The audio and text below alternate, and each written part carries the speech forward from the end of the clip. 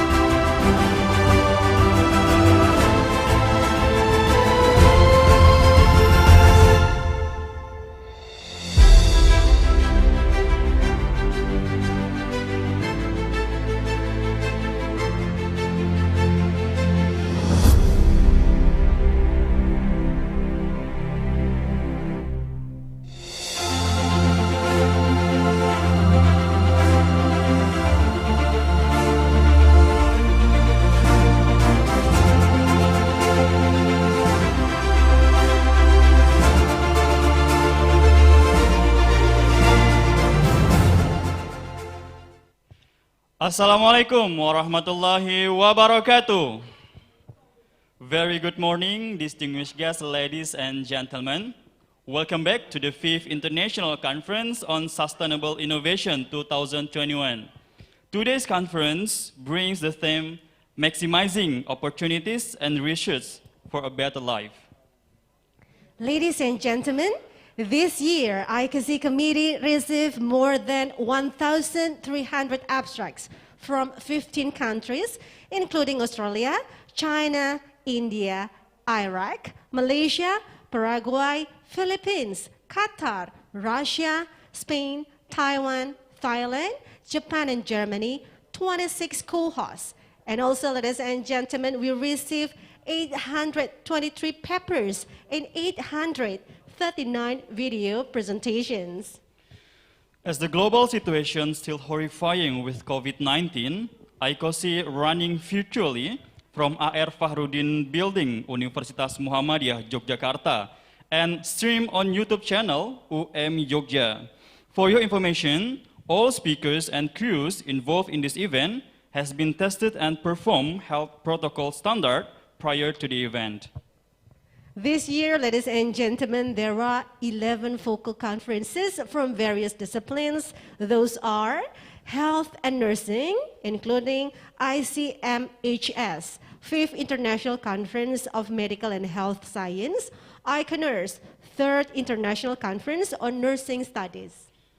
In the second field, there are agriculture, technology, and engineering, consists of the 4th ICoSA, International Conference on Sustainable Agriculture, 2nd ICONART, International Conference on Agribusiness and Rural Development, 2nd ICTMI, International Conference on Information Technology, Advanced Mechanical and Electrical Engineering.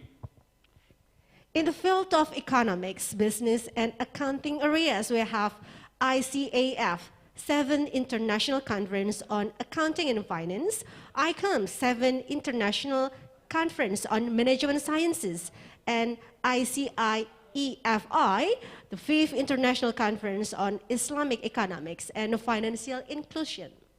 And in the field social science, religion studies, and humanities, there are 3rd ICERS, International Symposium on Social, Humanities, Education, and Religious Studies, 2nd ICSDE, International Conference on Islamic Studies in Digital Era, and the 2nd ICOLTICS, International Conference on English Language, Education, and Linguistics.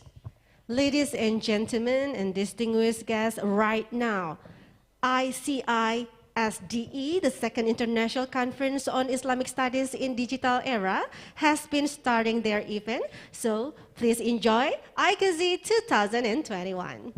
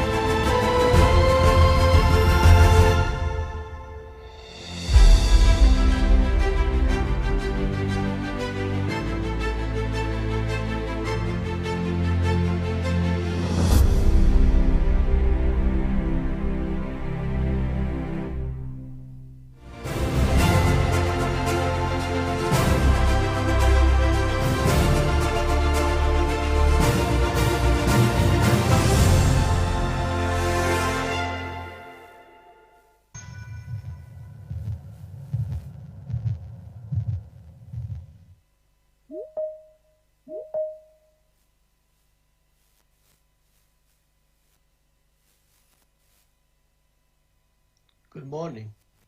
I'm Mohammed, Professor at Florida Agriculture and Mechanical University. I have been working with Florida A&M University for almost 2 decades.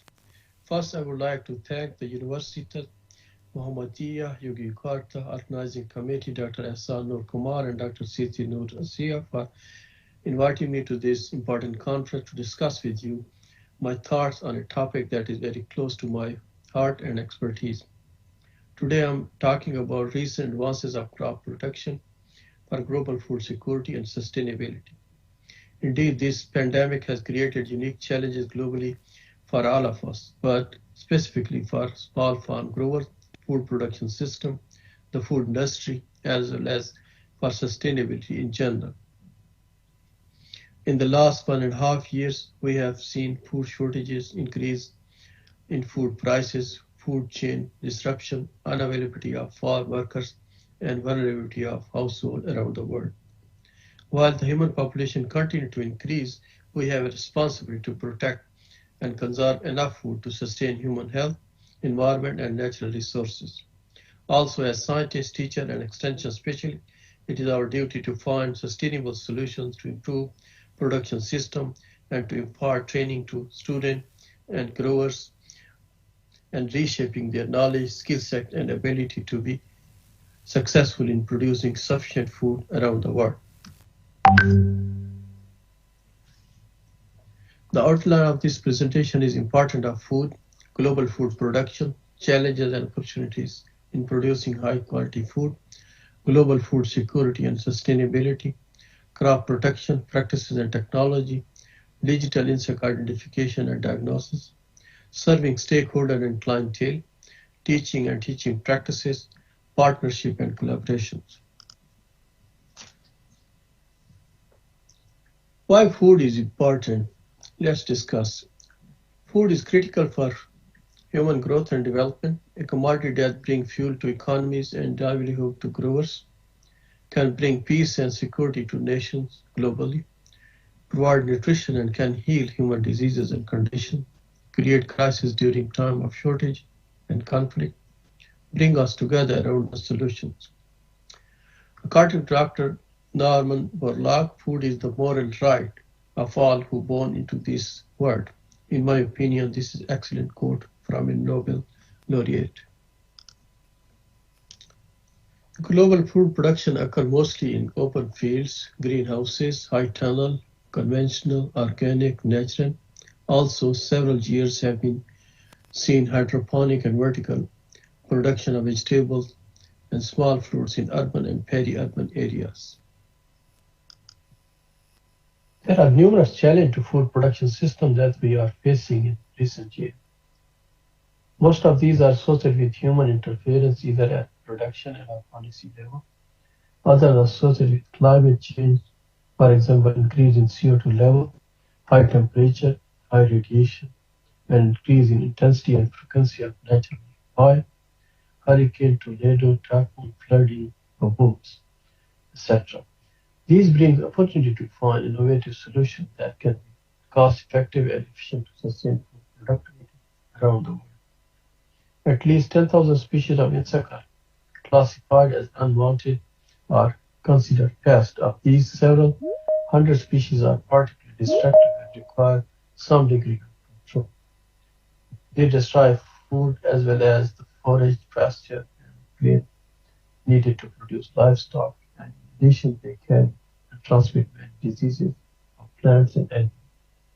Today, I will be briefly discussing insect pests that pose serious challenges but provide opportunity for us to use advanced technology to manage them and secure food availability. The major global challenges to food security are due to climate change, invasive pests, monoculture, pesticides, habitat destruction, use of crop or biofuel, availability of technology, government policies, market volatility. These graphics present an excellent view of one of the challenges that we are facing today, which is growing food crop, in this case, maize for biofuel. These are phases of biological invasion in Florida. Some of these insects are already here. Others are intercepted at the port of entries.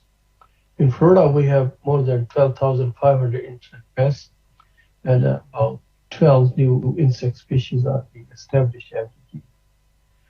And these cost billions of dollars to eradicate them. Some of these are serious pests that can cost billions of dollars to manage annually. For example, citrus psyllid, citrus greening, fruit flies, and ambrosia beetle. Some arrive here when we trade agricultural commodities globally. Others come in packaging materials, paint, tiles, and others.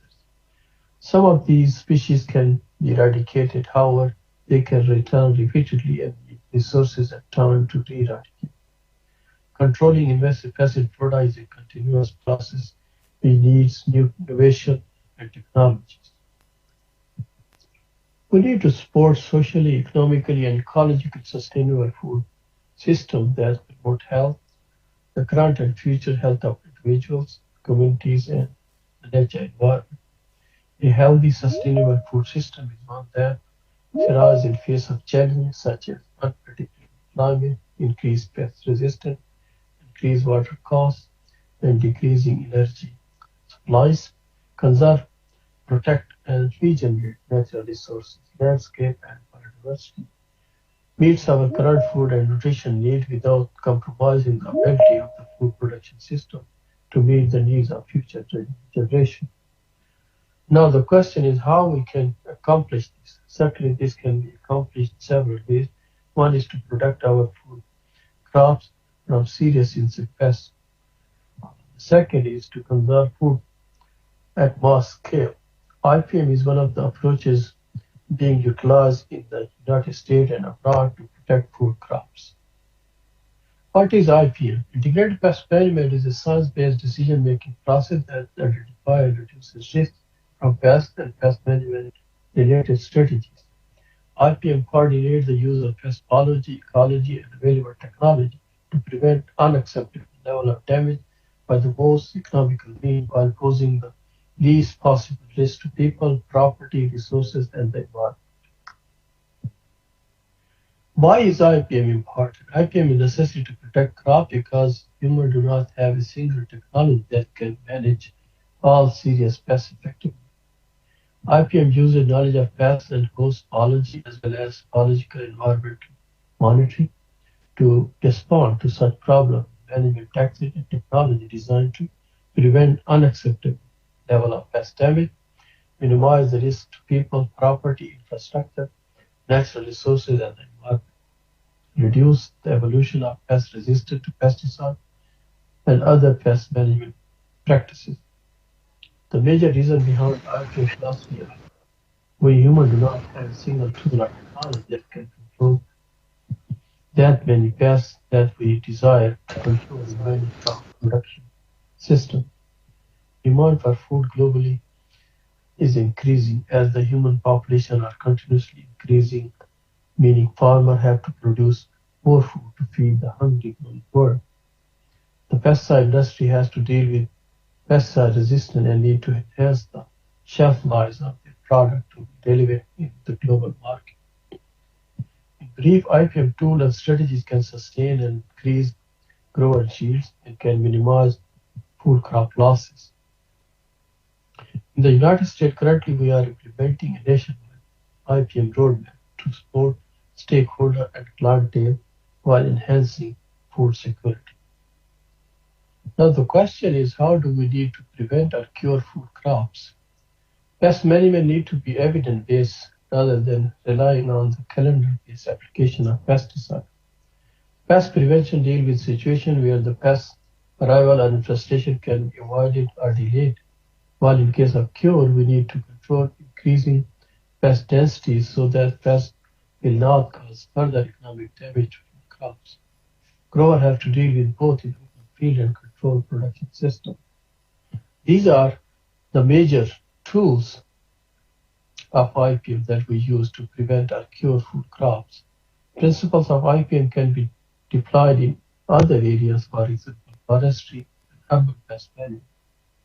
Over the years, IPM innovation have been applied worldwide to control serious insect pests. For example, after the Second World War, we started the use of pesticides that were originally used to protect soldiers from malaria, typhus, and other diseases. The use of these pesticide and delivery systems have caused challenges over the years. As a result, numerous pesticides were restricted or banned around the world, although there are some countries still using them today. Currently, new areas of technology based on artificial intelligence, remote sensing, robotics, satellite imaging, and biotechnology are being utilized for pest detection, monitoring, modeling, and forecasting, and pest management. For example, Desert locusts, fall armyworm, rice hoppers, palm beetles are being studied under these technologies. In these areas are useful to undergraduate and graduate students who should be interested in obtaining knowledge, skill sets, and abilities to serve the communities and crop production sector. Also, instructors are encouraged by the academia globally to develop new or revise existing courses in these emerging areas to sustain their academic programs. Worldwide, many crop protection scientists are working with crop protectionists, crop technologies to improve existing pest management practices. Genetic engineering, gene editing, molecular markers, molecular diagnosis, vaccine, and tissue culture techniques are being utilized. Global agriculture market is estimated to grow up to 107 billion in the next 10 years.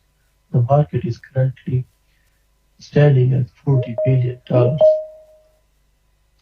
Transgenic management of crop pests have been found to be the most successful of commercial agriculture. For example, new corn, cotton, soybean, canola, beet, rice, squash, papaya, and alfalfa crops are being cultivated successfully worldwide based on herbicide resistance, insect resistance, and virus resistance. Although there are still some challenges, many countries are adopting new technology while others are waiting to adopt.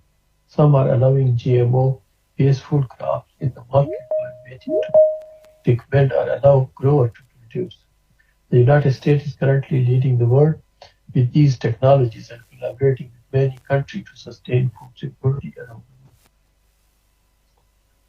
Now, let me switch gears and provide you some insight into my research, academic, and extension outlook, tasks that my team and I have been executing in Florida Agricultural Mechanical University. First example is one of the serious pests of corn, rice, and numerous other food crops that are being produced around the world. Commonly known as the fall armyworm and scientifically Sputoptra nudifera.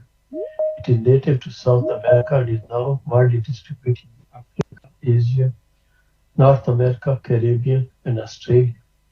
This is the pest which is causing food shortages in Africa and Asia. The fall armyworm can destroy as much as 50% of a producer crop, and the effect on small farmers growing crops to feed their families is devastating in many countries. This study was carried out in the modeling and potential distribution of fall armyworm in 2020 and was published in ICoSI. These four scenarios explain its native ranges in America with A, source population in America and Africa, B, global population in America, Africa, Asia, Europe, and Australia, C, and African population with D. This study was based on the ecological parameter and the current and potential emergence. Second example is of the brown marmorated sting bug, Hydromorpha halis, which is one of the serious pests with hundreds of host plants including apple, peaches, nectarine, blueberries, strawberries, tomato, bean, pepper, sweet corn, and soybean.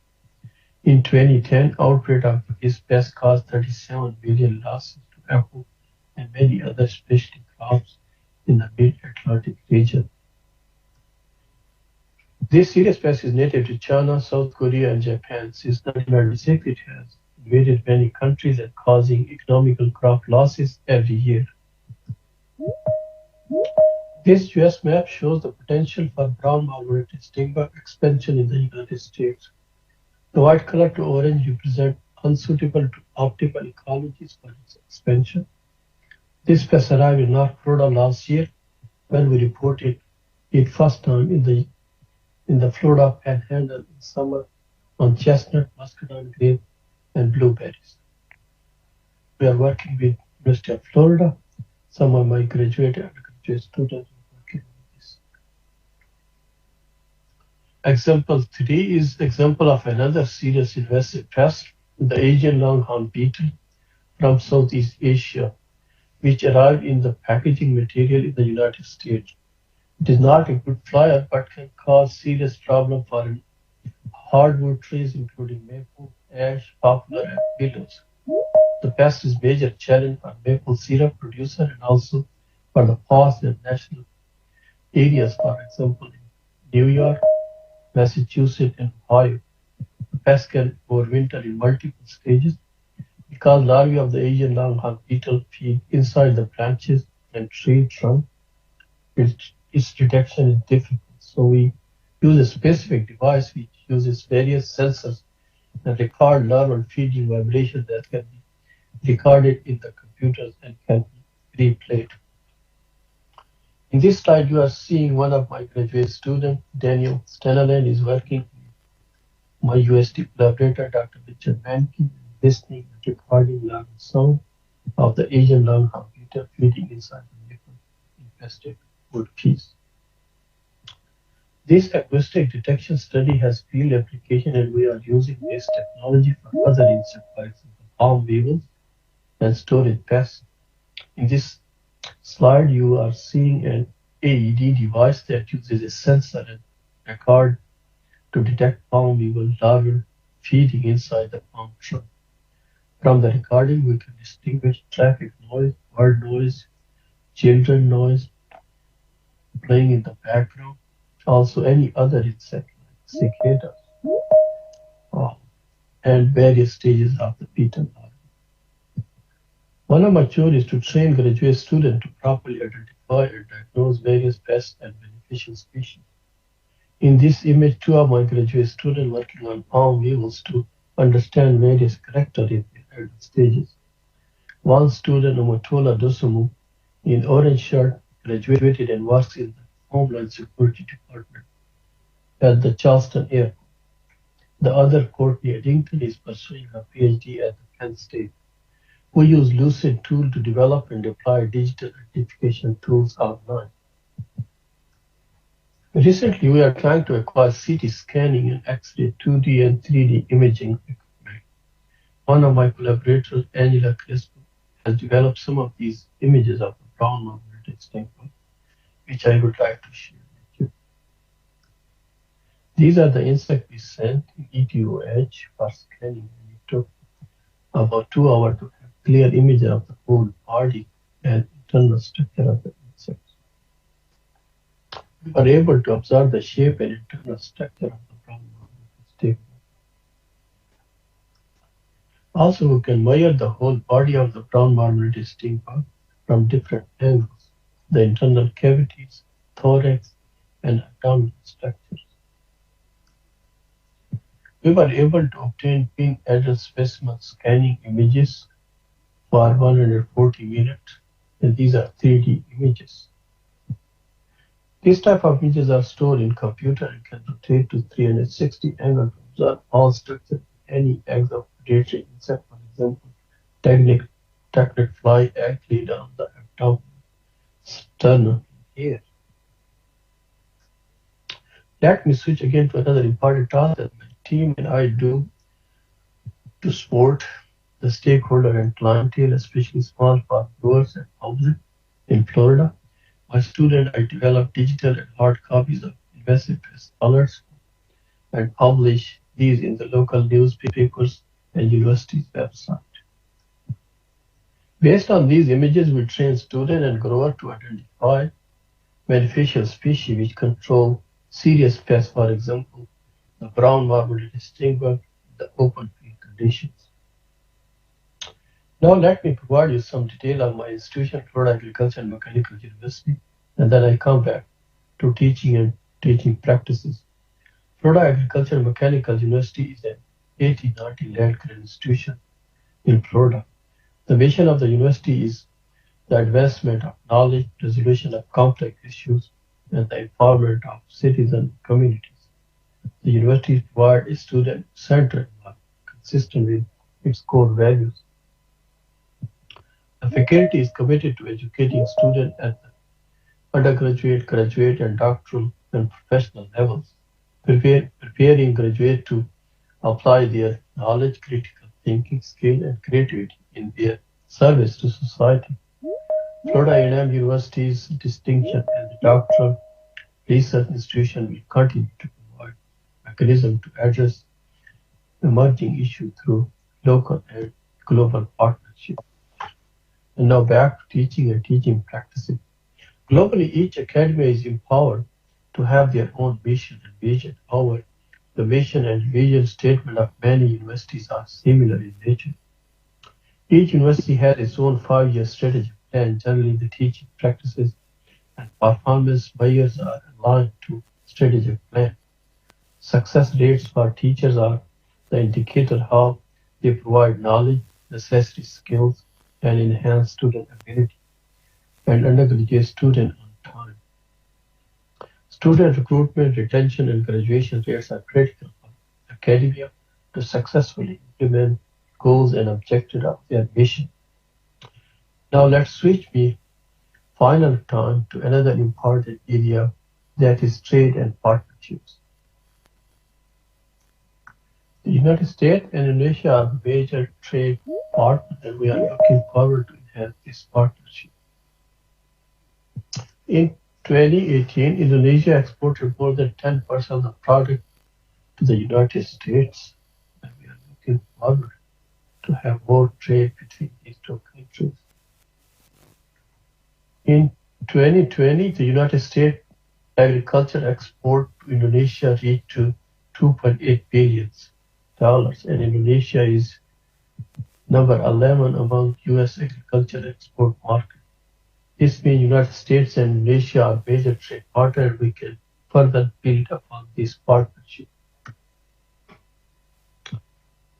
Prospect: global food security and sustainability concerns will continue to grow towards healthy and accessible foods. Climate change will continue to play a major challenge for food crop productivity worldwide, and we cannot avoid climate change to move forward. New technology to control serious pests in food crop continue to reshape skill set and abilities of present and incoming workforce for proper crop protection. This means we need to revisit and revise our curricula and train students with respect to agriculture sector's needs. Regulatory pest control and international trade will need vigorous policies to limit or control serious invasive pests. Offshore. The current trends are showing offshore mitigation of pests and zero tolerance for certain commodities. Small farm growers and food industry will continue to seek cost-effective and ecologically sound pest management solutions from the scientific community. This will need innovation in finding sustainable solutions for growers and industry. Lastly, the food crop yield in the United States and around the world must increase 70% over the next 30 years to feed the expected 9 billion people on the planet in 2050.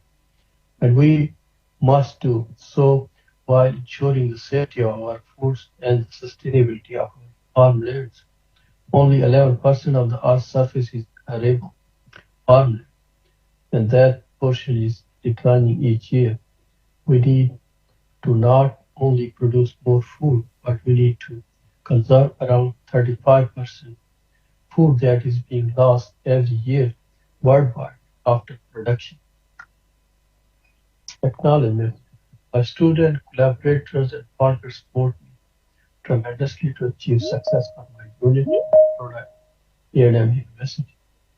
Funding support for this study from USDA, AFIS, USDA, DEFA is greatly appreciated.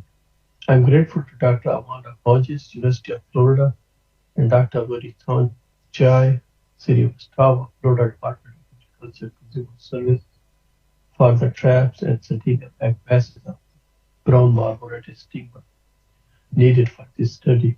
Graduate students Sarah McMahon and Andy Jim assisted in the traps and egg masses collection and installation in the fields. CT imaging support was provided by Miss Angela Creswell of Riga Corporation. Also, I greatly appreciate help of Dr. Suzanne Halbert and Dr. Catherine White, Florida Department of Agriculture and Consumer Services, Division of Plant Industry, who determined the identity of the specimen which we collected in the panhandle of Florida last year. This is my contact information. I'm always looking for excellent student, collaborator, and partner to work together on the priority insect pest to protect food crops and sustain food security. If you'd like to be part of my team or collaborate, please contact me. With this, I conclude my presentation. Thank you very much to all organizers and audience for their respective time and participation.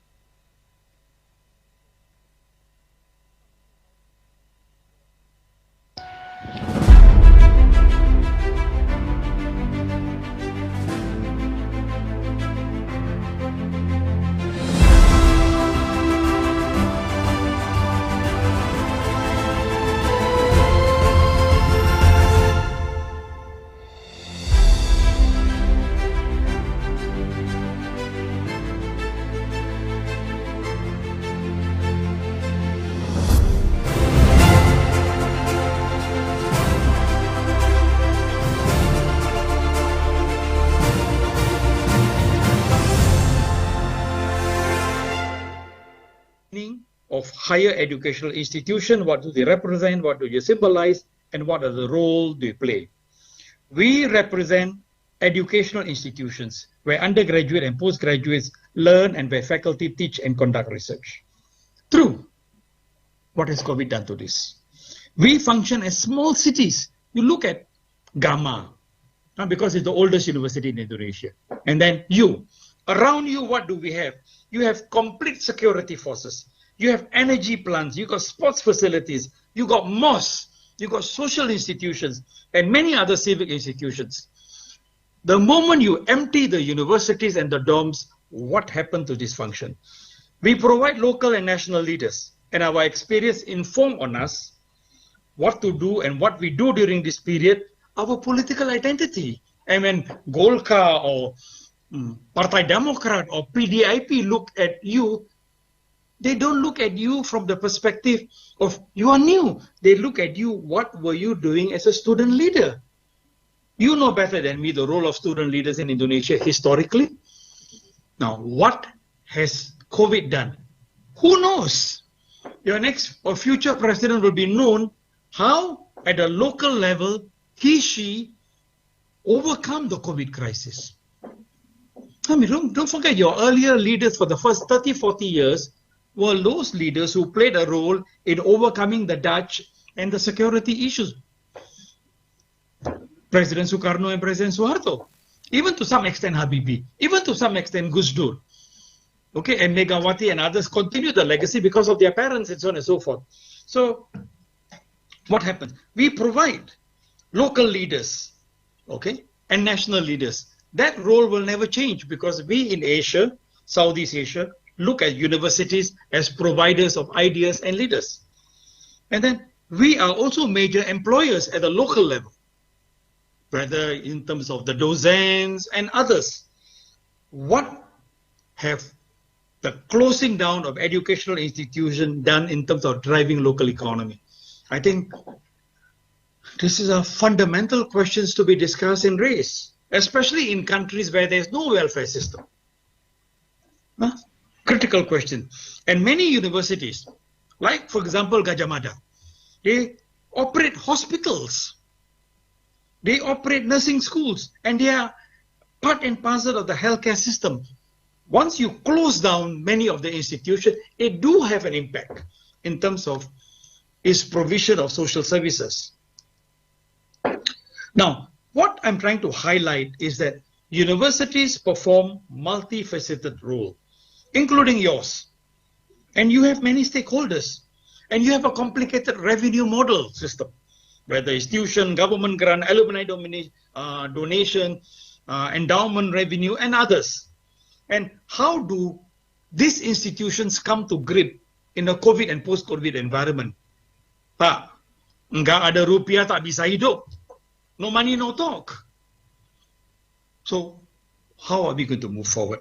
While many students and teachers have left campus and are trying to come back, the issues caused by COVID have not been overcome. The difficulties remain, and we are actually trying to cross the bridge at each time, okay? And the impact is manifold. Employees, from the faculty to faculty staff. Now, we are worried about our future. Just like you are worried, I'm worried in Singapore. Research projects are in limbo. We cannot go and do field work. Admissions and faculty recruitment, we are unsettled. Okay, students have many questions. How will academic credits be determined? Will I get reimbursed for not using my hall in the university or whatever? Will there be graduation ceremonies? How will my athletic scholarship, my sporting scholarships be affected? Can I even stay in the country if I'm a foreign student? So in short, or can I travel from Jakarta to Jogja or vice versa? So universities and the impact caused by COVID have led to many questions being raised, and we are still in the process of answering them, and the impact is complex. Student, student family, student local community, student nation, and eventually, is COVID going to kill this entire generation, or are we going to learn and move forward? So those are questions which I have for you, and I think this quote is very important. Nobody is exempt from the trials of life, but everyone can always find something positive in everything, even in the worst of time. I would like to see the current environment as one of those worst of time. Because remember, when you were fighting a physical revolution, in a way you were expecting, but you've been living in a peacetime, and all of a sudden you have a crisis of this nature. So I hope satu dua pembicaraan ini bisa bersilaturahmi via virtual akan memberi semangat. Thank you for the opportunity to share the thoughts on something which is outside my area. I'm an optimist. You people are optimists. I come from a very optimistic country and people. I'm very sure we will triumph. The challenges will bring the best out of us. And insyaAllah, kita akan bertemu face to face in your campus. And lepas itu, lepas lecture, kita akan cross the road and makan tengkeleng di sana. Okay? We need to stay together. We need to have faith in our leaders. But more important, we also need to throw out the best of our leaders in a crisis like this. I mean, there are two things we can look at it. Crisis. Satu, Tuhan telah memberi sesuatu krisis untuk menghapuskan kita. Tetapi juga Tuhan dengan pencintaan Allah, dia telah memberi kita satu waktu, satu peluang dalam krisis supaya pemimpin itu akan muncul. Dan inilah peluang bagi kita. InsyaAllah kita akan maju ke depan. Majulah UMG, majulah Jogja, majulah Indonesia, dan kita akan bertemu tak lama lagi. Assalamualaikum, and God bless you. Take care.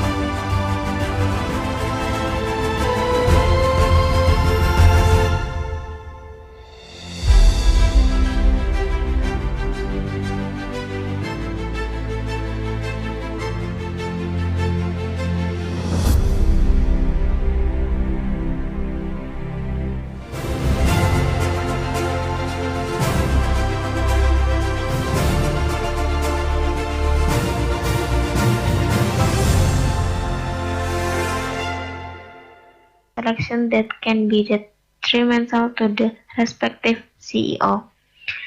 New CEO are asked to have a good corporate strategy to work even better than predecessors. If the CEO perform poorly, then their entire company the market perception of their ability to generate misstatements, financial statements. The impact of the action taken by the auditor will result in high audit fees. The CEO's early tenure period will provide high incentive for misstatement in the financial statement or earnings management practice, leading to high auditors' interest can be met.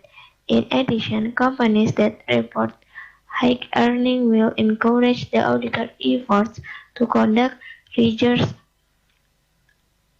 audit tests to examine the relationship between income and expenses of companies that bring in higher audit fees. Joshi and Bastaki found that net income had a positive effect on audit fees. High net company income or companies that experiences profits will pay high audit fees. CEO also tend to increase company profits at the beginning of their tenure to influence market perceptions regarding their ability to manage the company, which leads to high audit fee because auditors will try their best 2015 until 2019 period data collection method. First, a publicly listed variable of the study is audit fees. 130 observation. Executive compensation had a minimum value of 13.22, a maximum value of 18.49, 6.01. Meanwhile, audit 4% of the sample company did not change their CEO or CEO serving in the company for 5 years, for 2015 until 2019.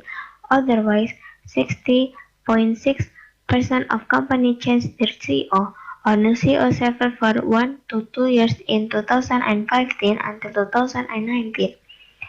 Furthermore, the quality of public accounting variable was calculated employing a dummy variable, 1 if the auditors come from Big Four public accounting firm, and 0 otherwise. Based on the table, it can also be denoted that 39.5% of companies were audited by Big Four auditors, and 60.5% of companies were not audited by Big Four auditors throughout 2015 until 2019. This is the table of hypothesis testing results. Based on the table, CEO compensation model 1, the coefficient of EC was negative and significant marginally. This result is consistent with the hypothesis which predicts that executive compensation negatively affects audit fees. This result supports Favelas and Wegelin study. The negative effect of executive compensation on audit fees indicate the compensation serves as a substitute for external audits. Theoretically, high compensation signifies a high alignment of interest between management and shareholders. Therefore, audit costs will decrease if the company can use compensation to replace audit efforts in disciplinary management, not prioritizing their gain over the company. The higher the company given, the lower the possibility of recording errors, leading to lower audit fees borne by the company because the executive monitoring function has been running well. In the CEO tenure specification model 1, the coefficient on CT was negative and significant. This result is contrary to the prediction that CEO tenure positively affect audit fees. The finding in this study also indicate that the CEO's initial tenure did not always encourage the CEO to perform earnings management or increase profit. In this case, the presence of a CEO who has accounting the risk, the narrower the audit scope required so that the audit fee will be smaller. Regarding the moderation effect of net income on the association between CEO tenure and audit fees, the result is present in model 2 shows that the coefficient of CT&I was positive but insignificant. This finding is inconsistent with the hypothesis, which predicts that net income strengthens the positive effect of CEO tenure and audit fees. Based on this finding, it is suspect that net income level at the beginning of the CEO's tenure did not necessarily signal to the auditor that earnings management accurate and made the auditor increase their audit scope. These two things have not been considered as an audit risk or company business risk. So, that is conclusion. First, executive compensation has a negative effect on audit fees. Second, CEO tenure has a negative effect on audit fees. Third, net income does not strengthen the positive effect of the CEO's initial tenure on audit fees. And last, net income has a positive effect on audit fees. So, Assalamualaikum warahmatullahi wabarakatuh. Good day to all the 7 ITEF participants. I am Desi Susilawati and my partner Sivi Setyadewi. Our research title is a comparative analysis of state-owned and national private banks' financial performance for period 2016 and 2019.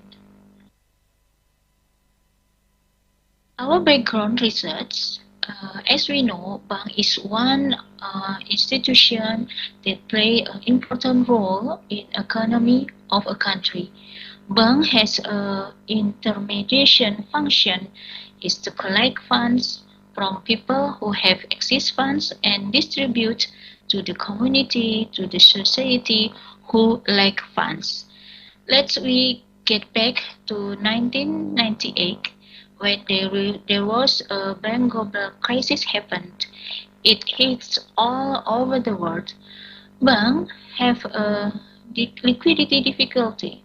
For example, they can enable to create earning and then the asset quality down and eventually capital is drained in time very fast. And this condition lasts until 2008. Since then, the monetary regulation has changed to increase and to improve the bank growth and to restore the trust from society. There are many activities can be done by bank to get the trust from society back. For example, they have to provide the information about the financial performance.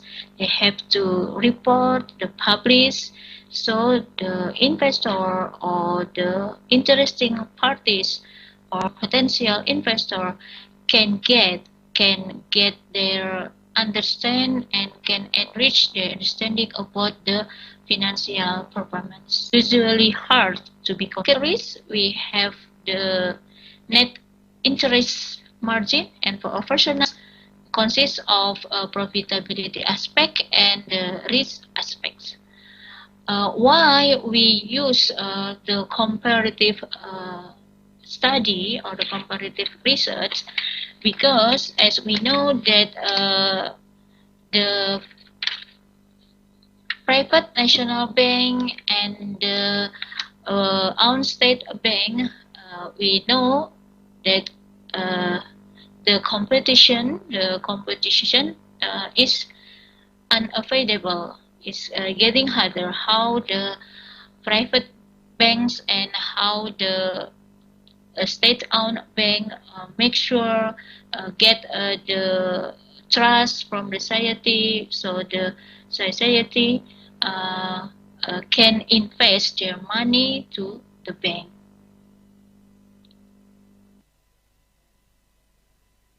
Research methods, we use study case, comparative quantitative approach for Monty, Lestari, Ahmad et al.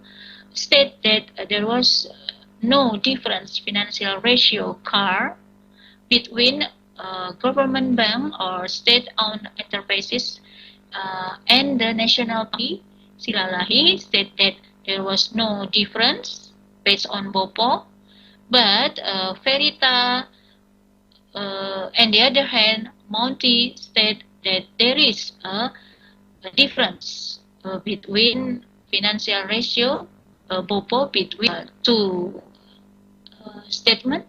There was no difference between, based on NIM between state-owned bank and private national bank. But Sumit et al., Afandi, Verita said the contrary. we have a sick financial ratio and we have a sick hypothesis. Hypothesis first, there is a significant difference between ROA, CAR, NPL, BOPO, LDR, and NIM between Bank Mandiri and BCA. So descriptive, here it is the discussion. The descriptive statistical test state that as we know, we can use mean between this financial ratio. Comparative value to indicate the better financial performance are for CAR and ROA, we have to make sure that the score is higher, but for the BOPO, NIM, NPL, and LDR, we can get the smaller ratio. It's indicate the better financial performance. Implication, those ratio say that state-owned bank indicate better financial performance in NIM, BOPO, NPL. On the other hand, national private banks show better financial performance.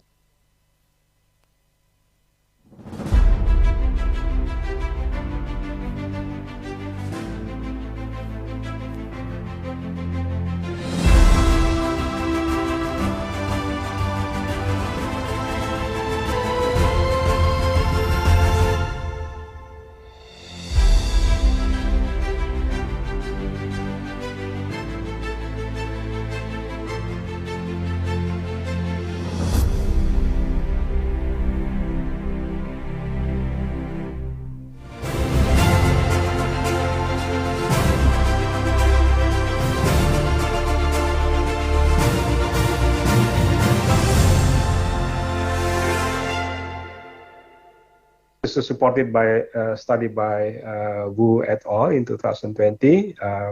This COVID-19 is also related to pollution, meaning that if we address this pollution problem, then eventually we'll reduce the impact of COVID-19.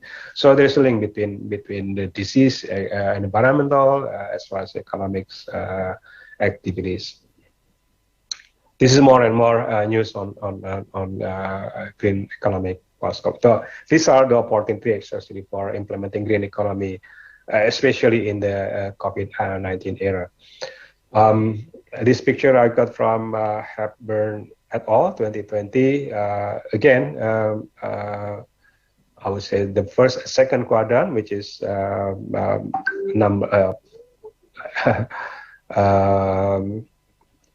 I would say second quadrant, which is 2 o'clock arrows or 1 o'clock arrows. Everything related to climate change, green energy, for example, we have a big impact on our economic activity. These are something to do with green development. So, for example, in let's say T, for example, T is clean energy infrastructure investment. So if government invested more money, for example, in clean energy, clean infrastructure or green infrastructure, then in the future, in the long term, we'll have a big impact on economic activity compared to fossil fuel energy, which is will be depleted in the near future, and we have a big impact on climate change. Now the challenge. I've been talking a lot about opportunities. I've been talking a lot about what are the green development, what the principles. Now, what are the challenges of implementing green economic in Indonesia? We have a lot of challenges, and the problem is, for example, how to scaling up current initiative. We have a lot of initiative in green development, but most of these are in a small scale area. For example, it's been doing by NGO, it's been doing by local communities. Now we need to scaling up this initiative to national level.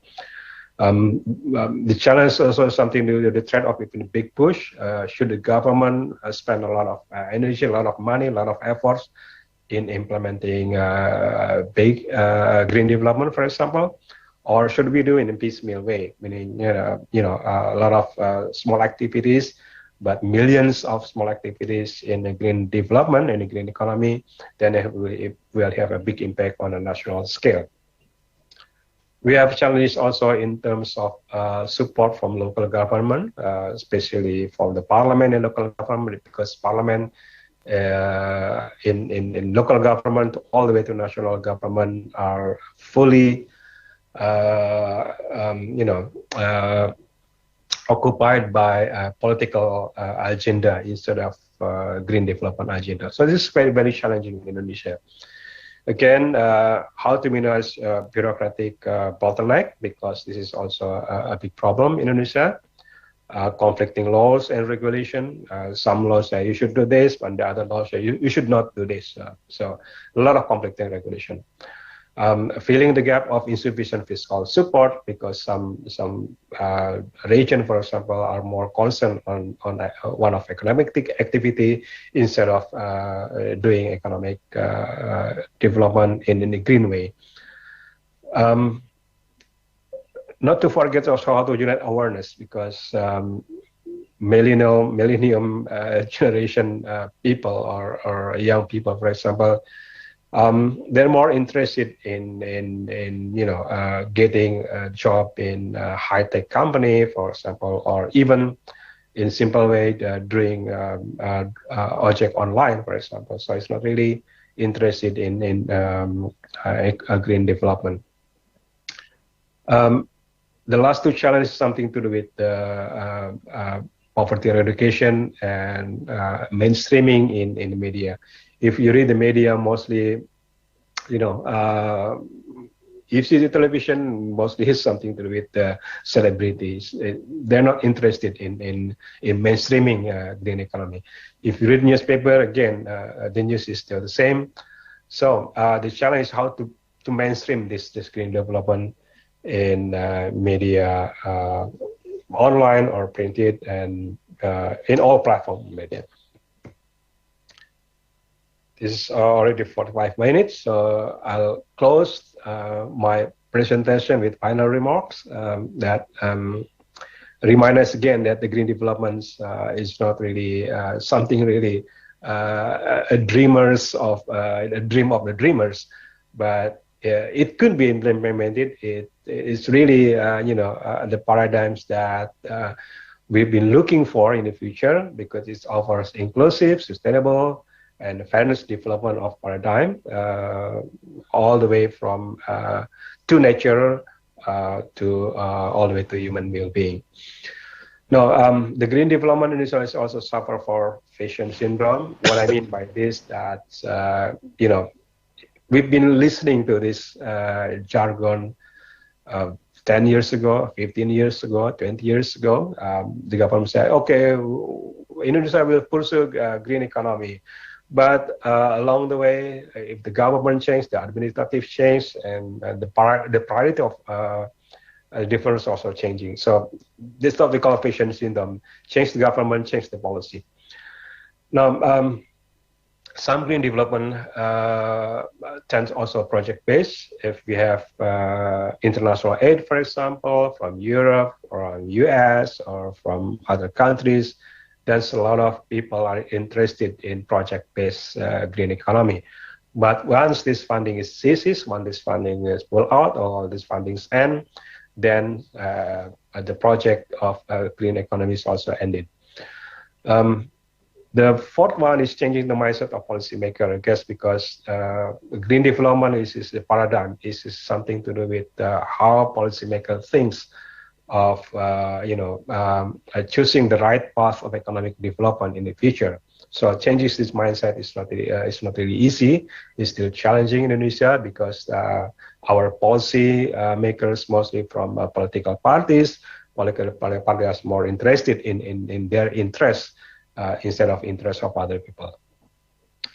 Now, opportunities of implementing green development in the COVID post-19 is also challenging, because we need to shift the paradigm from the brown recovery to green recovery through low carbon development or green development.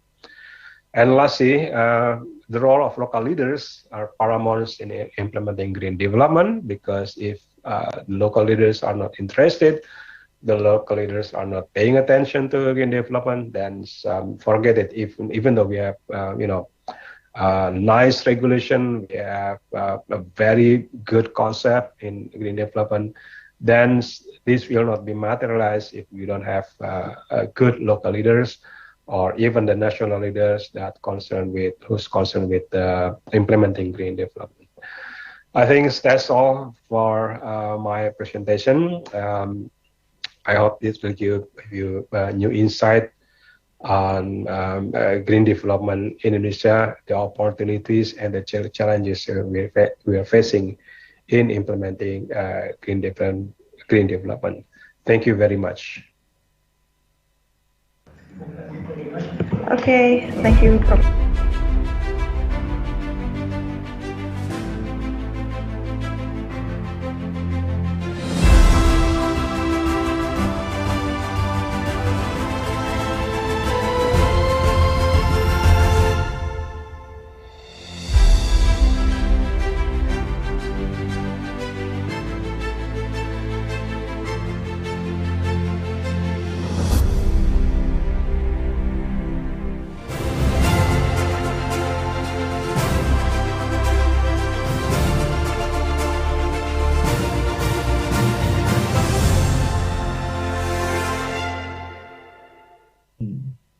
However, it does not focus on nursing students as the object of intervention.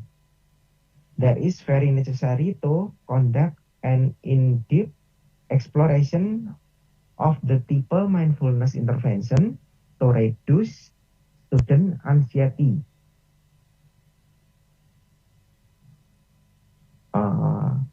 And then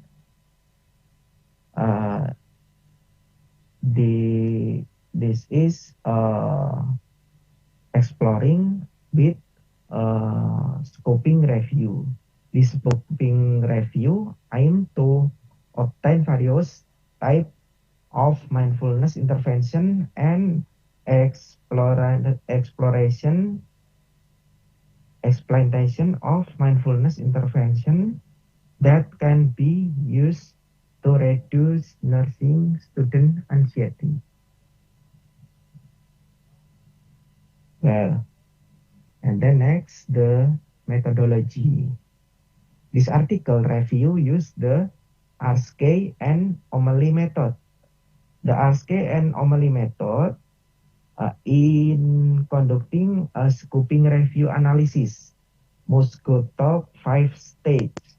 The 5 stages consists of identifying research question according to the topic, and then identifying research that is relevant to the topic taken, selection research related to the topic, and then conduct analysis using data matrix and interpreting finding. This article contains a question, namely, what are the types of mindfulness intervention to overcome anxiety problem in undergraduate nursing students?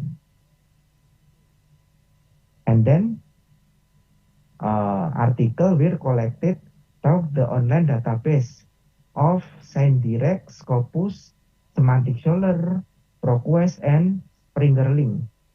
The article are published in rank of 2017 to 2021.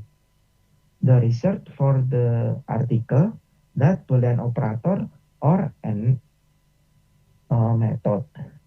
The keyword in the article search were mindfulness and anxiety and undergraduate and nursing or mindfulness-based cognitive therapy or mindfulness-based stress reduction or mindfulness based on meditation, and mindfulness based on spiritual. Well, the finding is a total for 475 articles we are obtained as literature source from ScienceDirect, 217 article, Scopus 4 article, Semantic Scholar 180 article, ProgWest 39 article, and Springerling 35 article. There are 3 similar based on data to be excluded and remaining 473 article. Furthermore, from 473 article, where 351 article were excluded because the only considering theory and discuss, where is not English version, the article are not related to the topic and were not original article. The result are screening obtained 121 article and exception were made regarding a result of article. And then the final result is 5 article will be analyzed discussing the type mindfulness intervention nursing student anxiety. Based on the finding in this article, it can be concluded that the type of mindfulness intervention used to reduce anxiety in nursing students include the first, mindfulness-based cognitive therapy; second, mindfulness meditation; third, mindfulness virtual community; and fourth, mindfulness talk smartphone; and the last, the fifth, mindfulness spiritual intelligence. Well, there all of my presentation. Thank you for your listening.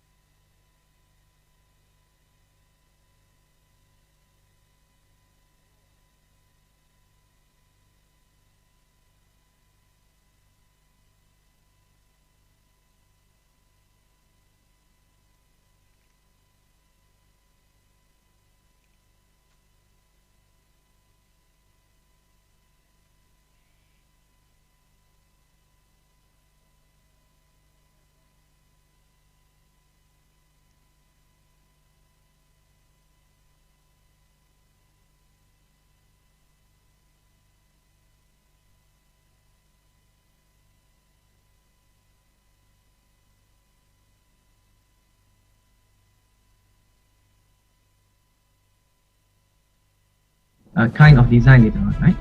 So move on, we're talking about pedagogy. I think the keyword here is, I think I come across the concept of smart education, which has been introduced quite some time ago.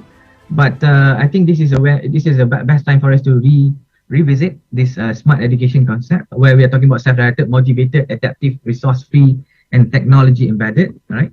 And this one combined with the various pedagogy that we have, that we can use all this to to be embedded in our curriculum, and I'm sure this will able to lead us to a better design of the curriculum that suits the needs of us post-COVID era later on. I think one of the thing also is to look into the issues that the learners are facing. According to this survey done by Cambridge University, most students are having think that the remote learning is difficult, right? They are facing problems with organizing their time, motivation is less than before, and issues on communication as well, right? So these are, issues on learners is crucial, because if not, then we are not going to be able to have an effective delivery of our whatever content that we are having, or whatever courses that we are dealing with, right? So I think this is also issues, right? Perhaps at your level, you'll be conducting surveys, right? And monitoring issues among students, and how the institution will be able to assist them in facing all these problems, including the psychological problems. Simply because whether we like it or not, we are dealing with different kind of students nowadays. Okay, what happened during the pandemic and the nature of the students that we are facing are changing. I think it is time for us to really make the adjustment to the approach of in ELT to cater to the future generation of learners, right? We are taking advantage of the pandemic to revisit things, how things are done in ELT, not only to cater for the so-called this emergency pedagogy, but also to cater to the needs of the new generation, right?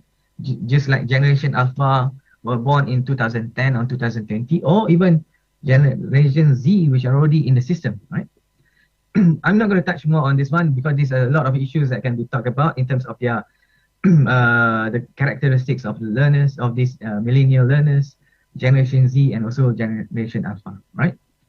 And according to IEP UNESCO working papers, right, we must ensure that this thing are going to work, because according to them, as reported by them, the flexible learning pathway are not yet a national priority for higher education in most countries. Okay, and it is also reported that the implementation of flexible learning pathway is constrained by administrative and structural fragmentation in higher education governance, high levels of institutional autonomy and competition between institutions, differences between higher education institutions and programs, institutional culture, conservatism, and the desire to preserve status, and lack of information and guidance to support learners in their transition to and progressions through higher education.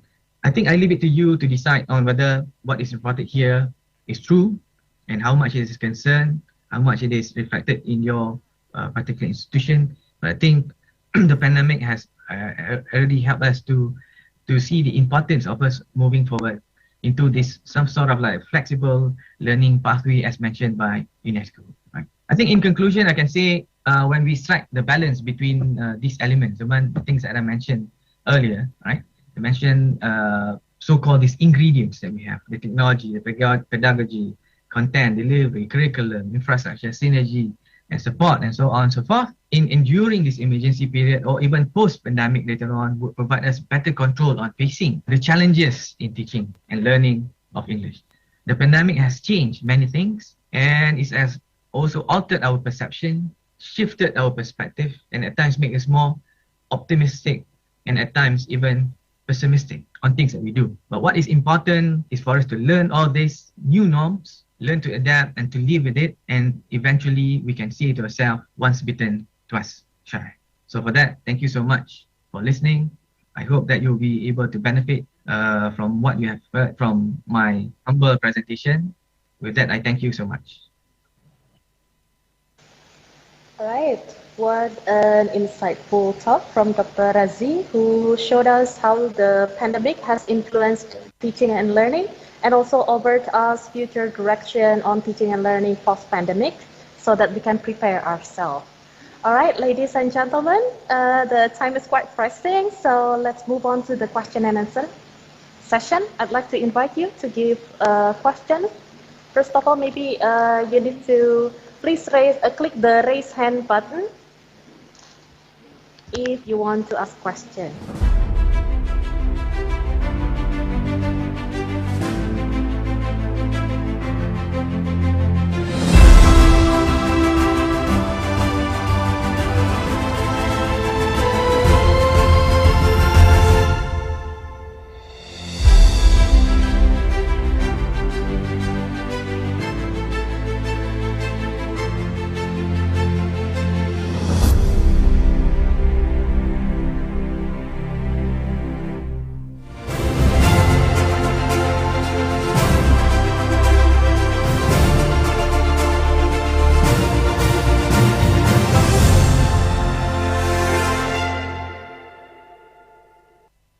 Many reflection learning process have been stopped due to the COVID-19 pandemic.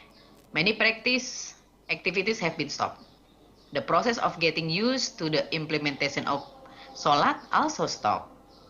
The teacher unpreparedness in developing a variety of learning media, lack of variety of appropriate techniques and methods in online learning, barriers to online learning.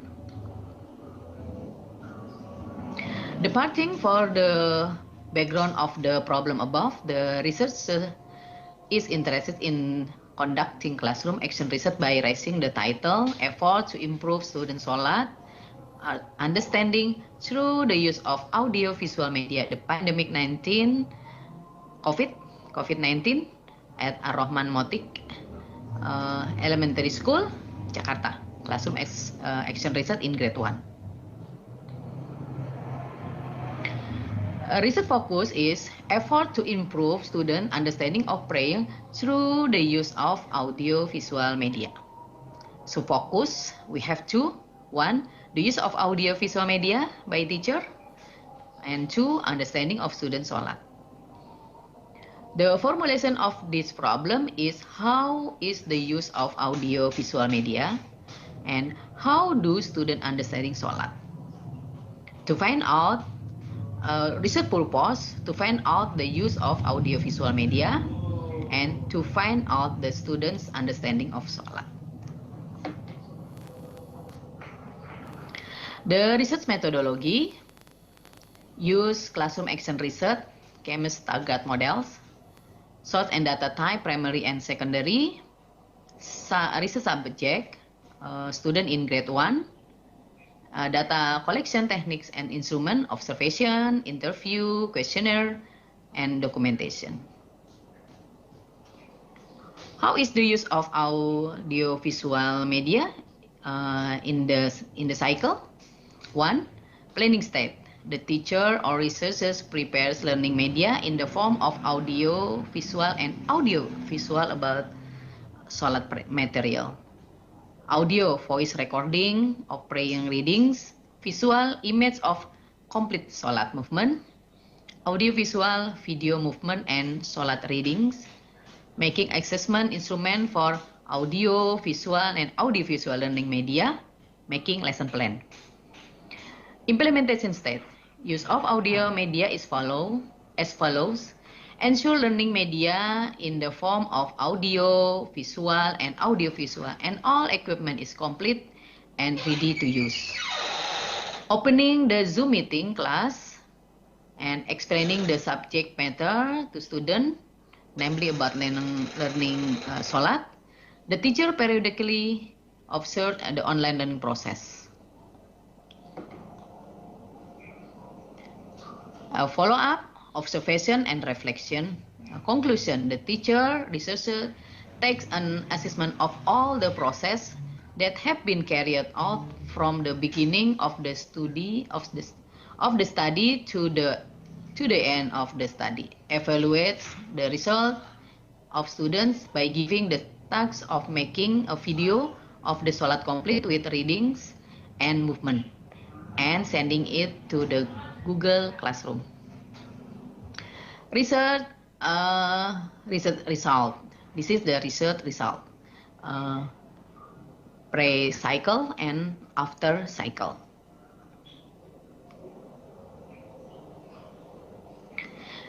Diagram of research result of SOLAT reading ability. This is the result pre-cycle and after cycle. Diagram of research result of SOLAT movement ability, pre-cycle and after cycle. Conclusion 1. Based on the result of the analysis and discussion of the research data described above, it can be concluded that audio-visual and audiovisual media in learning to pray, especially in memorizing SOLAT and performing movement, increase from the result of the preschool to the first cycle. The increase in value also looks significant, 95% for the ability to memorize praying readings, while for the ability to perform praying SOLAT movement correctly, all the achievements are 100%. Conclusion 1. Learning media for SOLAT is also easy for teachers at school to make. Teachers can record SOLAT readings that can be accessed on a computer or mobile phone, pictures of a series of SOLAT movement, and also SOLAT learning films that contain moving pictures, oral and written explanation. This media can facilitate 3 types of children's learning, audio, visual, and kinetic, and can motivate children in learning, given that all of this media can be played and viewed repeatedly. Children can learn it at home under the guidance of their parents. Suggestion for teacher that every teacher must always open up as much insight as possible under any condition, even in the midst of the COVID-19 pandemic, so that the learning process can still be carried out as well as possible. Don't give up on the situation. There is no reason for teacher not to master technology and information, especially those of us who are already in the 4.0 revolution era. The COVID-19 virus is dangerous, but more dangerous if we are not creative. Educational institution providing adequate facilities for the continuity of education, especially during the COVID-19 pandemic, requires education not as usual, such as adequate internet network as well as other supporting facilities. Continue to provide the best service for teachers and students as well as parents who have contributed to the success of education. Okay, this is my presentation. Alhamdulillah. Thank you. Assalamualaikum warahmatullahi.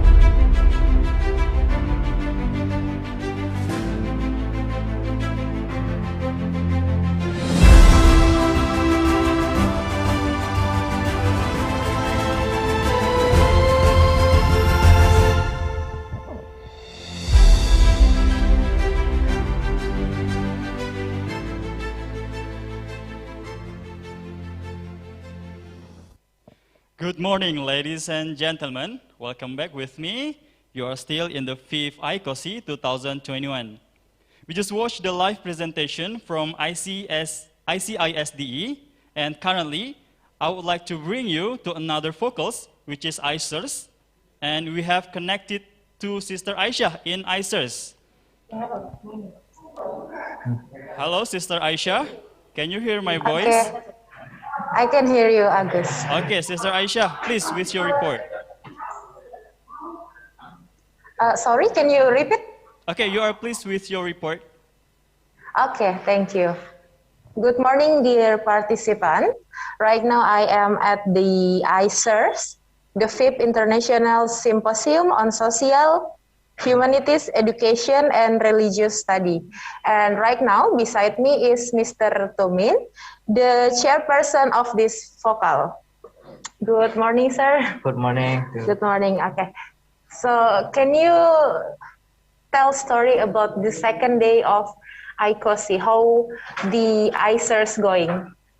For this second day regarding the International Symposium on Social Sciences, Humanities, Education, and Religious Studies is going well. Yeah. It is opened by opening and plenary session. Then after that, we'll get the parallel session among all the participants in this conference. Okay, so how many papers that ICER received? ICER got 174 papers. It is the abstract. Then after that, the full paper, we got 117 papers. Then regarding the video presentation, we got 100 videos. Okay, sir, maybe we can walk around and show the participant how the committee of ICERS work. Yeah. Okay. So, from which country the paper come? Regarding the participant come from Indonesia, of course, and Malaysia, and Iraq, and also from Singapore. Oh, okay. So this is the committee, sir? Yeah, all this committee in this conference. Okay. Is there any paper that talk about unique topic? The paper, it is very unique regarding the reciting Al-Fatihah can reduce the level of stress. Oh. And also regarding the policy in Indonesia, Malaysia, and Vietnam. Okay, so I hope the conference going well, yes, sir. I hope so. Okay, so Agus, that's all I can report from the ICERS room. Okay. Thank you, and back to studio. Okay, thank you, Sister Aisha, with Mr. Tumin, MA PhD, the chairperson of the ICERS. Okay, ladies and gentlemen, please stay tuned in our channel because we will back again to give you another report from another focus in a few moments. Enjoy the 5th ICoSI 2021.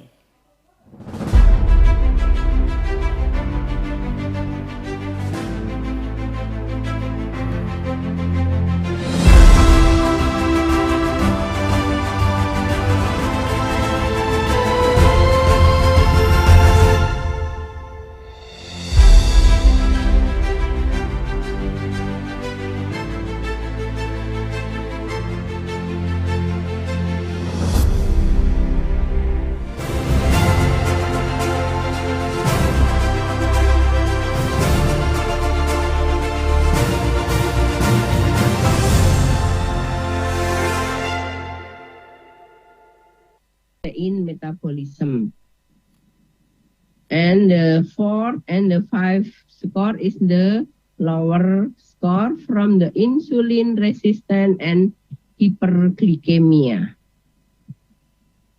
So from the research, the conclusion is it was concluded that Dioscorea alata has the potential as an anti-diabetic agent in silico through the mechanism of overcoming mitochondrial dysfunction, overcoming inflammation, and the improving protein and lipid metabolism.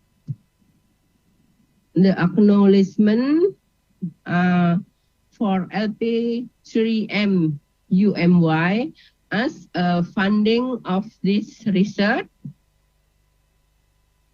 And the last slide is the references that I use for this research.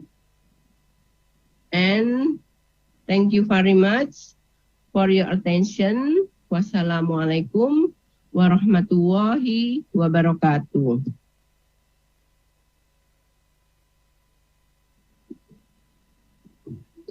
Bismillahirrahmanirrahim.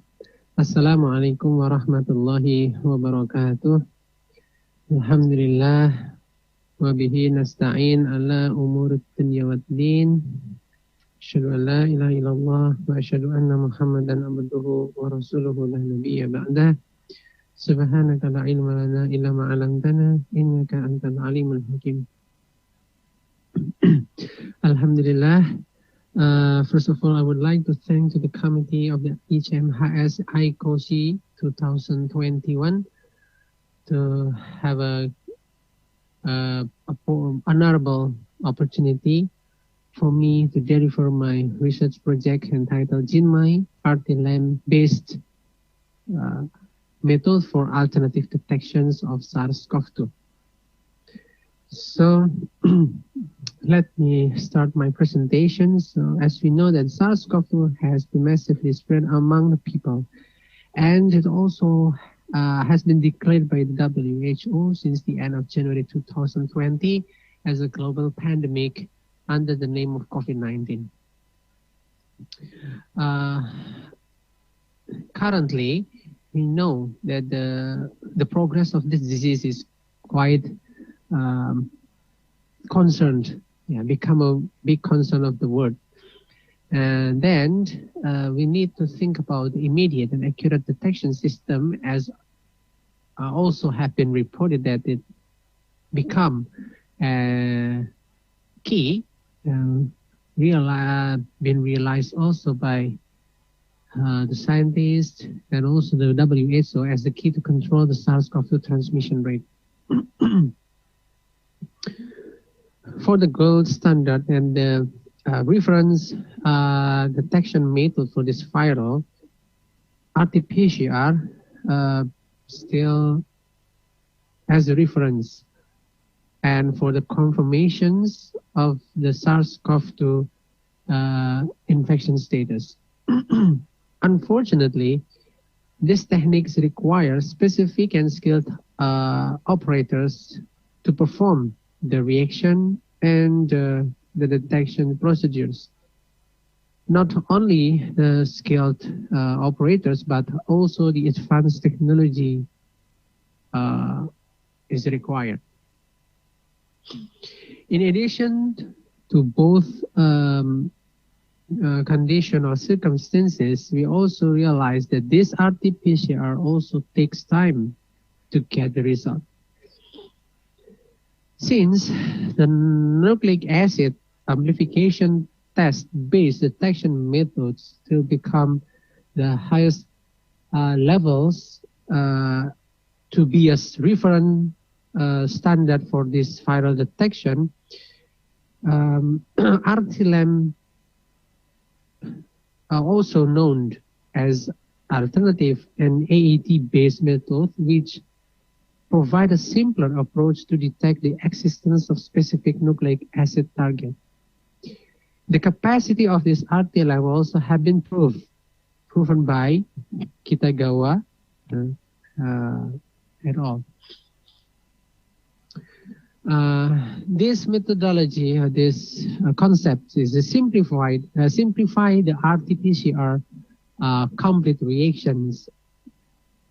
Unfortunately, when these RT-LAMP concepts come to the clinical specimens, there were several reductions in this detection capacity, particularly in the sensitivity rather than specificity.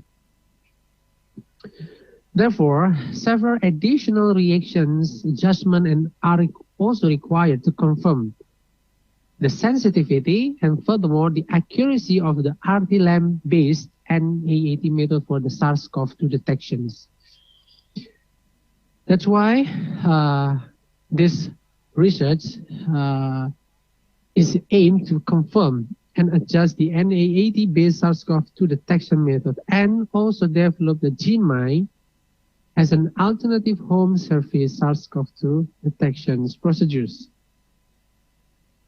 So when we see this picture is showed us the basic principle of the RT-LAMP detections, which is contained and requires several pairs of primers, including forward, backward, and looping primers. How about the conceptual frameworks? We try to offer utilizing of this concept or these procedures to be applicable for the clinical utilization. So first of all, we have to set up and determine the oligo sets as a probe, and we have to confirm the conditions, the most appropriate condition for these probe sets. At the same time, we also start to prepare or to collect the clinical samples in both directions. So for the direct application purpose and nucleic acid extraction and isolation.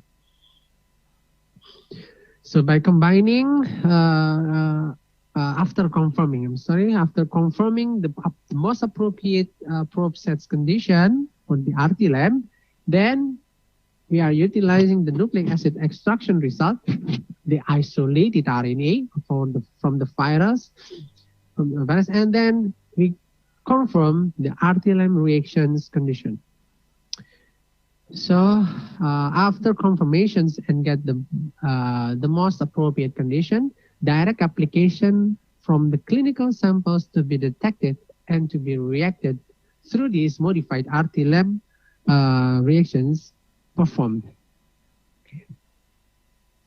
At the same time, we also modified the device development as well in order to prepare the device to support the result after we confirm the best condition for this RT-LAMP. So at the end, we got the data.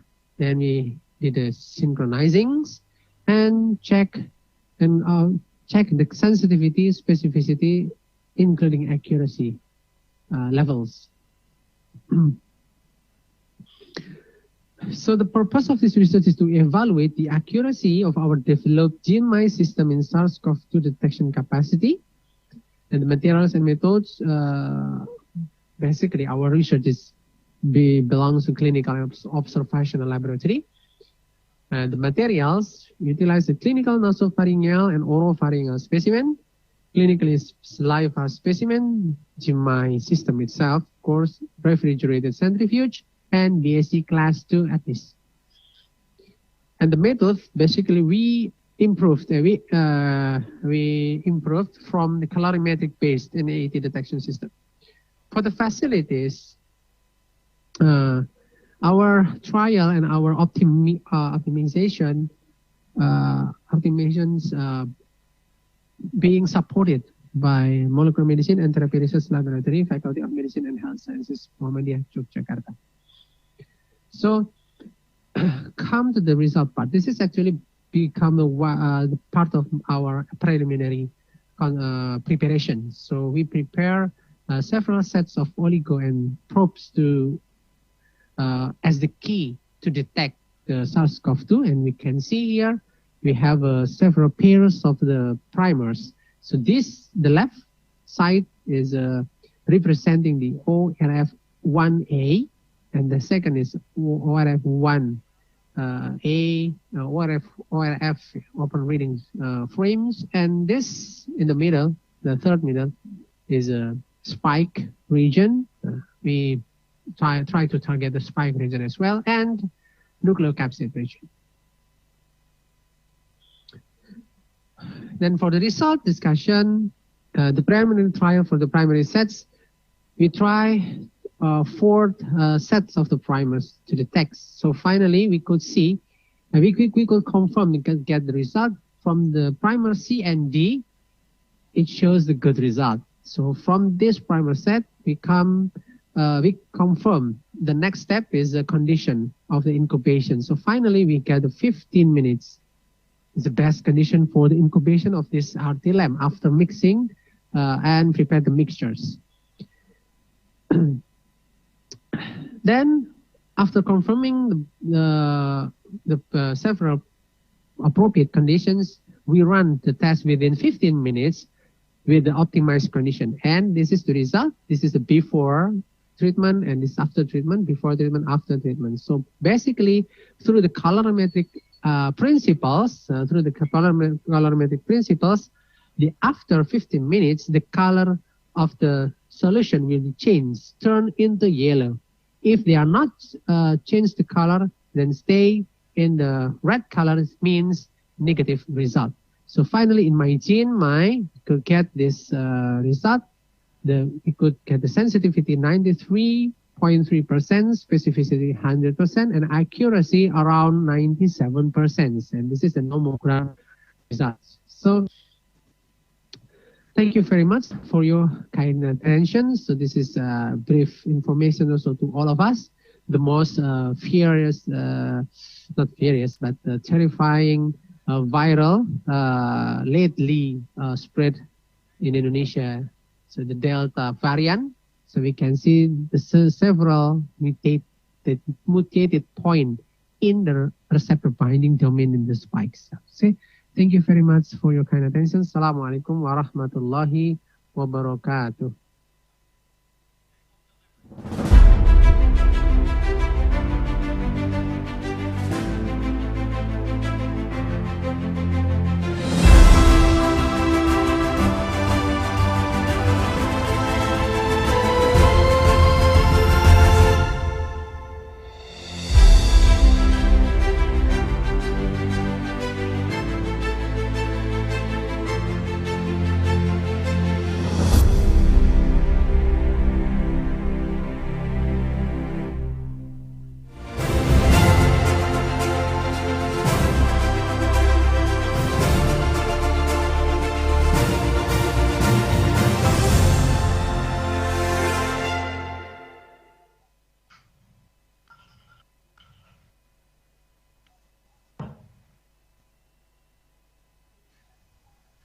Learning new technologies. Me too. I've used this last year to really learn some new technology. Easier to do business. That's an interesting one. I'm wondering who said that. Some people disagree, but I'm glad to hear that you feel that way.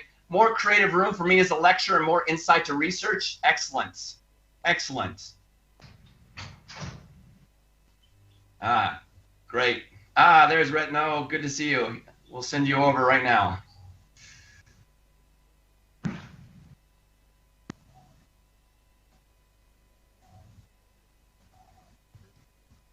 Excellent, looking good. Okay, so what we can see here, some of us at least, probably more of us that are answering here, are really using this opportunity to do some new things. But let me ask you a question, okay? And again, everyone please feel free to keep putting your pictures up and putting your thoughts up, because I'm gonna ask you another question in a second. Let's look at what these opportunities are that we have here. We got work from home, more creative room for me as a lecturer, easier to do business, learning a new technology, getting closer to my family, home delivery, okay? There's some things we've seen. But I have a question for you. For me, these all look similar to each other. This is a question I have for you, and it's a question that's going to help you understand what is opportunity. But I want us to explore this question. These things here all seem similar to me. Does anybody see some similarities to these things? Whether it's home delivery, getting closer to my family, learning new technology, easier to do business, room for me as a lecturer, work from home, or any more things like this. What makes these similar? What makes these similar? I want us to think about this. What makes these similar?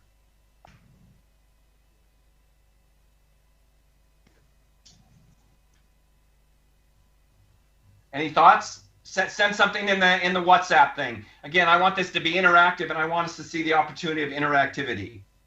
By the way, feel free to also turn on your mic. You can say something as well. I don't need to be the only one using the mic. What makes these things similar? That's my question. By the way, I have a lot of experience teaching students who are very quiet, so if necessary, I'll make this tougher on us. What makes these things similar to each other? Okay, here's some more coming your way. Looking good. I like these.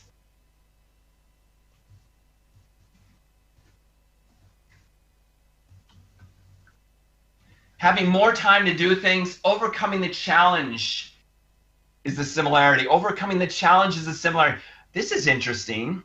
Overcoming the challenge is the similarity. I want to know more about this one. Overcoming the challenge. Opportunities is the similarity. Spending time?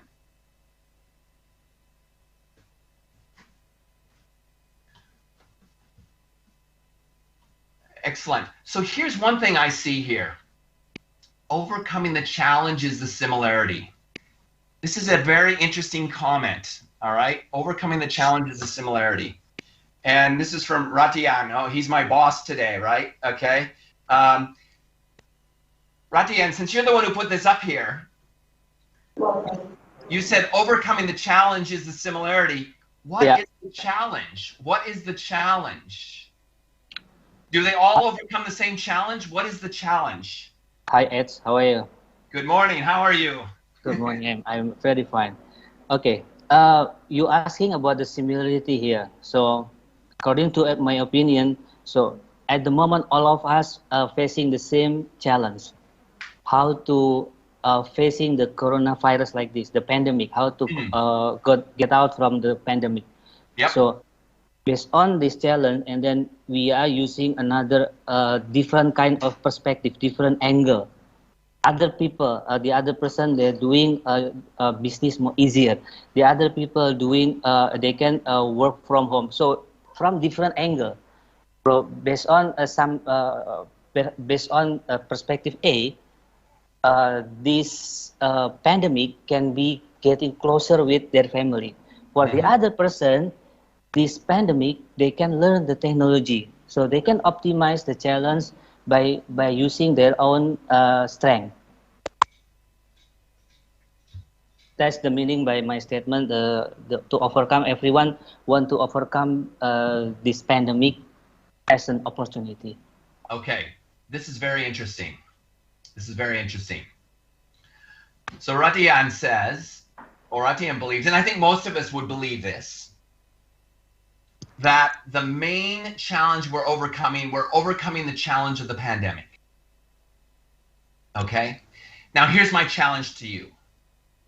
Because by the way, I agree with Ratian, and I agree with his suggestion here that these are all similar in that they are people doing things to overcome the pandemic.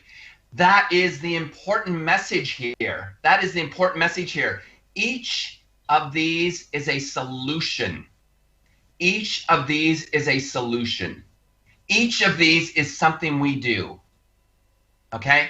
Now, I want to take our understanding of opportunity to a different level. So I'm going to go back to my slides. All right?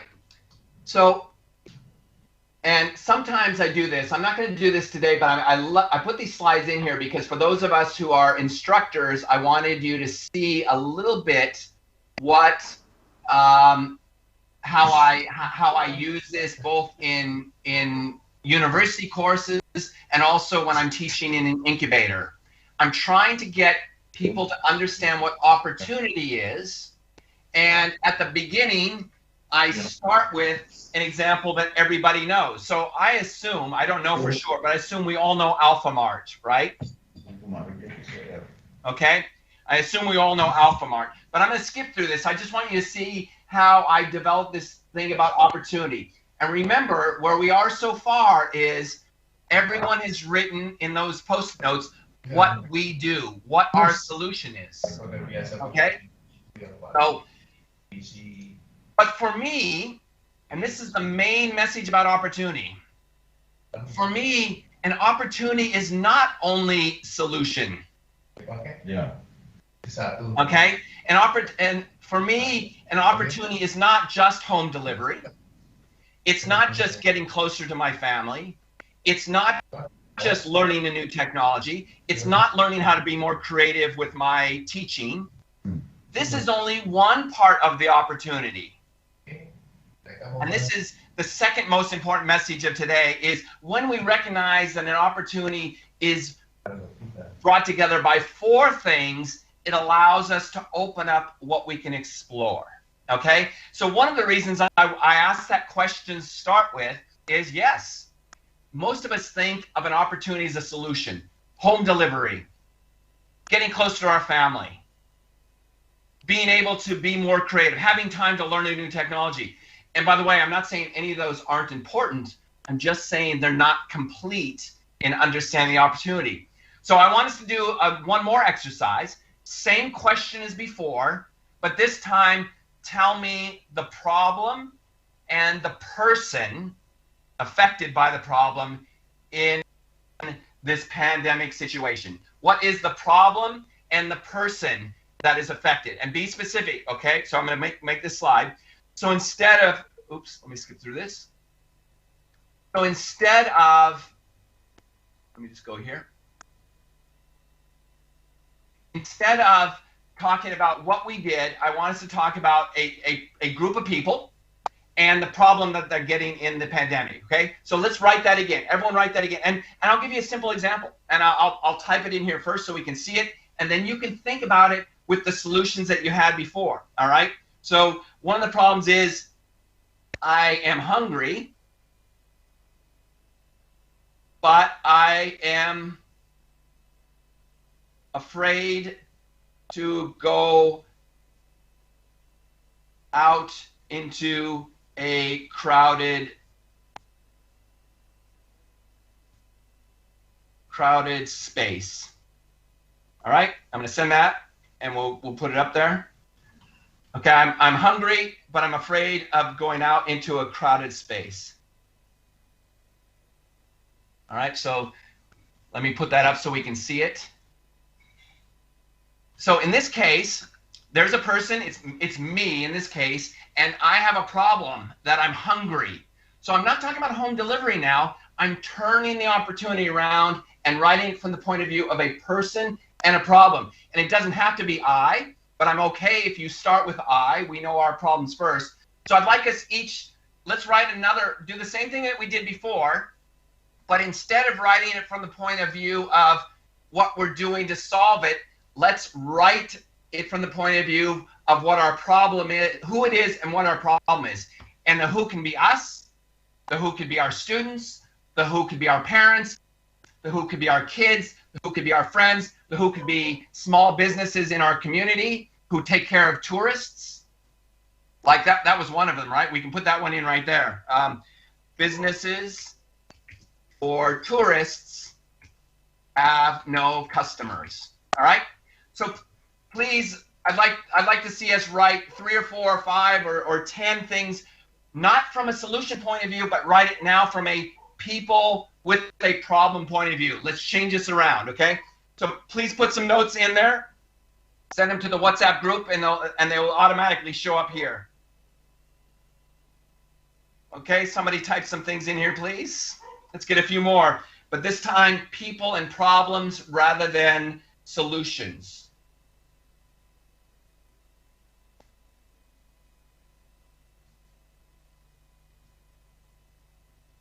I see some people typing. Great, please type.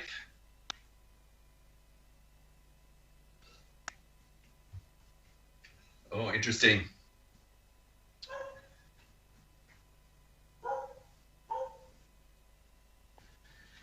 So I want to scale my business, but I don't want to change because I'm already in the comfort zone. Very, very interesting challenge. And of course, that's not a challenge that even exists in the pandemic. That exists all the time, doesn't it?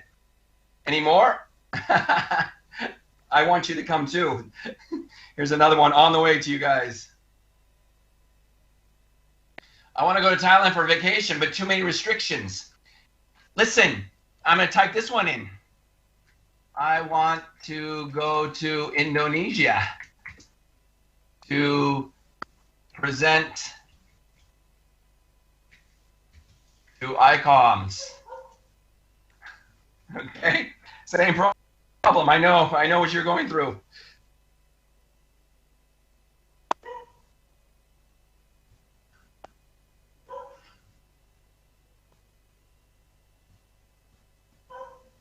Here's some more coming up. Great.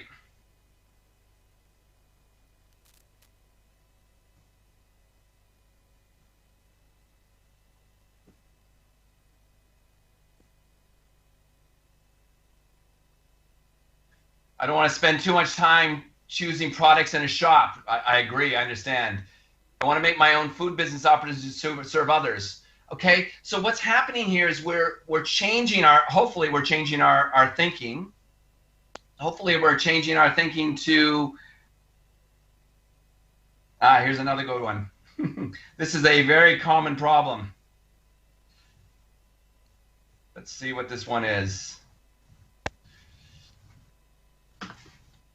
I want to go for recreation, but too many restrictions. I agree. I get bored of staying at home during the hall, but I'm worried to go out.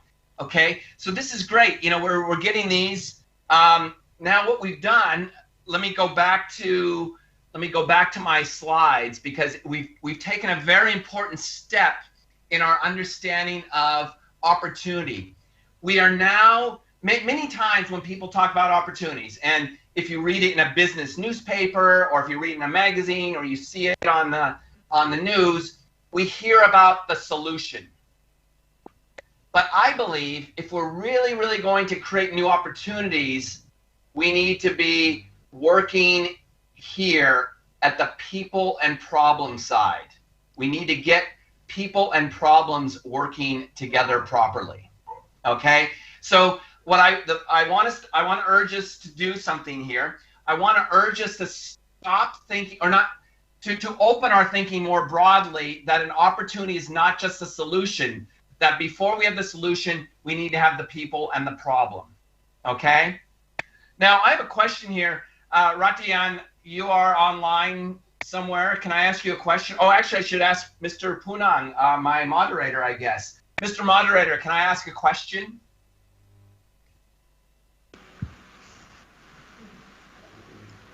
Yes, of course.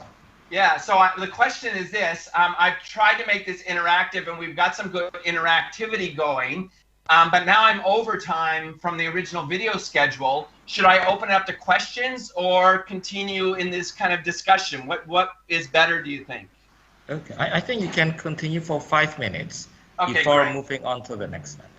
Great. Okay, then what I'll do is I'll show you more of my slides. And by the way, I will send, well, the slides I think have been sent to you anyway when I had the technical challenge. But here's an example that I worked on a few years ago, and this is from Indonesia. This was one of our incubators that we ran, a social impact incubator that we run with UC Berkeley, and this is one of the teams that joined, and it's a great, great project from near Surabaya, okay? And I don't know if you guys know this guy, but this is Dr. Gamal, okay? And he ran a company, he started a project called Garbage Clinical Insurance. Anybody know this? I don't know how well known he is in Indonesia. He's well known to me. Anybody know of this guy? Yeah. So he had a great, great insight, and it wasn't based on a solution. It was based on understanding people and problems. So he was a doctor, right? He is a doctor. But when he was a medical student, he was working in a village clinic, like he was supposed to do, and he was supposed to be providing medical services to people who came to the clinic. A very poor clinic, very poor village. And what he realized, let's go back a slide. What he realized, so he was supposed to be providing, you know, doctor's services in the clinic, but what he found out was people would only come to the clinic when they had money.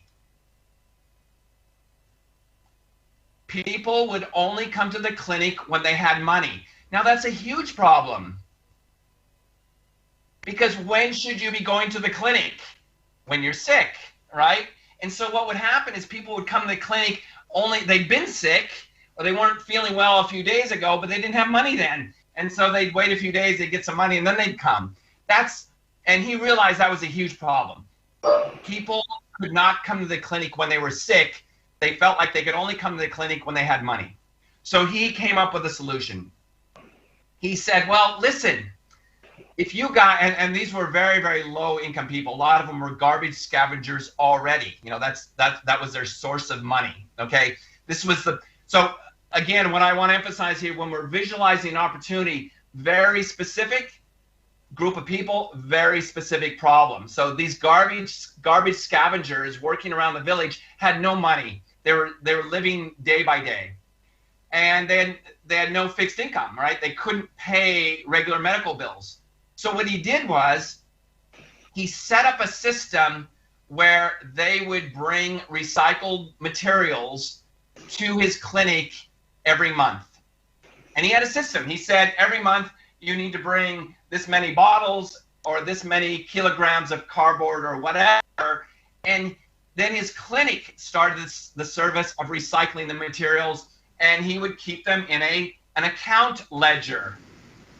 So now the village, these guys, it was basically insurance. They're paying insurance, but they're paying insurance with recyclable materials instead of with cash.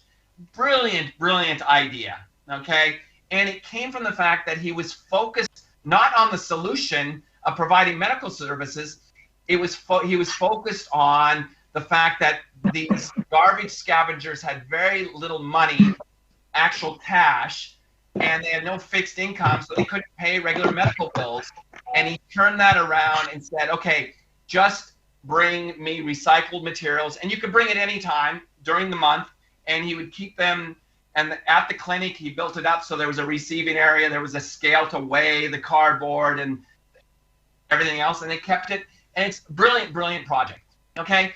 And what was great about that was the fact that this opportunity, okay, this was way before the pandemic, this has been several years now, but it was driven by observing pains and problems that people have. And this is why what I want to emphasize when we go back to some of the things we've written here, okay? It's true, we can say that these are all by the pandemic, but they're actually not, all right? Getting closer to my family, okay, that was a positive result of the pandemic, all right? Positive result of the pandemic. Why? Because normally I have no time. Normally I have no time I have to work all the time, I have to do this, I have to do that, or my family has to do this and that, and now we have more opportunity to be together. The message here is, yeah, okay, pandemic is a general theme, but the specific problem is we don't have time to be together as a family, all right? So this is what, as we look at opportunities moving forward, I want us to make sure that we look at opportunities having all four of these things. And I'll just go through here. You know, we're understanding the people, we're understanding their problem, and then we're thinking about a solution and what resources we need, all right? And the last message I'll leave, and then I'll turn it back to the moderator, and we can talk about any level of detail, is we tend to think small at the beginning, right? We just see our own little things. And what we really need to do is find ways to think bigger. And we can think bigger in a lot of ways. One way is we can get out and look at the internet.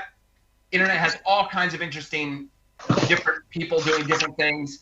And most importantly, we can really spend our time looking at people and problems, get good at observing, interviewing, and participating in their needs. And if you're in a role as a professor or an instructor, especially in an entrepreneurship program or an innovation program, I urge you to get your students out doing this kind of stuff. And if you think if you can get them thinking like Dr. Gamal, what is the specific problem that this specific group of people have, you can turn many, many problems into opportunities.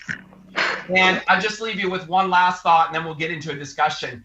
You know, the moderator, when he talked about this, was the big companies are getting bigger and richer. Yeah, that's true, unfortunately. I don't like it either. But one way to push back against that is to look at what the big companies still are not doing well. The way a big company gets big is by offering a very standardized service. So if you can find a very specific problem that a specific group of people have, you still have an opportunity to move in there and create a life for yourself, an opportunity for yourself. Okay, so that is really the message that I have about thinking big and acting small, is you can make these things work if you are keeping your eyes on people that are not able to satisfy everything in their life. I'll use that as a stopping point. There's many more slides in the presentation to get people thinking. And you can look at these at any time, including right now, and ask any questions. And if you have any questions afterward, feel free to send me. There's my email is at the front and last slide. Feel free to send me an email. Okay, with that in mind, I'll turn it back over to the moderator and we can ask some questions. Okay, thank you, Dr. Lucas. Now, I think you're absolutely correct in terms of small businesses, because we see during recessions, during economic disasters in Indonesia, the most resilient group would be small businesses, even though the large banks would be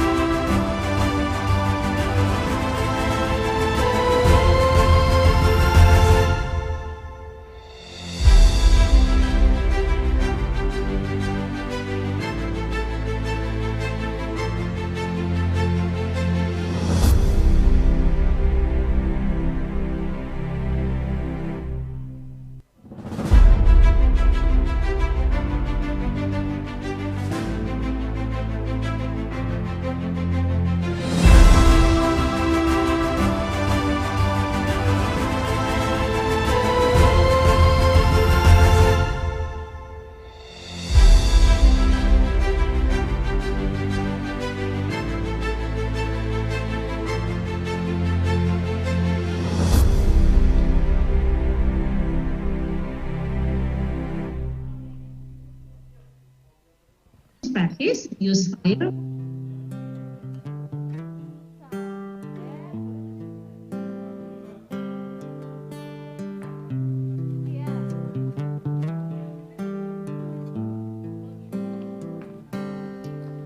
When you try a face that you don't see, when you get what you want but not what you need, when you feel so tired but you can't sleep, stuck in reverse.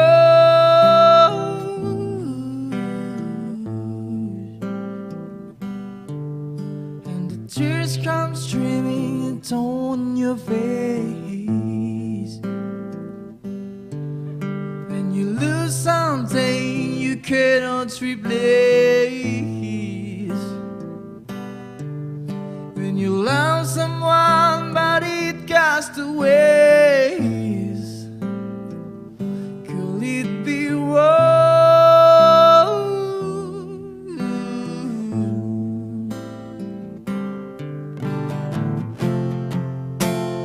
Lights will guide you home at midnight. Your bones and I will try to fix you.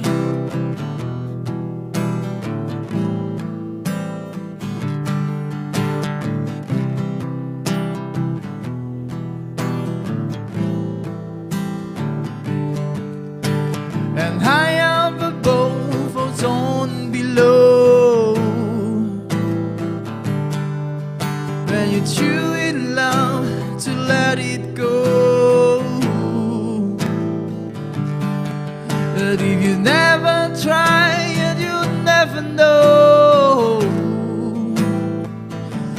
what you want.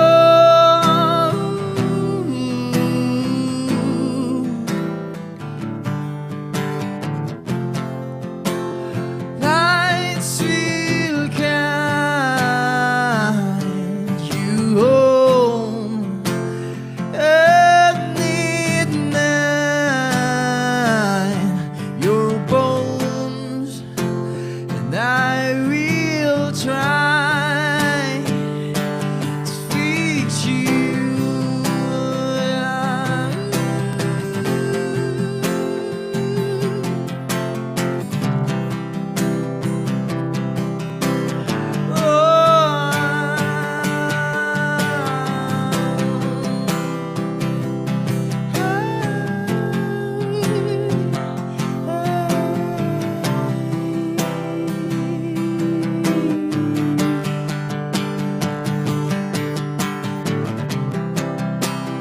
Tears streamed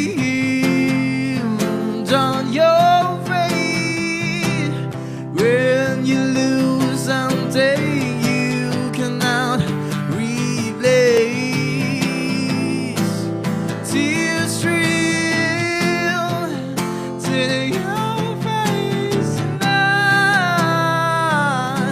Oh,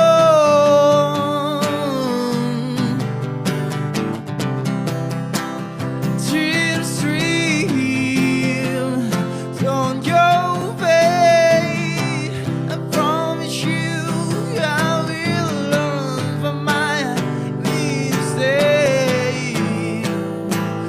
Tears stream to your face tonight.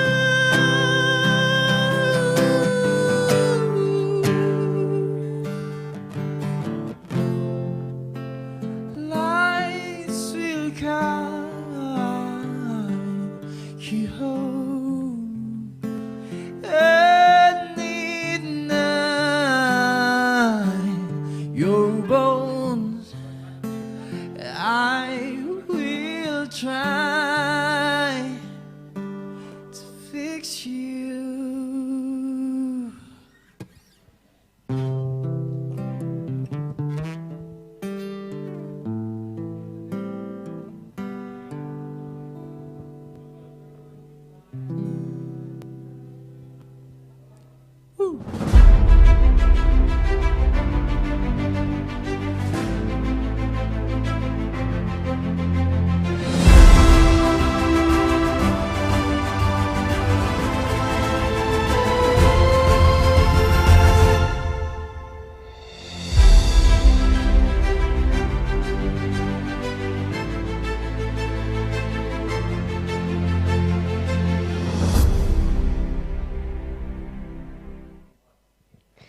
Thank you, ladies and gentlemen, for still joining the 5th International Conference on Sustainable Innovation, ICoSI 2021.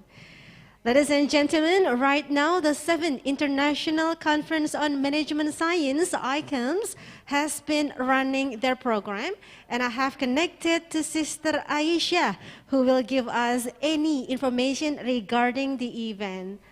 Hello, Sister Aisha.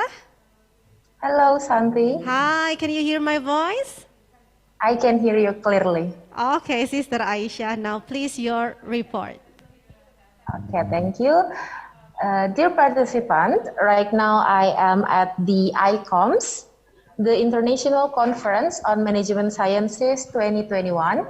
And right now beside me is Mr. Radian Dananjoyo, the chairperson of this focal.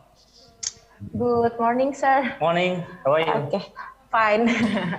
Okay, maybe can you tell a story to the participant, maybe about what is this focal talking about? Okay. Good morning, everyone. Assalamualaikum warahmatullahi wabarakatuh. So, ICoMS basically in the theme for the ICOM for this year is we're talking about the sustainable business. So, how do we overcome the problem? How do we make to make our business more sustainable?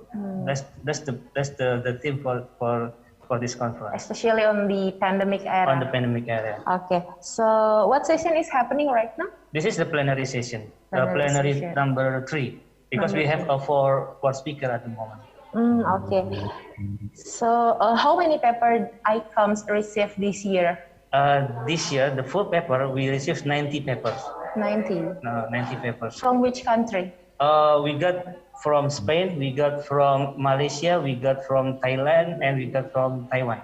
Oh. Is there any paper that talk about something maybe out of the box? Yeah. The thing that paper I received, that out of the box, they're talking about the service. But on the other hand, they're talking in the industrial. So service in the industrial.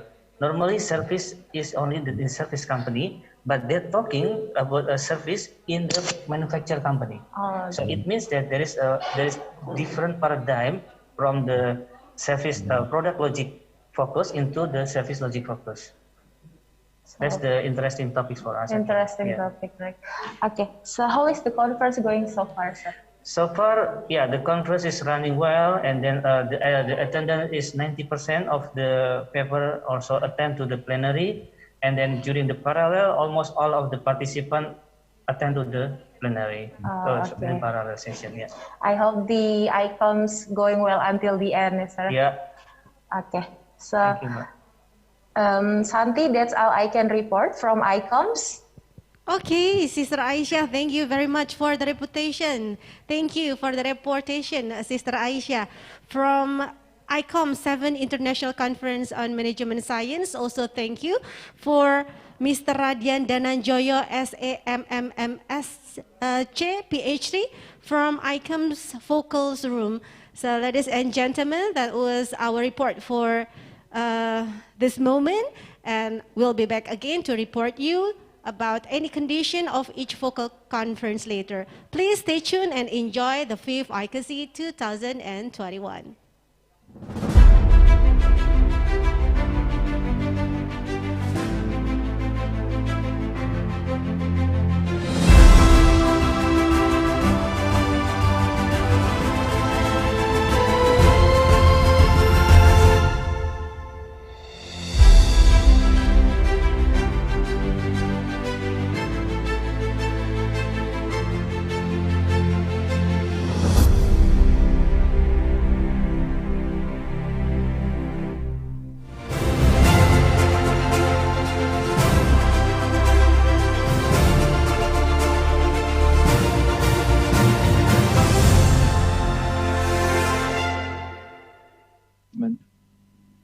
So the first time I will start about my presentation from background, research methodology, result and discussion, and last but not least, the conclusion.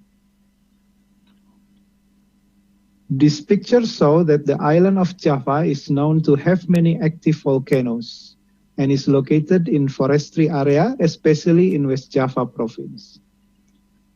One of which is Garut Regency.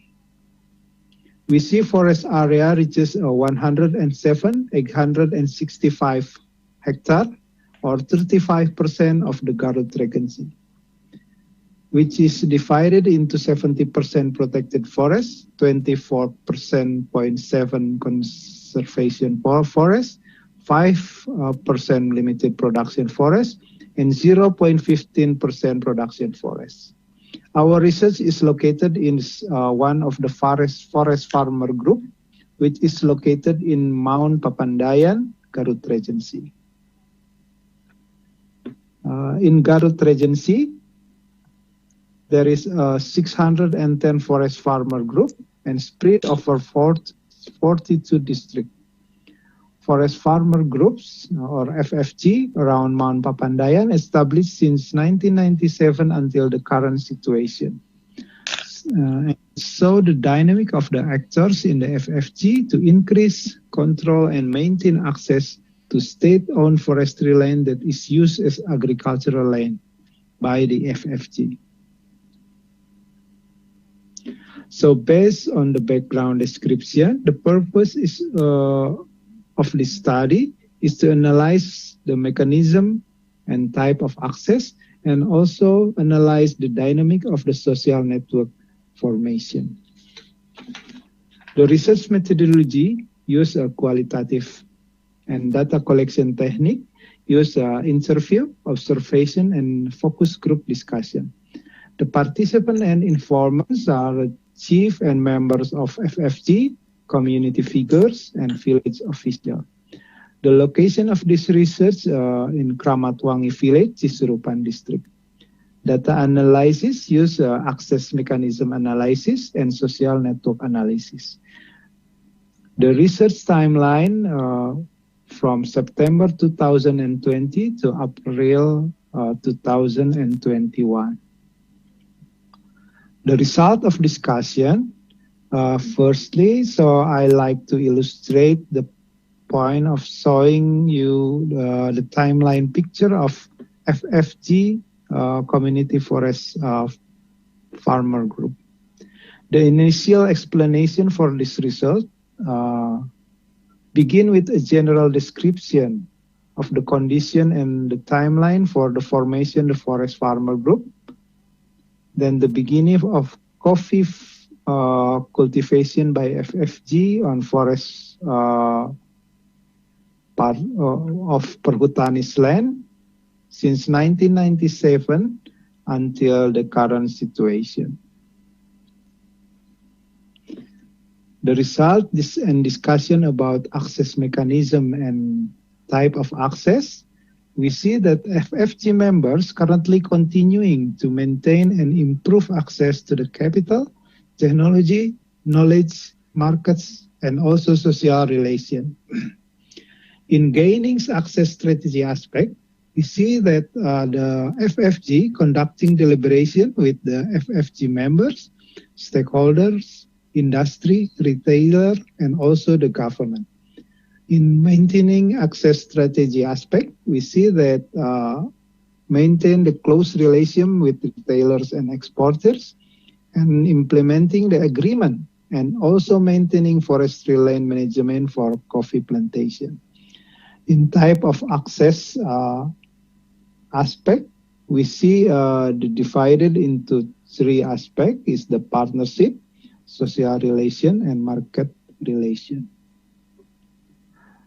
Turning our attention to the social network analysis, we see that the social network structure described as the flow of good and information from one farmer to another and from actor outside the system. The social network structure in the marketing activities of FFG member is more open because the clicks formed by the participant are still exchanging. Exchanging about information and exchanging about social activities. This is described as radial personal network. The degree centrality is used to describe the level of popularity of an actor in the social network. This centrality is useful for finding actors who have an important role in terms of communication and social activities collaboration. Based on the result of the calculation using the pajak software, identified the actors who have the highest degree centrality value are actors. Ada yang reviewnya belum masuk katanya si Yulia katanya yang katanya teman-teman dia kok. Siapa reviewnya belum masuk katanya Bu Yulia. In the stage of maintaining access through effort to increase and maintain the access to capital, technology, knowledge, market.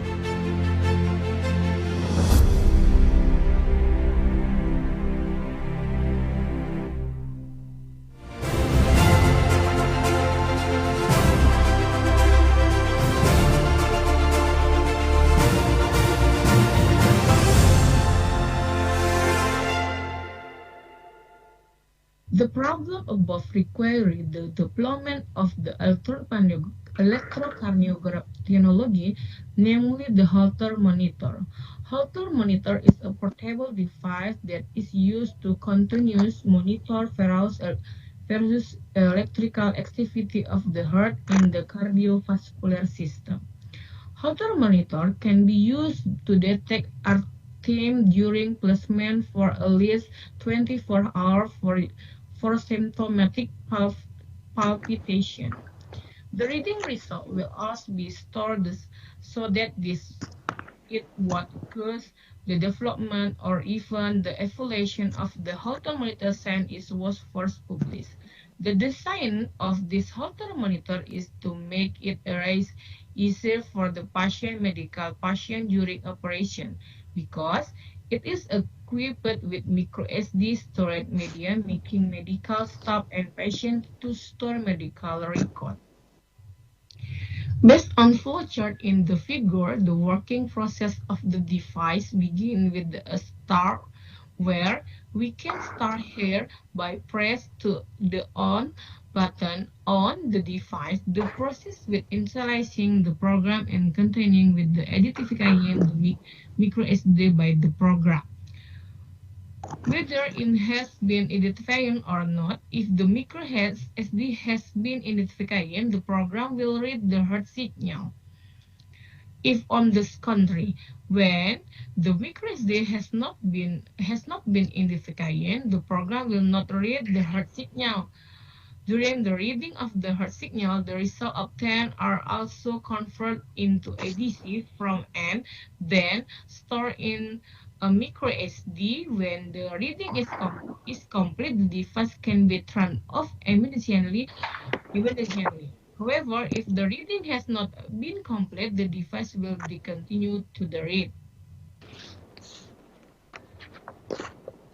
And the reset, we use hardware design instrument amplifier circuit, high pass filter, after that low pass filter, and clamp circuit. The minimum system circuit function a data processing circuit using the Atmega 328P IC that will give order to store human heart signal data on micro SD and display a graph on the TFT LCD. This is a design of device data logger. The testing activity for the Holter monitor device include testing the amplitude of the air signal and the RR interval with the input of the phantom ECG, which is read using the ECG device and the reset module. As well, testing the high amplitude of the air signal and the RR interval with human as input read using the ECG device. And the reset module. The test result above will produce the relative error percentage and then will be analyzed. The result of the reset, where the result, the amplitude of air signal and RR interval with the phantom input ECG read by ECG device and the reset module, where airwave amplitude measurement data with mean 3,67%. After that, where the RR interval measurement data with mean 23.8%. This is the result for high air signal amplitude, where the figure signal read on the ECG device, and this is a signal read on the reset module. The table 3, a comparison of the amplitude of the human heart air signal using the reading of the ECG device and the reset module. After that, the table 4, comparison of the leg of the air of the human heart signal using the ECG device and the reset module the reading.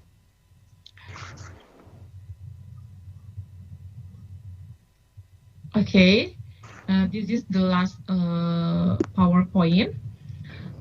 Thank you for your attention. Wabillahi taufiq wal hidayah. Assalamualaikum warahmatullahi wabarakatuh. Assalamualaikum warahmatullahi wabarakatuh. Thank you, Mrs. Erika, for the presentation. Now we continue to the next presenter. The video are ready from Mr. Berli Kamil, titled "Detection of Rolling Element Bearing Fault Based on Kurtogram and Correlated Kurtosis." Okay, start please. Today I'm going to present our current research with title Detection of Rolling Element Bearing Faults Based on Kurtogram and Correlated Kurtosis. Introduction. The condition monitoring of rolling element bearing plays an important role for the broadcasting machine's maintenance strategy. The envelope analysis, also known high frequency resonance technique, is considered the best technique to detect bearing characteristic frequency from vibration signal. The main difficulty to implement envelope analysis is to select the optimal frequency band which contain the most impulsive signal due to impact between localized fault and rolling element. The efforts to find the best suited frequency band has been investigated by many researchers in recent years. There are two main directions of research so that the bearing faults can be observed more obvious. The first research direction is trying to amplify the impulse signals generated by bearing faults. And the second research direction is to find the frequency band that contain the most impulsive signals due to bearing faults. Sawahi et al. Used the minimum entropy deconvolution or MED technique to deconvolve the transmission path to produce clear impulses. The frequency band containing the largest impulse is determined using spectral kurtosis or SK. McDonald et al. Developed a new deconvolution method called the maximum correlative kurtosis deconvolution or MCKD. Song et al. Improved the effectiveness of kurtogram using a new method called T-kurtogram that extracts the weak features from multiple envelope signals based principal component analysis. Improving the weak features approach based on MED also conducted by Zhao et al. However, these methods have drawbacks. The bearing fault of interest is not independent. In general, the bearing fault signal is mixed with signals from other components and noise. As in the gearbox, with multiple gears and shafts, it also has a potential to produce a signal. The gear vibration signals is much stronger than the bearing fault signals, making it very difficult to detect bearing faults. The second approach, Anthony proposed the method called kurtogram. In a sense, the method utilizes finite impulse response or FIR to split frequency resolution tiles and employs kurtosis of envelope signals as an indicator to select the optimal frequency band. Wang et al. Developed an enhanced kurtogram method where based on the power spectrum envelope signals from the extraction of wavelet packet nodes at 2 ohm depth. Zhang et al. And Gu et al. Combined improved kurtogram and correlated kurtosis to find optimum frequency band. However, the kurtosis method has limitations in revealing impulse signals caused by faults. Impulses caused by noise in the vibration time domain can also have a high kurtosis value. Therefore, kurtosis has the potential to be inaccurate to determine the optimal frequency band. In contrast to kurtosis, correlated kurtosis or CK developed by McDonald et al. Can detect impulses signals according to the desired frequency. Correlated kurtosis focus on repeating the impulse with a certain frequency or fault frequency. Therefore, correlated kurtosis immune to noise whose characteristics are like impulses. This paper used correlative purposes as a filter to remove vibration signals that are not related to the fault. This is a novel method since, in general, the previous method used correlative purposes as photogram estimate. Research objective. The study aims to develop a new method for bearing fault diagnosis using correlative purposes as a filter to remove unrelated signals and photogram to determine the optimal frequency band. Method. In this study, bearing vibration data is provided by the Case Western Reserve University Bearing Data Center. The test equipment consists of 2 horsepower motor on the left, a torque transducer or encoder, and a dynamometer on the right. The test bearings are bearings that support the motor shaft on the drive end side. Local faults are made on the outer race using an electro-discharge machine with a diameter of 0.007 inches for case number 1 and 0.021 inches for case number 2. The location of the local fault is in the load zone or in the 6 o'clock orientation. In all cases, the shaft speed is 1,725 RPM with a dynamometer load of 3 horsepower. The raw vibration signal with a frequency band between 0 up to Nyquist frequency is chosen to be filtered using correlative purposes filter. The kurtosis of filtered signal is then calculated for its frequencies, resolution types, and plot in photogram. The frequency band with the maximum kurtosis is the frequency band that has the most impulsive signals and periodic due to bearing faults. The kurtosis will be large even though the signal has only one impulse. On the other hand, correlative kurtosis value is large only if there are repeated impulses. Therefore, correlative kurtosis is more suitable to be used as a filter and an indicator of choosing the optimum frequency band in making photogram as well.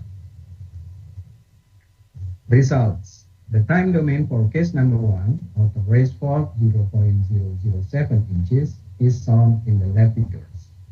The impact was caused by the collision between the local fault and the rolling element, produced a transient signal with a periodic corresponding to the BPFO or ball pass frequency auto race.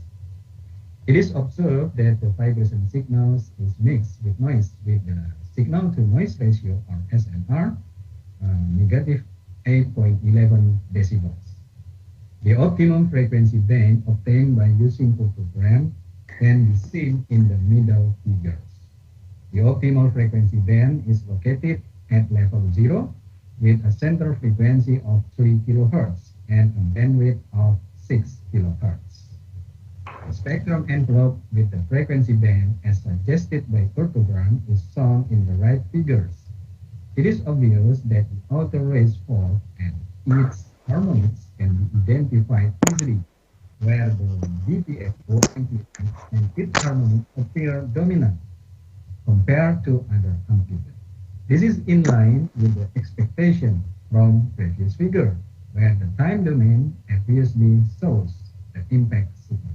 For this case, where the SNR is relatively low, the photogram can determine the optimal frequency band for envelope analysis. However, for the case number 2, auto race fault bigger, 0.021 inches, the time domain as shown in the left figure does not show an obvious transient impact signal. The SNR value of the signal is minus 14.22 decibels, where visually the time domain signal is dominated by noise, so that the transient impact signal is not visible. The photogram in the middle figure shows that the maximum purpose value is 34.1, which occurs at level 5 with a center frequency of 5.9 kilohertz and the bandwidth of 0.8 kilohertz. Although it has a large purposes value, envelope analysis based on the recommended frequency band of the photogram that provide a spectrum that shows dominant outer rest of frequency, as can be seen in the right figures. The amplitude is buried among amplitudes from other components so that it is hard to identify. The drawback is caused by the high kurtosis value not from the impulsiveness of the bearing fault, but the noise-like impulse signals. In consequence, the frequency band suggested by the kurtogram is not dominated by the transient effect of the faulty bearing, but dominated. In the proposed method, the raw vibration signal is filtered by correlated kurtosis filter with value of M chosen at 5. The result is obtained by deconvolving a periodic series of impulses from the waveform. The left figure is a kurtogram of the filtered signal, where the maximum kurtosis value is 123.9 at level 5. With a center frequency of 5.9 kHz and bandwidth of 0.18 kHz. This kurtogram parameter is the same as that obtained for the unfiltered signal, but there is a difference in the maximum kurtosis value. This shows that the correlated kurtosis filter can filter out impulse-like signals in the form of noise and leaving only a pure periodic input in the frequency band. Consequently, calculation of this gives a value of 3.5 times greater than frequency. The frequency spectrum of the analysis enveloped in the right figures shows obvious bearing defect frequency, where the amplitude is dominant compared to the surrounding amplitude. It is important to note that the spectrum does not show harmonics, unlike that shown in the previous spectrum. However, this is not a critical problem in the process of identifying bearing fault using spectrum, since in general the presence of the fundamental frequency of BPFO or 1 times BPFO is sufficient to justify the bearing faults. Compared to method of Wu et al. And Zhang et al., the proposed method in this study utilized correlated kurtosis to filter raw vibration signals instead of determining optimum frequency band. The optimum frequency band is determined using regular kurtosis based on the filtered signal. Therefore, the proposed method gives a simpler algorithm and accurate bearing fault detection as well. Conclusion. The paper proposed a bearing fault detection method based on correlated kurtosis that provides accurate and superior results compared to conventional methods based on kurtosis. Correlated kurtosis is used to filter raw vibration signals by removing noise and unrelated signals. The result is a frequency band that contains both the impulse and periodic signal components that are characteristic of the signals from the bearing faults. The effectiveness of the proposed method was validated using a bearing auto-raise fault with a low SNR level. The result of envelope analysis based on filtered signals produced a spectrum where the bearing faults are visible and have dominant amplitudes. This is all, ladies and gentlemen. Thank you for your attention. Assalamualaikum warahmatullahi wabarakatuh.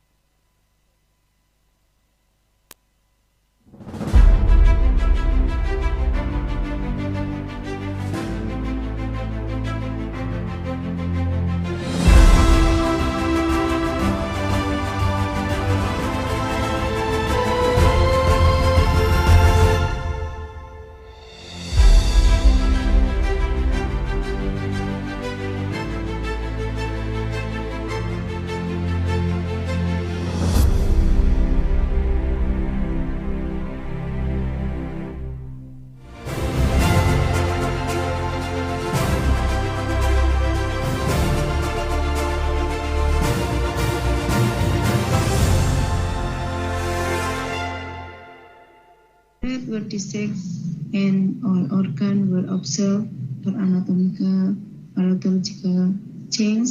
Heart, liver, kidney, lung, stomach, intestine, spleen, and brain were washed with physiological natrium chloride, dried with filter paper, observed for abnormalities, and then weighed.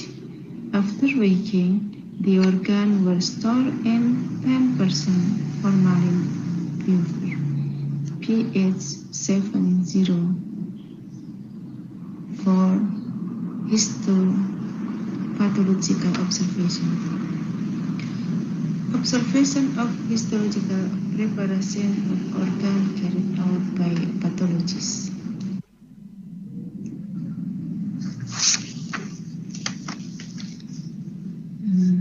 Result, growth and weight gain.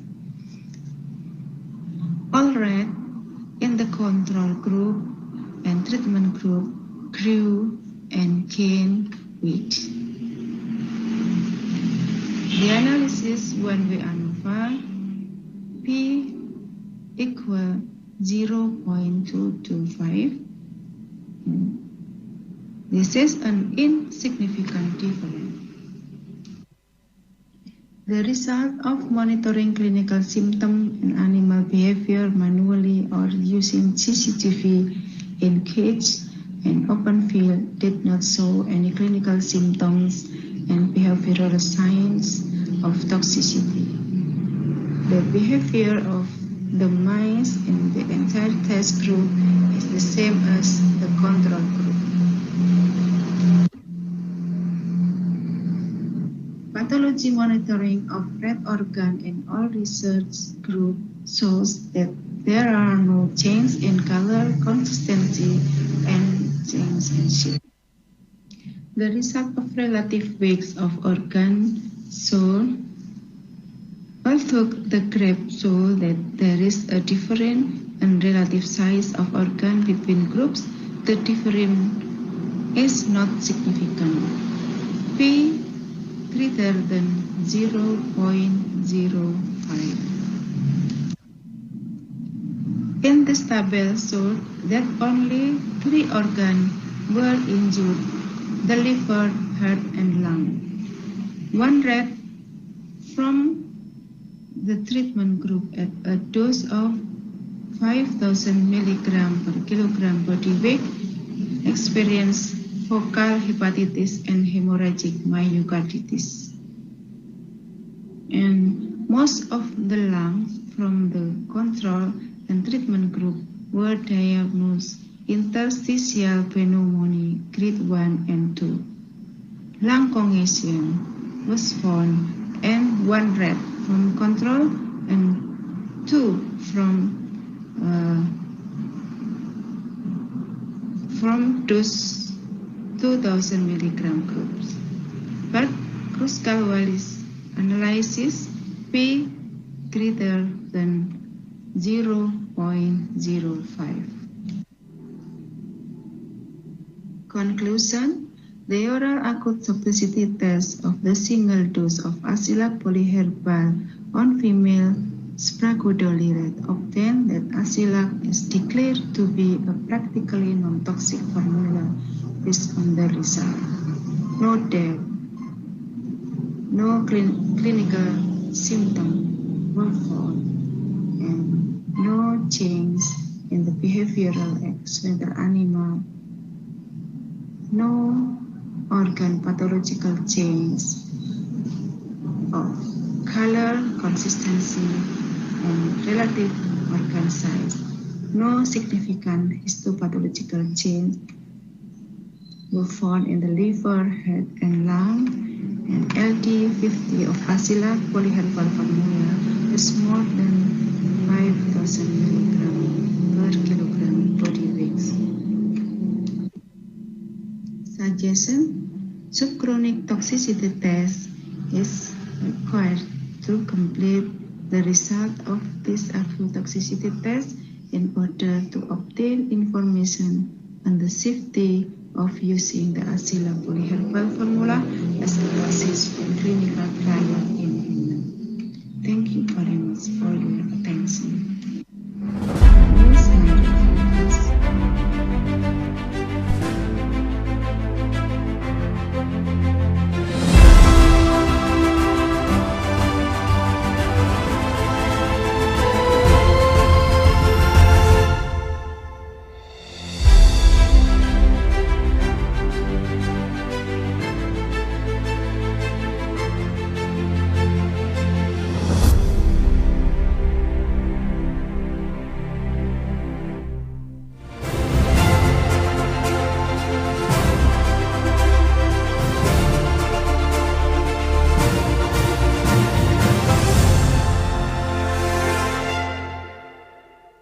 And 10 image in the testing data.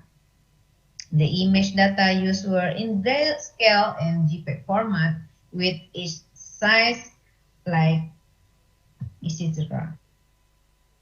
For features extraction step, this step apply a pixel distance as a parameter to determine the shift in the number of pixels taken in one Gaussian calculation. Now, in this paper, we use three variation of the pixel distance value. They are 50, 75, and 100. And after that, we also using quantization value to reduce number of calculation to easy the process of the computing system. We also using three value to test the performance of the GLCM to extract the features. The value is 8, 16, and also 22. For the classification purpose, we test two models of classification. First, we test the KNN. The KNN algorithm works only based on the shortest distance from the query instance to the sample data. After the sorting the data with the shortest distance and then taking the closest K piece of data, if the class is most commonly found in the KNN, the test data is included in the category. And for the SVM, the SVM is a mathematical model classification. This is a calculation result of the features, looks for the best hyperplane value for the training data, which will match the testing data. For the result, we can see the KNN accuracy value for variation of pixel distance and 3 variation also for the quantization level value.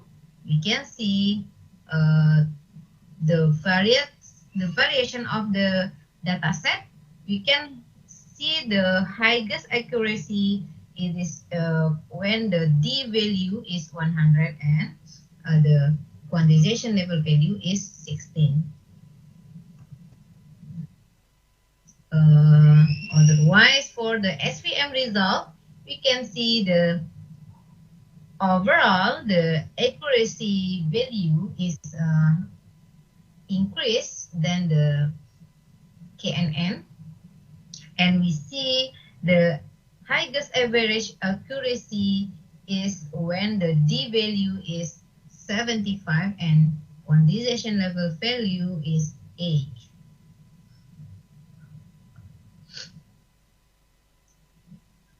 Comparison of KNN and SVM result, we can conclude it in the table 3, and the KNN with pixel distance 100, quantization value 16, the accuracy achieved 73%.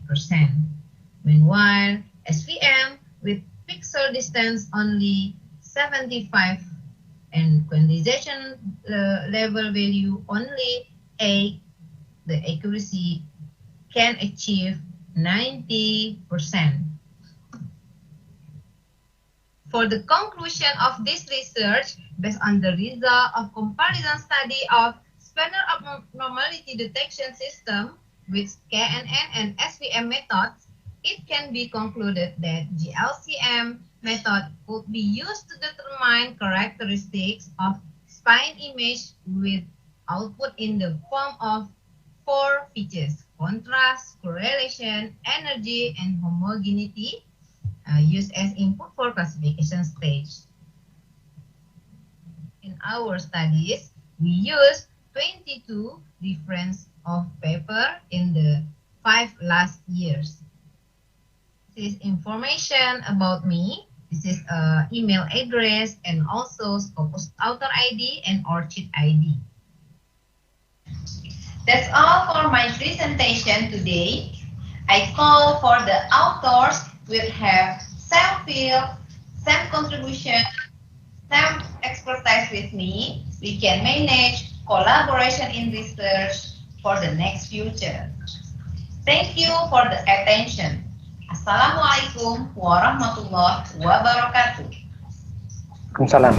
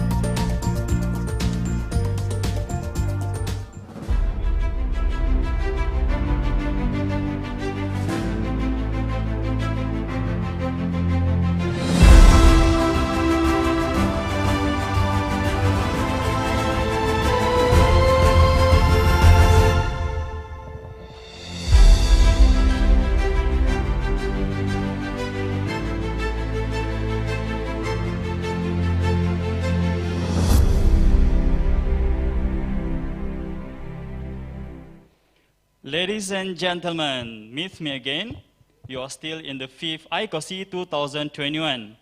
Well, we just watched the live presentation from ICTAMI, International Conference on Information Technology, Advanced Mechanical and Electrical Engineering. And right now, I would like to bring you all to see the ICTAMI rooms. Well, we have connected to the Sister Aisha in ICTAMI. Hello, Sister Aisha, could you hear my voice? Hello. Okay, Sister Aisha, could you give us some updates on what is going in the ICTAMI right now? Okay, thank you, Agus.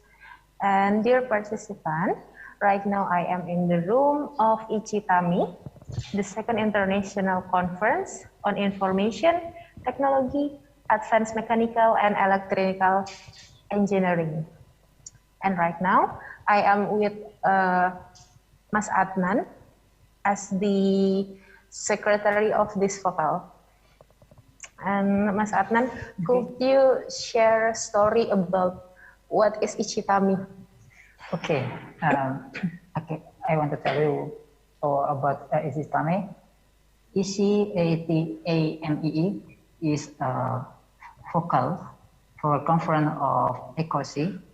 So it is a vocal for the Faculty of Engineer, include electrical engineer, mechanical engineer, and information technology. here, in this focal has 87 paper. The paper has accepted, and in ECTME and ECE-TME, there is a different session with the ICoSI, because in ECT-MEE there is two sessions. The first session is the review manuscript.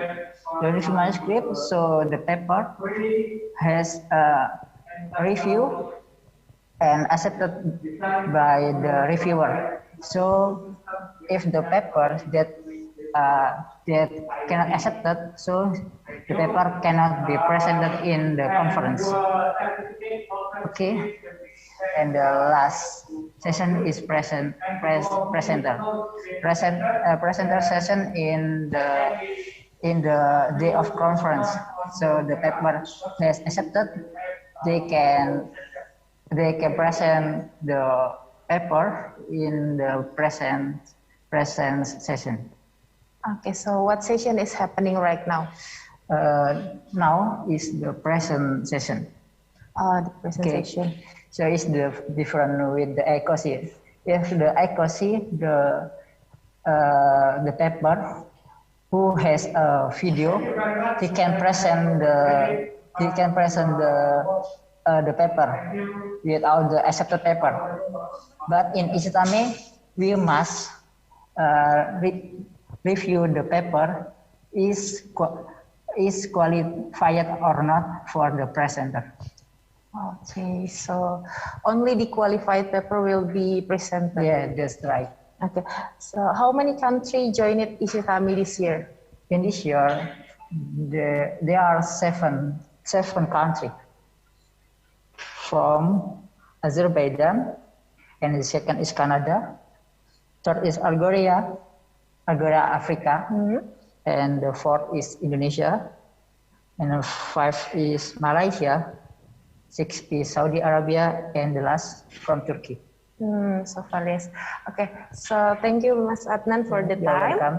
Thank you, Agus. That's all I can report from ECTME room. Back to studio. Okay, thank you, Sister Aisha and Brother Adnan. Ladies and gentlemen, that's all the report from ECTME. We can see how's the room of ECTME and how's the committee is working right now. Ladies and gentlemen, please stay tuned in our channel. We will back again in a few moments to give you another updates from another focus. Please enjoy the 5th ICoSI 2021.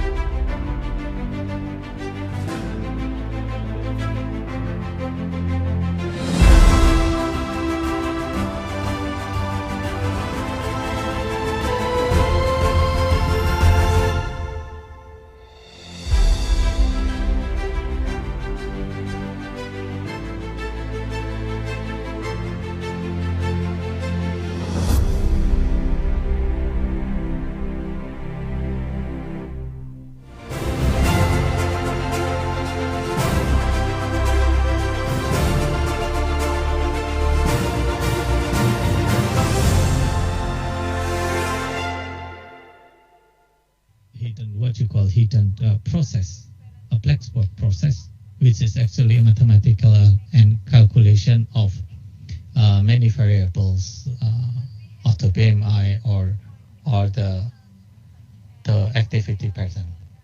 And then after that, we have a design requirement. The conclusion. A review of existing application and interview with the nutritionist has led to the success in identifying the appropriate features, components of nutritional monitoring system for Indonesian cuisine. Adjustment analysis of requirement of existing design for nutritional monitoring application in Indonesia produced the application system that fulfill the necessity of Indonesian patient. The next challenge of this research is to explain the design requirement to the developer in order to obtain the data needed to the monitor nutritional status of patient in hospital. Thank you.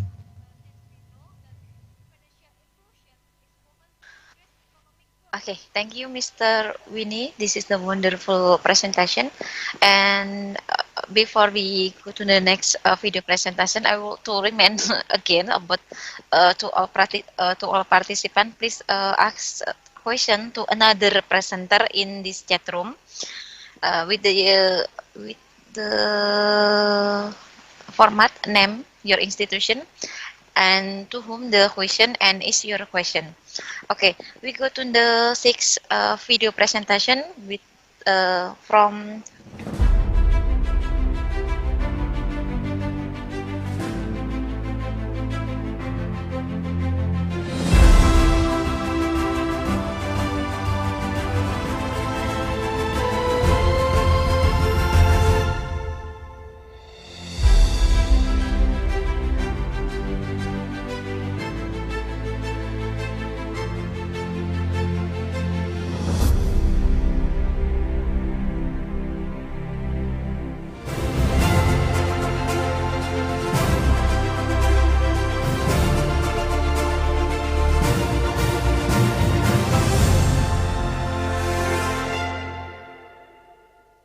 the production costs. So for this reason, some entrepreneurs might not commit. A less costly alternative to signal quality about the product and to signal the future retail price might be simply using the design of the rewards in the crowdfunding website. Basically, typically in a crowdfunding website, you'll see that the rewards are designed in an increasing price pattern with the lowest price appearing first. So basically, initially, we have that the product is offered at a super early bird price, then at an early bird price, a special campaign price. And these prices are usually in limited quantity. So they are available in limited quantity. And therefore, from this increasing price pattern, the backers could infer that the future retail price will be at least as large as the highest price that appears in the rewards level. So this is an alternative way to be able to signal the future retail price. In the literature, we currently have mixed evidence about the effectiveness of reward classes. There is evidence from Buttigieg et al. That say that reward classes have no impact on the campaign performance, while evidence from Courtney et al. 2017 say that reward classes have a positive impact on campaign success. So to be able to address the issues of how signals interact, we first validate that the number of reward classes is indeed positively associated with campaign performance in this second hypothesis. I mean, third hypothesis, but hypothesis 2. And finally, like I've told you before, we look at signal interaction, and in particular, since here we have signals that originate from the same source, that is the entrepreneur, and they partially overlap in the information that they provide, so they all provide information on the future retail price, we hypothesize that the presence of the more informative signals that are price commitment and price discount will weaken the positive effect of the number of reward classes. So the informational effect of reward classes will become redundant if the entrepreneur explicitly announces what is the future retail price. Okay, so let me now move to the data that we use. So we have data extracted from the largest crowdfunding platform, that is Kickstarter, and this data is from April 2009 till November 2016. Our initial data set includes more than 194,000 projects, out of which around 41% are successful. These projects raised a total of $1.92 billion. From these projects, we will focus on those projects that finance new product development, so in which the backers pre-order the product.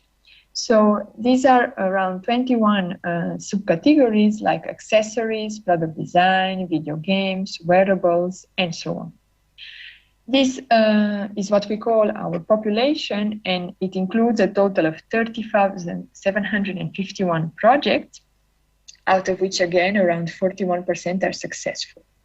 Although this represents less than 1/6 of the total projects, they account for more than half of the funds raised. So they account for more than $1 billion of funds raised from the initial data set. Okay. Now, the problem is that collecting information about the pricing signals that interest us is very time-consuming. It's very complicated. This information is not ready. We need to look at the reward section of each project, at the text description, even watch the videos, because providing this kind of information is not standardized. Each project has a different way of announcing it, and they might announce it in the images, in the videos, text description. So it takes quite a long time. That's why it's not feasible to collect this information for the total population that we have of more than 30,000 projects. So what we did was to randomly select a sample of 2,000 projects from the region, for which we tried to collect manually this information on the pricing signals. So we have a random sample of 2,000 projects selected from the population, but then we had to drop 13 campaigns because the web page was no longer available, and also 152 campaigns were dropped because we had free coders that were collecting this information on price commitment, price discount, and reward classes, and they did not unanimously agree on these campaigns. So we ended up with a sample of 1,835 campaigns. Our dependent variables, so our proxies to measure campaign performance, are first a dummy variable that is success, which is equal to 1 when the campaign has reached its funding goal and 0 otherwise, and then another variable that is the amount pledged by the backers. Remember, like I told you before, in Kickstarter, they use a null or nothing policy, which means that the entrepreneur only receives the money if the amount pledged is larger than the minimum funding goal. Otherwise, the money is returned to the investors. Then regarding our independent variables, so our pricing signals, like I told you, we need to manually collect them from the website of the campaigns. So this is how a typical website for a campaign looks like. You see, usually they have a video. So we had to watch the videos to see if they give any information on the future retail price. Then below you will have the project description, the text description of the project, and on the right-hand side we have the different rewards. So you see they present the rewards in an increasing price pattern. First, the lowest rewards that are usually in limited quantity, so pledge $25, then early bird number 2, pledge $129 or more, and so on. So these are our independent variables. First, price commitment is a dummy variable equal to 1 if the entrepreneur publicizes either the future retail price or the discount.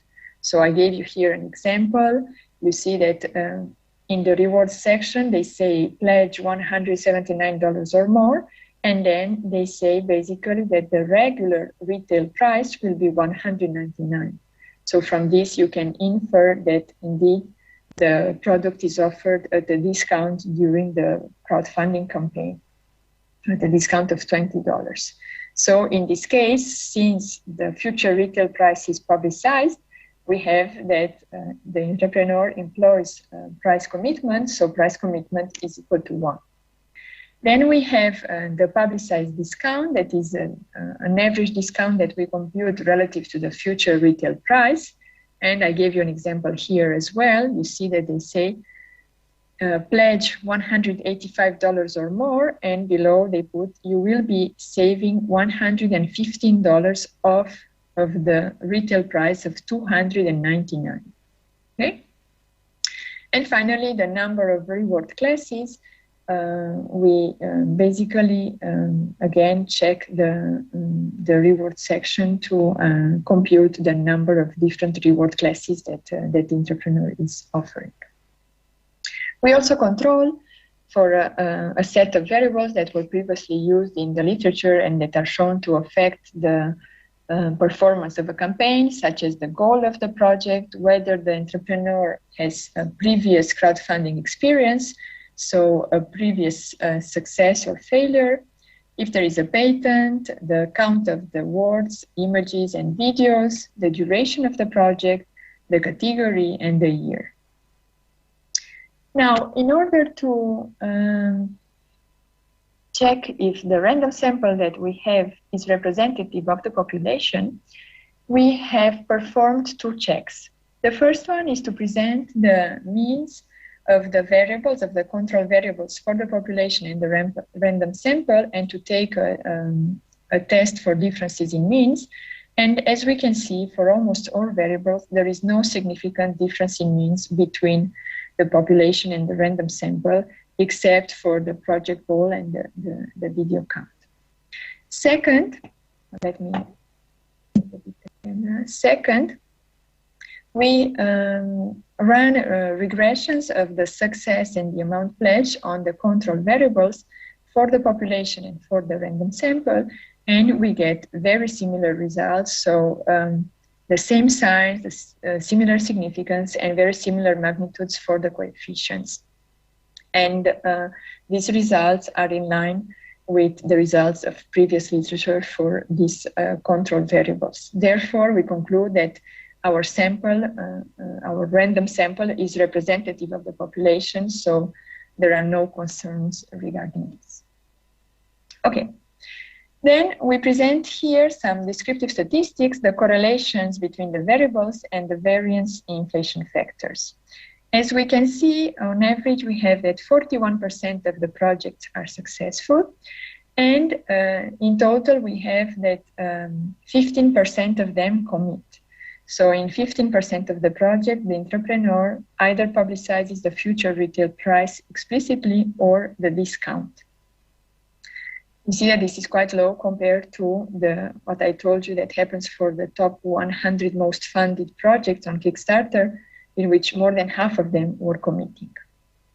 Okay, then we look at correlations, and we see that the maximum and median variance inflation factors are below the thresholds established in the literature, so there are no multicollinearity issues. Nevertheless, these variables, price commitment and publicized discount, since they are very interconnected and have the highest variance inflation factors, for precaution, we are going to use them in separate estimation models. And these are the main results that we obtain. We have here our model A, that is the dummy variable success, that we regress on our independent variables, the pricing signals, and then all the control variables used in the previous literature. So here, since the dependent variable is a dummy variable, we are going to use a logistic regression model. We see in model 1, we introduce the control variables plus the independent variable price commitment, and this has a significant and positive effect. In fact, to give you the economic magnitude of the results, we find that 63.5% of the projects that commit are successful, while only 36.77% of the projects that do not commit succeed. Okay, so this difference is significant. Thus, these results provide a clear support for our hypothesis 1A. So price commitment has a positive impact on campaign performance. Second, we include the publicized discount, and we see that again we have a positive and significant coefficient. And in economic terms, we have that one standard deviation increase in the discount that is offered to the backers is associated with an increase in the probability of success of more than 30%. Okay, and this again is significant and provides support for our hypothesis 1b. Then in models 3 and 4, we add together with price commitment and the discount the number of reward classes, and these again have a positive and significant impact. We find that one standard deviation increase in the rewards, the probability of success shifts from 28% to 49%.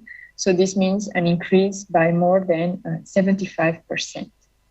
Finally, in models 5 and 6, we introduce the interaction terms. Okay, so we interact the informative signals, price commitment and discount, with the less informative signal that is the rewards, and we find a negative and significant coefficient. Nevertheless, we know from the previous literature that in this kind of nonlinear models, just looking at the interaction coefficients is not enough. And this is why we plot here in this figure 3, the conditional marginal effects of rewards on the probability of success. So we have in blue for projects that price commit, and in red for projects that do not commit to future prices. So we indeed see that for these projects that do not commit to future prices, the impact of rewards on the probability of success is much larger. Okay, so this means that the two signals overlap and they partially offset each other. We do the same type of analysis for our second dependent variable, amounts pledged, this time with a robust ordinary least squares regression model, and we find very similar results that confirm the previous results that we obtained for the dummy variable success. We also perform a series of robustness checks. First of all, to rule out selection bias, we run a two-stage Heckman test, and indeed we find that our results are robust. We also perform propensity score matching to match projects that commit with projects that do not commit, and course and exact matching, and we find that our results are still robust. Then to rule out the fact that previous crowdfunding experience might be driving our results, we also look at the subsample of novice entrepreneurs. So entrepreneurs that have no previous crowdfunding experience, and we find similar results. We also look at alternative proxies for campaign performance. So for example, the funding percentage, the number of backers, the successfully raised amount, and our results are still robust. We also have used social capital instead of human capital. And regarding the outliers, we have trimmed instead of winsorizing. And regarding the methodology, we have used a probit instead of a logit, and still we find robust results. Now, in the interest of time, let me skip the presenting more details about the robustness checks and go directly to the implications that we can derive from our work.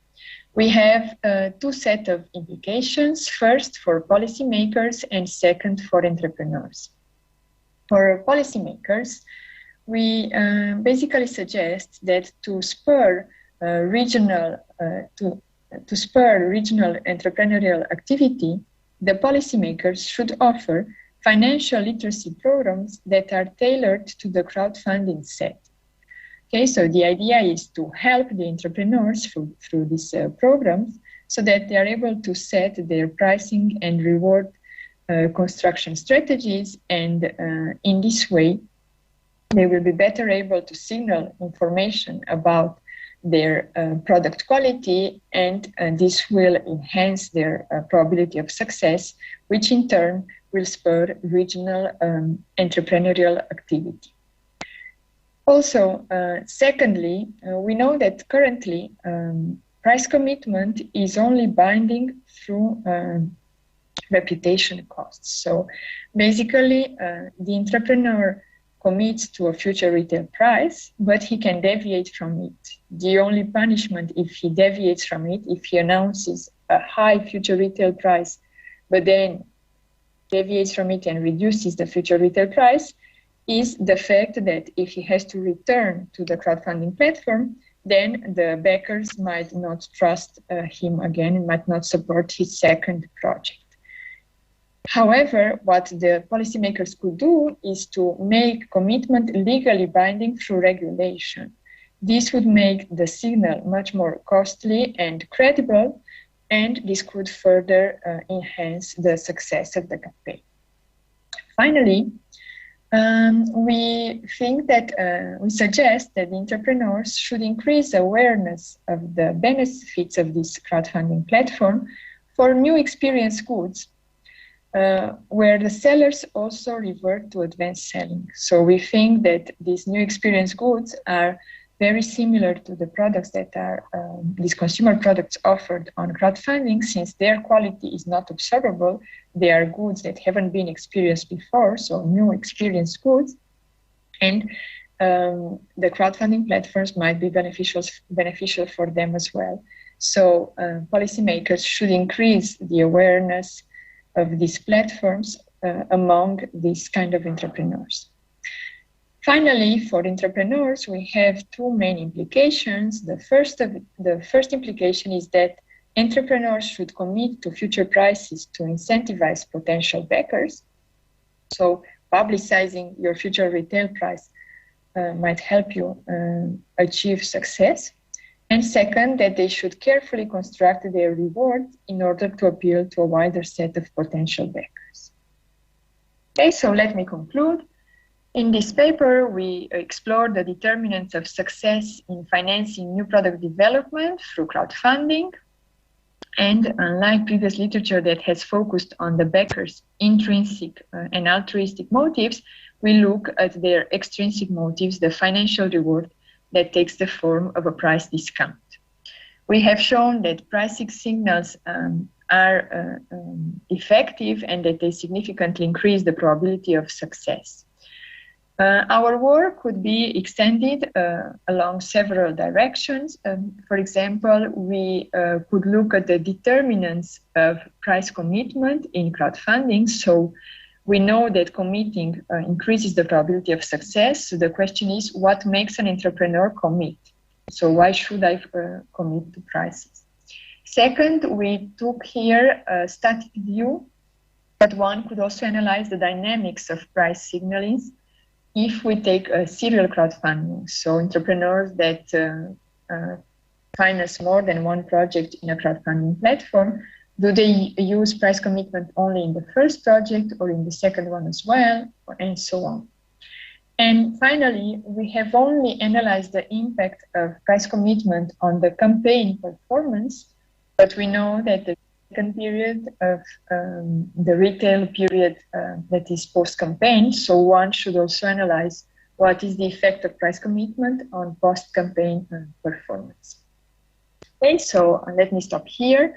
Thank you very much for your attention, and I will join you briefly for the discussion session to answer any questions that you might have and to hear your comments. Thank you.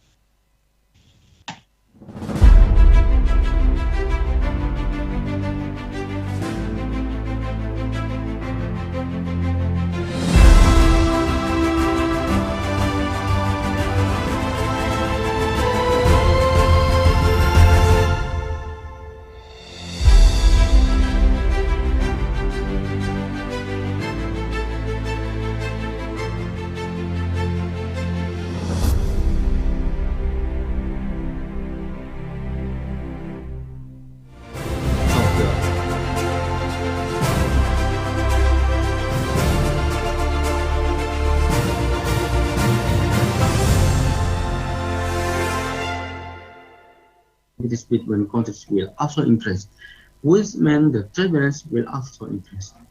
The exchange rate show a negative and significant effect on the trade balance of Asian countries. This is because after the Asian cooperation, more countries import, so the exchange rate or exchange rate of each country depreciates.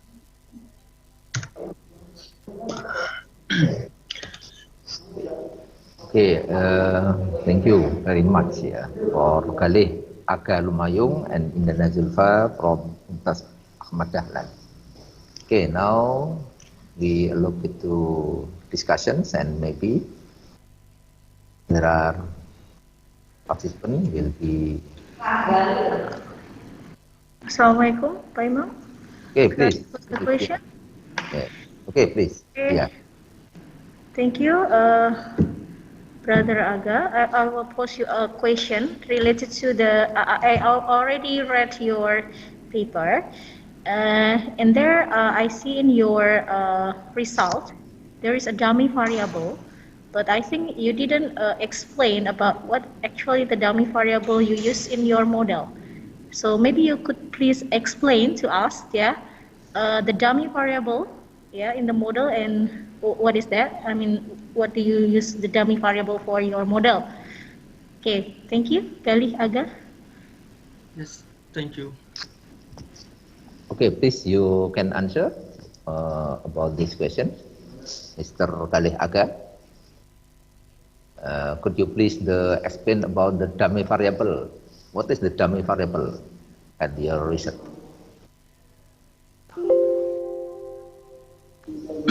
Okay. In our paper we use the regression paper about the dummy Dummy variable in your Yes. model. What do you use the dummy variable? Because you write the dummy variable in your result, in your table of result, the regression result. about I'm sorry, about the dummy variable. I don't understand about it, so we use the regression variable.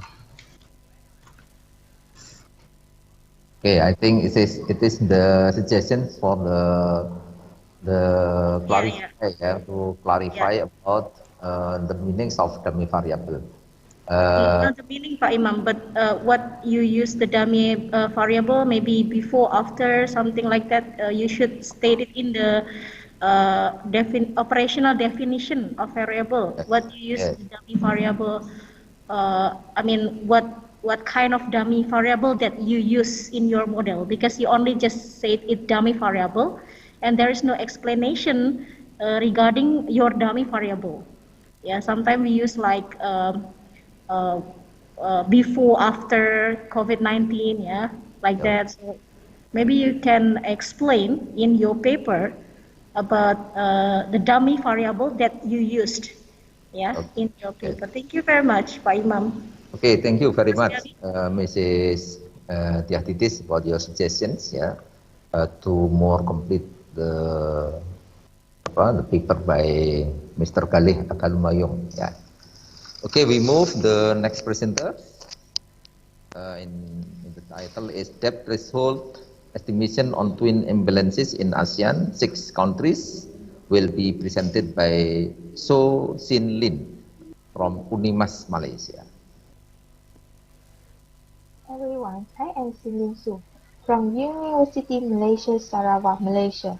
My research topic is debt threshold estimation on twin imbalances in ASEAN 6 countries. First, I will give a brief intro about my research. Indebtedness is a huge global issue faced by all economies around the world since the older time. When high and increasing debt levels have become a concern, where the public debts have become the core of the turmoil. When the government spending in a year exceeds its revenue, there will be a budget deficit occurs. When annual deficit occurs, that cannot end until the accumulated debt becomes unsustainable, and this will cause the government's finance collapse. Next, introduce current account. Current account is one of the core indicators of external imbalances in global economy. What is current account deficit? Current account deficit means that the country imports more goods and services than exports. And meanwhile, deficit also implies a country's spending exceeds its capacity. The continuous huge current account surplus is a new norm in ASEAN countries. For example, Malaysia, Thailand, and Philippines and Singapore have reduced their current account deficit with high public debt, where the driving factor of this phenomenon is due to the decline in domestic production and also domestic demand. Next, introduce debt. Debt is inevitable and highly introduced to reduce negative effect of economic shocks. Accumulation of public debt each year will lead to growth in fiscal deficit and later cause the increase in current account deficit too. With the annual growth, increase in amount of past debt, debt interest, and current new debt will extend the debt to a higher level, which result in a huge impulsion on fiscal deficits. Where the public debt to income ratio of these ASEAN economies has risen to a higher level than before the Asian financial crisis. Next, the main objective of my study is to determine the threshold level of public debt and also to investigate the relationship between public debt and twin imbalances. The research country involved is ASEAN 6, which included Indonesia, Malaysia, Philippines, Singapore, Thailand, and Vietnam from 1990 to 2019. The dependent variable is current account balance, and independent variables are fiscal balance and public debt. Here shows the empirical model of my research. The first model displays the basic balance panel regression model. Next, the main model is on the threshold estimation model. In threshold estimation model, I adopt the idea of Hansen 2000 year, which including two regimes. One is public debt below or equal to threshold level. The second regime is public debt higher than threshold level. In this research, I included two tests and one estimation. First is panel unit test. Results shows that variables are stationary at first difference. In other words, there is no unit root exists. Hence, can proceed to the second test on panel co-integration. In panel co-integration, result shows that variables are co-integrated in long run. Next, proceed to threshold estimation. Under threshold estimation, the result indicates that this is a single threshold regression model, where the threshold of public debt to GDP ratio is at 51.42%. When public debt with single threshold regression model is distribute the relationship with twin imbalances into two regimes. First is the public debt to GDP ratio is lower or equal to 51.42%. The second regime is the public debt to GDP ratio is higher than 51.42%. Furthermore, when public debt to GDP ratio is lower or equal to 51.42%, there is a significant but negative relationship between the twin imbalances and debt. In other words, this is the phenomenon of twin divergence occurs. Besides, when public debt to GDP ratio is higher than 51.42%, this indicates that there is significant and positive relationship. In other words, the phenomenon of either twin deficits or twin surpluses will occur. Next, move to the part of conclusion. I emphasize that the main objective of my study is to determine the threshold level of public debt and also to investigate the relationship between twin imbalances and public debt in ASEAN 6 countries.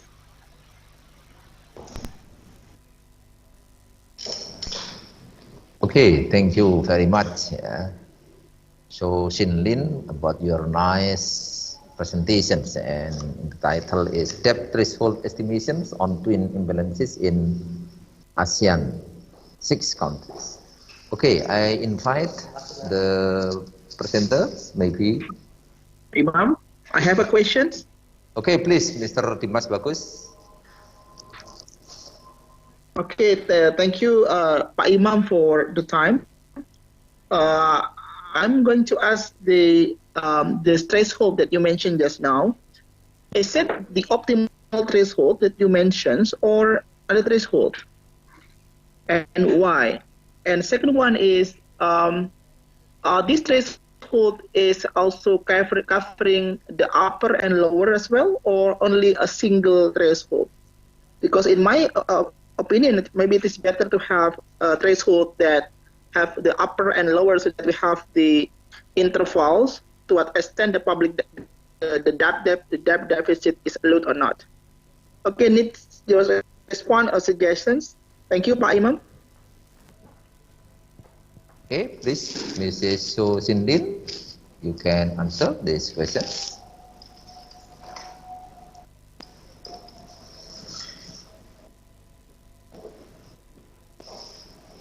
Mrs. So Sindin.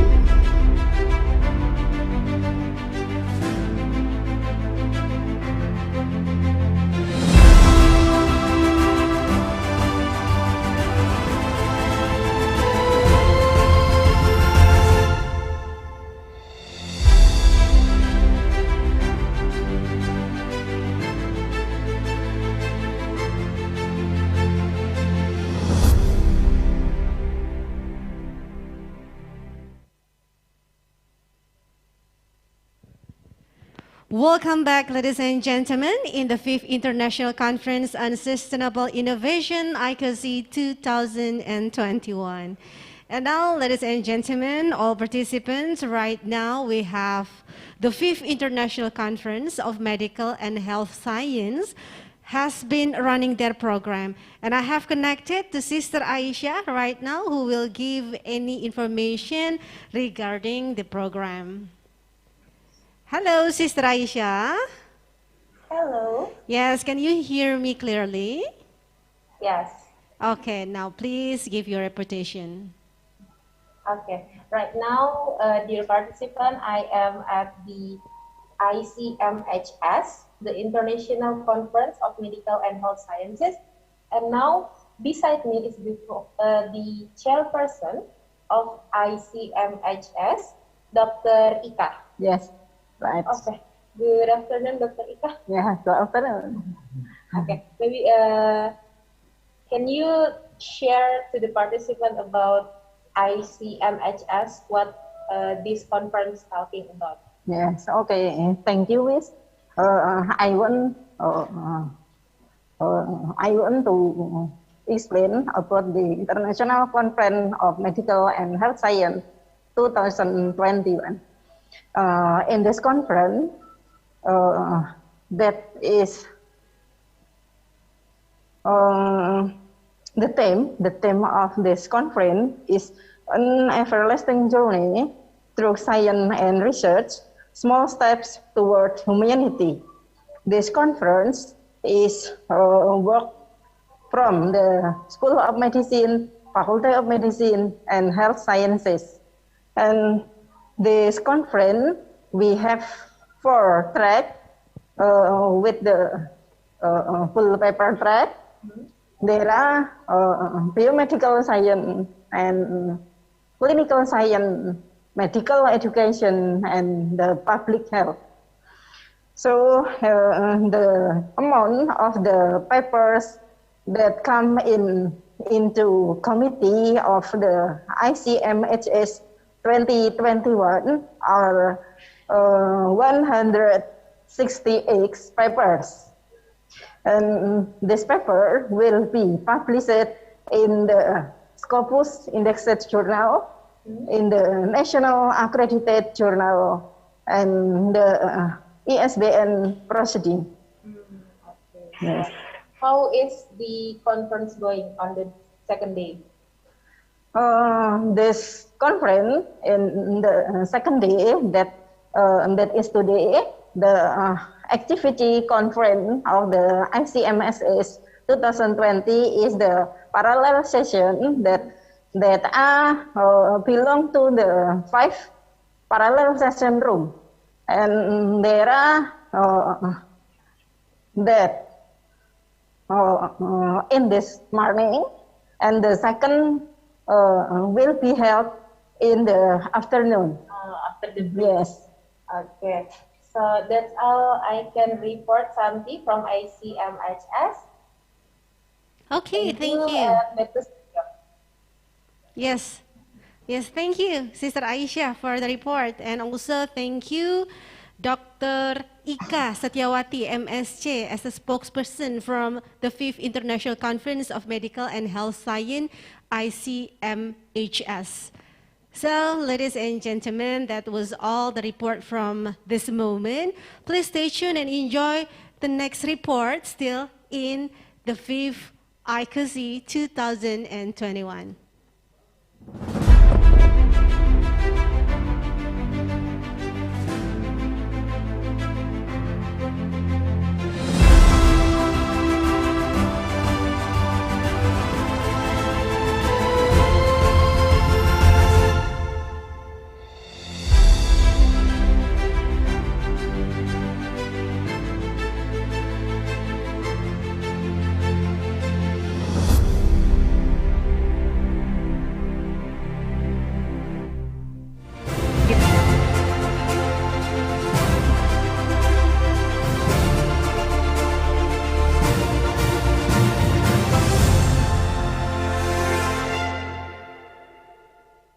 Interest in my small-scale, ongoing research project. The title of my research will be Reading Walls, Digital Social Readers. I am Farina Tazijain, and these are my co-researchers, Dr. Rufiza Abu Bakar, Madam Rosmaliza Muhammad, and Dr. Nur Fazlin Muhammad Ramli. We are all from University Technology Mara, Malaysia. For introduction, this is the infographic that I would like to share with all of you about the trends in reading over the years and generation. So what do you think? Which generation reads the most? Is it the Generation Z, Millennial, X, Baby Boomers, or even the Silent Generation? What do you think? Surprisingly, young adults tend to read more books than seniors, and also read more in digital form than their elders. The millennials actually read more. If you see them staring in their phones, they are actually surprisingly reading. The way they read is different from us. If you look at the infographic, most of the millennial uses phones or internet-based gadgets to read, unlike us where we are more comfortable to read using hard book or papers.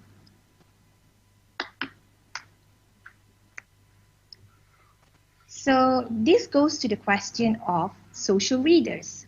So who are the social readers? Social readers, like I've explained earlier, would be the millennial generation. And what is social reading? So social reading, defined by Garcia 2013, is the collaborative highlighting and annotation of an electronic text using social reading tools. Social reading allows conversation about the text inside of the text.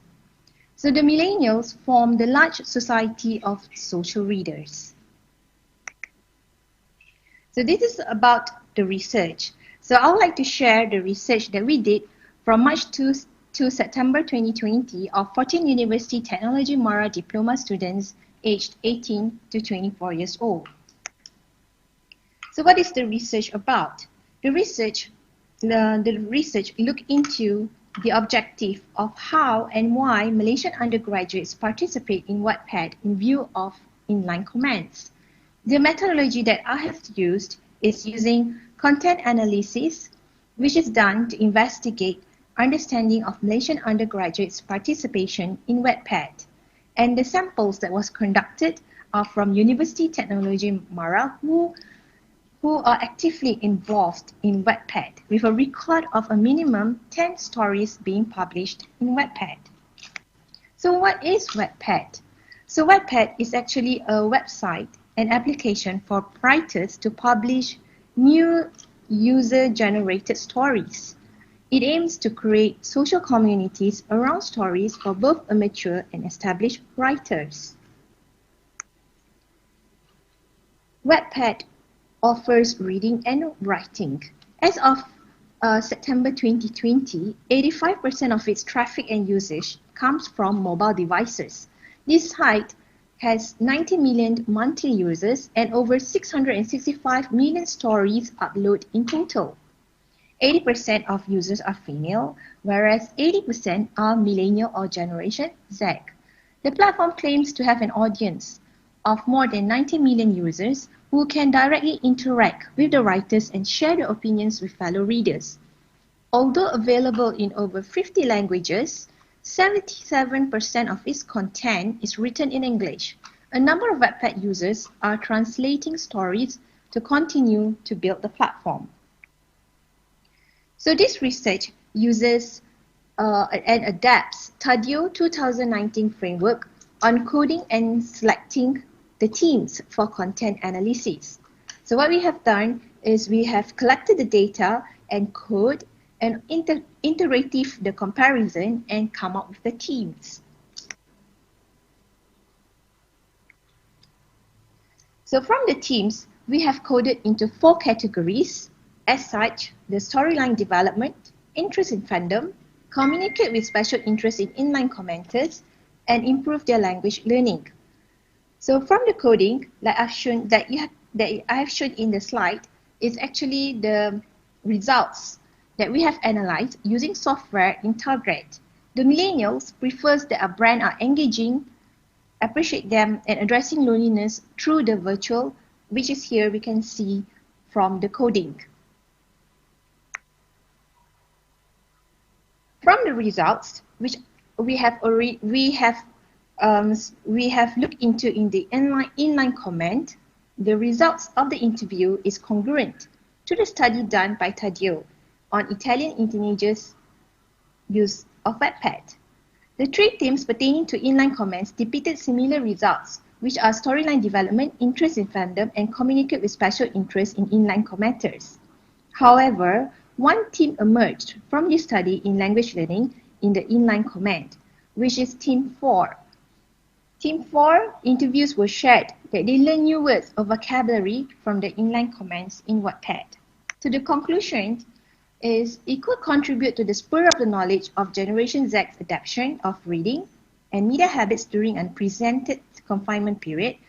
Enriching such knowledge may help us to be better prepared to make informed recommendations in future similar situations. Further study needs to be done to look at other factors, such as the intrinsic and extrinsic motivation, gender differences, and other platforms among Generation Z. Social reading creates a spontaneous interest in reading. It can enhance both reading and digital literacy while at the same time fostering reading and comprehension skills, as well as soft skills such as critical thinking and decision making. That's all from me. Thank you. Assalamualaikum. Bismillahirrahmanirrahim. Assalamualaikum warahmatullahi wabarakatuh. My name is Mariam Sorohiti and my research partner is Dwi Okti Istiqomah.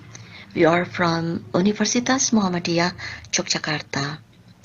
In this occasion, I would like to share what we have done in our research related to reading tests, especially in what students face in English proficiency test or EPT. Let's start from the introduction.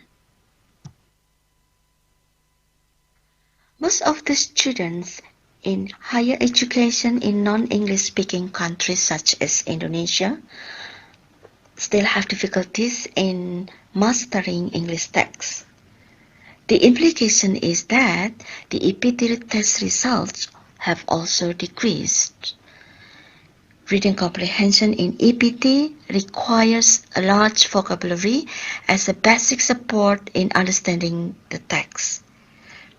In this process, students cannot avoid the challenges and they have to apply certain strategies. Therefore, understanding the students' challenges and strategies during the EPT is needed to help students increase their EPT scores. In this study, we have two objectives. The first is to find out the students' challenges in doing reading comprehension section during EPT, and the second is to find out the students' strategies in doing reading comprehension section during EPT. Let's move to literature. Related to the challenges of reading comprehension, problems will arise more when the reader reads a foreign language text, in this case, English text. And then the reading comprehension test is one part of EPT in which some challenges occur when non-English speaking students take it. The next is the literature review underlying the reading strategies. First, reading strategies are very important to successfully comprehend the text and to overcome any reading problems. Knowing appropriate general reading strategies could help students complete the reading comprehension section. And then, text-taking strategies are cognitive abilities to know what to do during the test and deal with any challenges of testing situations in appropriate manner. And during completing the reading comprehension test, students use various strategies. Reading strategy is how readers interact with the text and how reading affects their understanding of the text.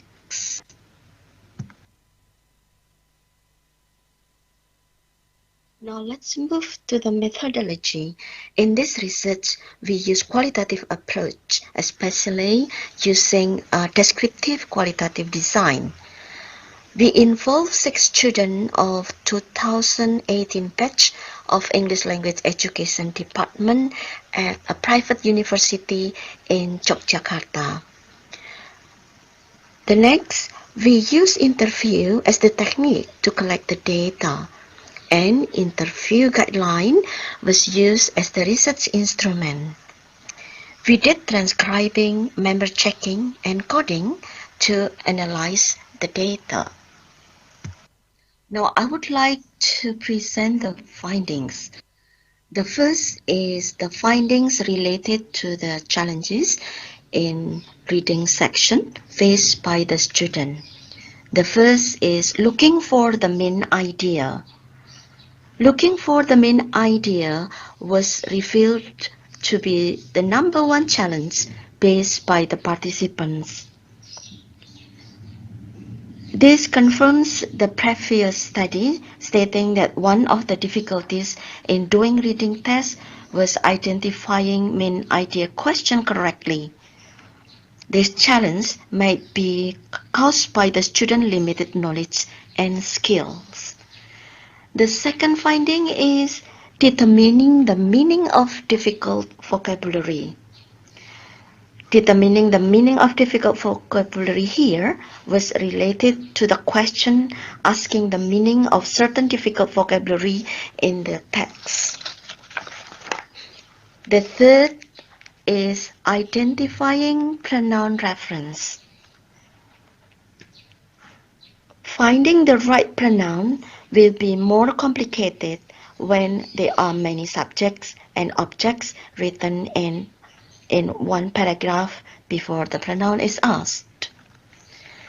And our fourth finding is specifying implied detail.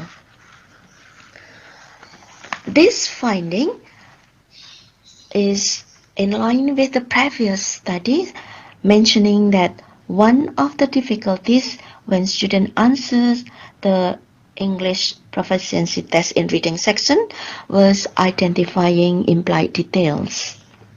And the fifth finding in our research is determining the tone of the passage. The tone of the text can be humorous, sarcastic, impassioned, or even factual or informational. These become the source of student challenges when doing the EPT test, especially in reading section.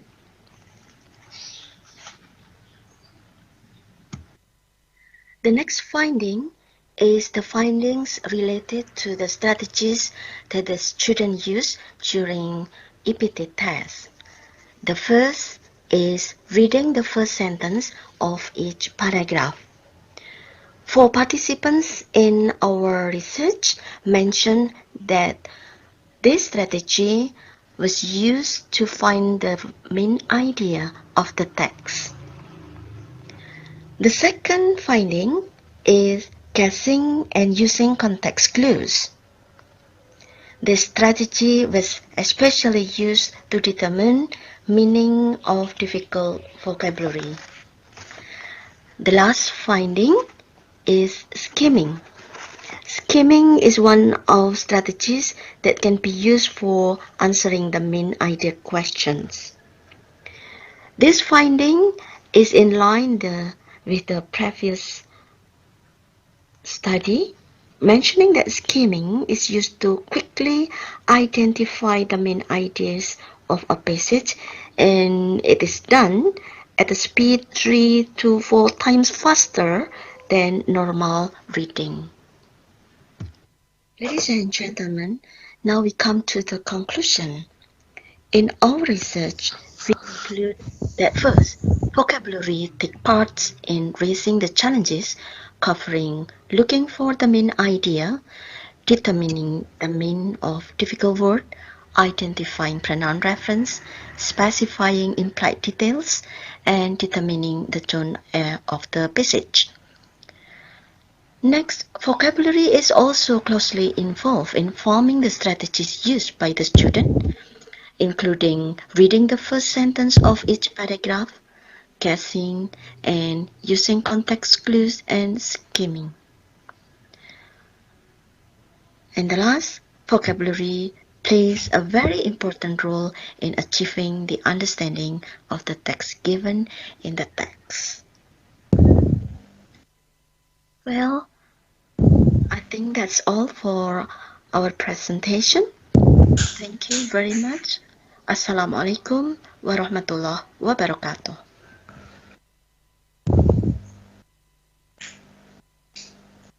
Waalaikumsalam warahmatullahi wabarakatuh.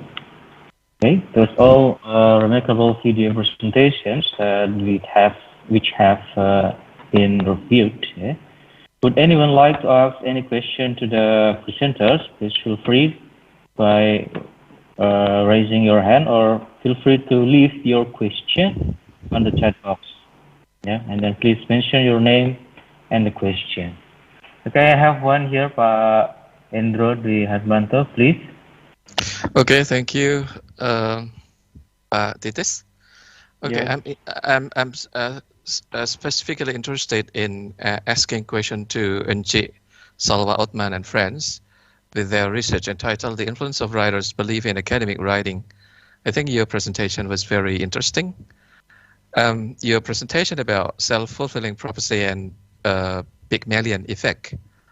Yeah, it is very interesting. It seems to me that in the classroom, a self-fulfilling prophecy occurs when a teacher holds expectation for students, which through social interaction causes the student to behave based on the teacher's expectation, whether positive or negative expectation, and even based on what teachers comments to the students.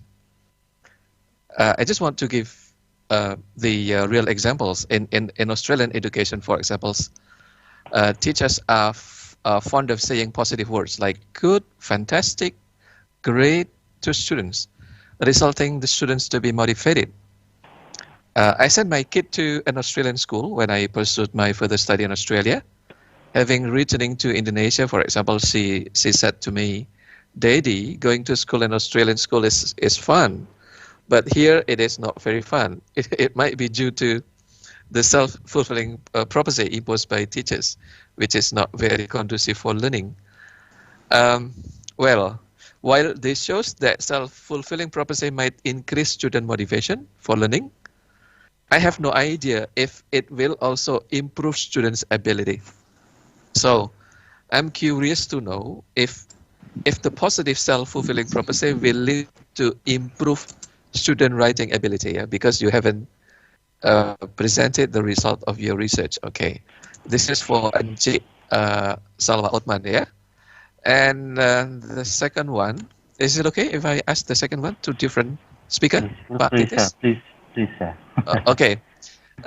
And the second one is I would like to ask Ibu Husna, yeah? With a title, with the research entitled English Student Motivation in the Emergency Remote Learning, yeah? Your presentation was also very interesting, and interesting findings are also revealed. And the finding, it seems to me, suggested positive tone and optimism, right? And it's a bit surprising because many experts and many educators put forward what is so-called the learning loss, yeah, experienced by students, especially in the remote area, because there is a sort of digital divide between the urban area and rural area. While urban area has equipped themselves with technology, internet, rural area still lacks of that facility. So that it is predicted that they will be experiencing learning loss. Yeah. So what do you think of the potential of learning loss that might be experienced by the students? I think in your research you have not touched upon it, but I just want you to share your ideas, yeah, about the potential of learning loss that will be experienced by a student.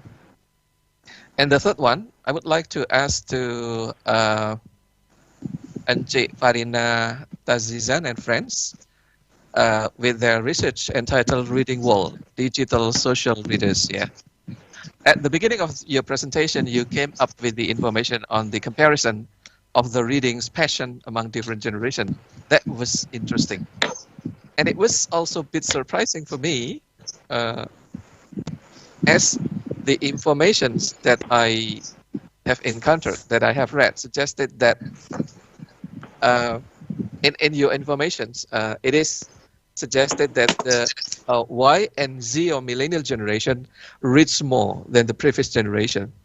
This is a bit different, really, from the literature that I have read, which suggests that millennial generation is, in quotation, lazy in terms of the extensive reading, because they used to reading short information to social media.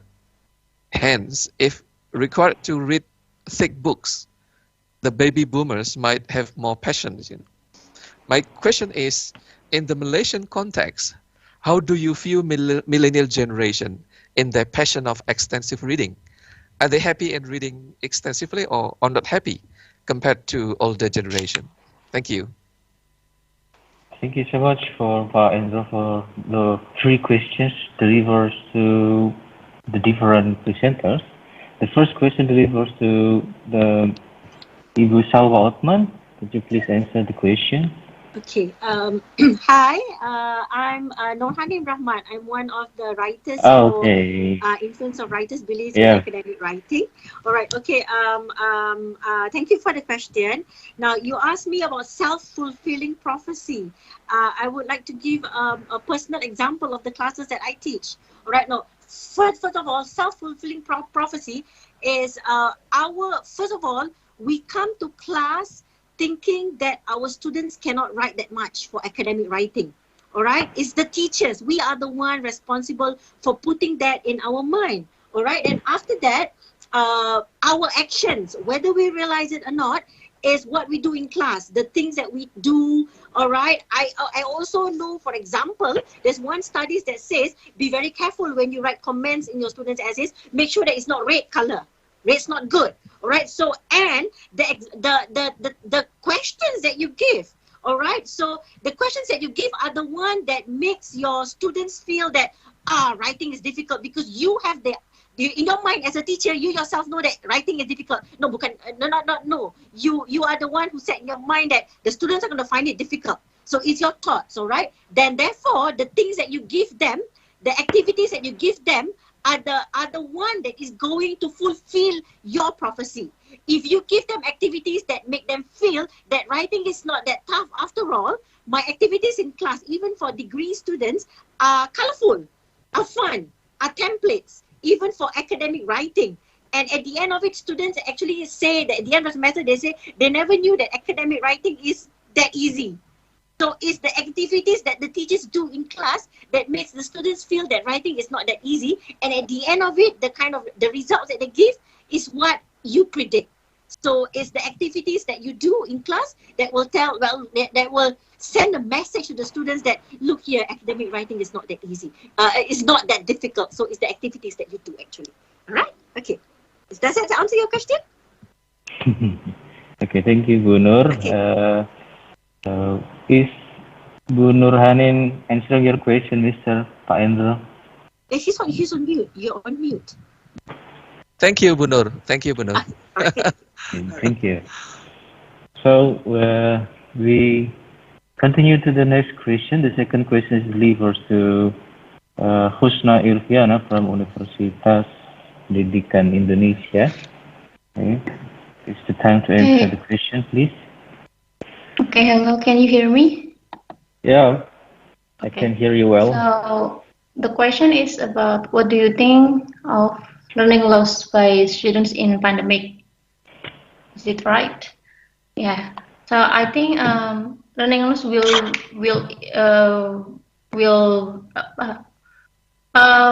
give very impact to the students' learning, especially in pandemic, because if the students have no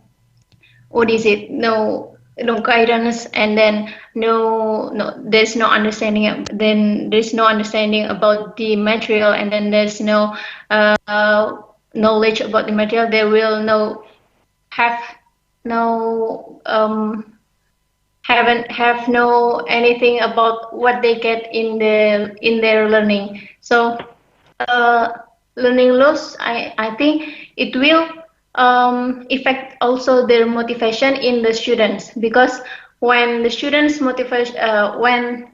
they have no guidance and they have loss with their learning, they will be have a low motivation to learn, especially in the rural area, which has a lack of online facilities. They will get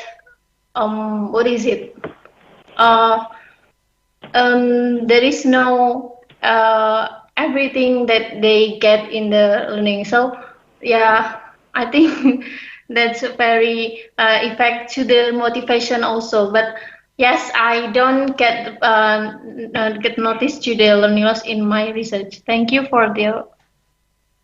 Okay, thank you for the answer, Ibu Husna. Is Ibu Husna answering your question, Pak Endro? Or do you still have another question? Yes, thank you. Yeah, okay, thank you, Pak Endro. And then we still have one question from Pak Endro delivered to Ibu Farina Zijan. All right, thank you, moderator. Dr. Andrew, your questions were about on my paper of digital social readers, where you mentioned that surprisingly the baby boomers from your reading actually read more compared to the millennial. All right, from the literature review that I've read, what I did was comparing on the digital platforms. So the digital platforms where millennials, I think they are far better than us, because they are faster, and they although they read in a very small or I would say less or limit words compared to us for the reading, but surprisingly, they actually read more, but probably in their own way. For example, in Wattpad, you can see that 80% of them actually write and also read. And these are novels, long novels, but it is on online technology, or it's on online digital. Unlike us, we prefer to have the hard copy books, hardcover books, or written. We prefer to read like that. But for them, they prefer to have, because they are born in the technology. So obviously, they prefer to read more using the digital. But of course, when you mention they read not extensively. Yes, they don't read extensively, but they only read.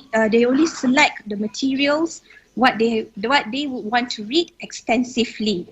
So yes, there's a vast difference actually when it comes to in terms of comparing hard book reading and digital reading. So I think I hope that answers your question, Dr. Andrew. Okay, thank you.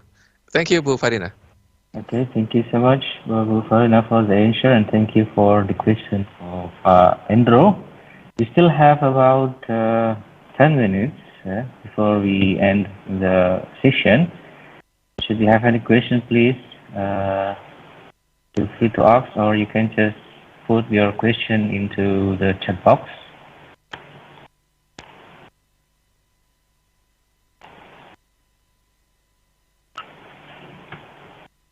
Okay, while waiting others to ask the presenters, I also have the questions to. I'm interested in the Reading Walls digital social readers using Wattpad to Ibu Farinata Zizen. So we know that we have all of the application about it. Yeah. So you show that Wattpad. So what is the unique point from Wattpad amongst other applications like, if I'm not mistaken, about Dreamy or WebRead? Thank you. Okay. Okay, I think, are you a user of a Wattpad, Mr. Titis? Not really. I'm not really famous about it, Ibu. So that's why I asked you what is the unique point from Wattpad. So after you explain, maybe I will use it. Okay, there are actually many features in Wattpad, and I think most millennials they like to write and also read in Wattpad is because it is like it's like Facebook and Instagram, but because you have your followers, you have your people, you have followers to read what you have written. The thing that's quite interesting because what you write and what you read, you have an opportunity to publish it in Netflix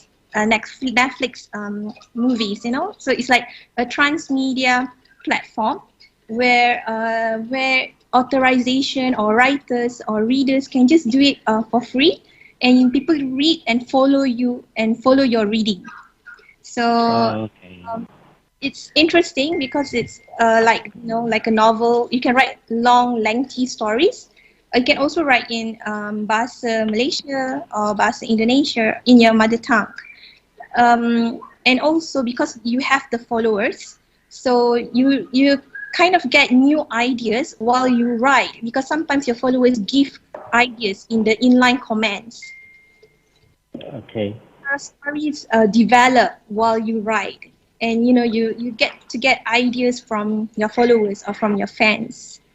So I think Wattpad is one good platform to improve your language. Okay, thank you so much, Ibu Farina, for your answer. After this, let me try to use the Wattpad also, like you. Yeah, I will follow you. Okay. Thank you. You're very welcome, Ibu Farina. We still have about for one questions, maybe we still have the question to the presenters. Please ask.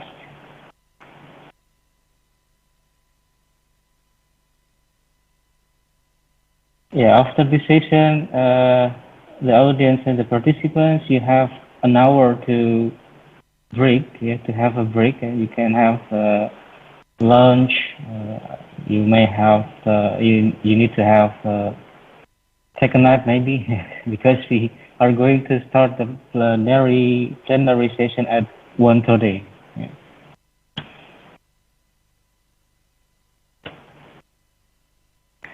Thank you. Bye. Okay, I think there is no question anymore. Yeah, so I can see that our time is just about up. So to finish the session, I'd like to say thank you very much for participating in this conference. Hope we meet again in person in the next year conference. Yeah? And before that, please turn on the camera to take the picture together. Give me your sweet smile. Okay, Bu Nurhanim, yeah. Your smile is really sweet.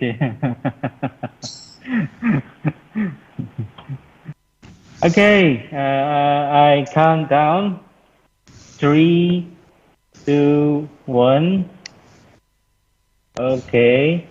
One more time, you may have the freestyle to take a picture like something else. Okay. Okay, I count down from 3, 2, 1. Thank you.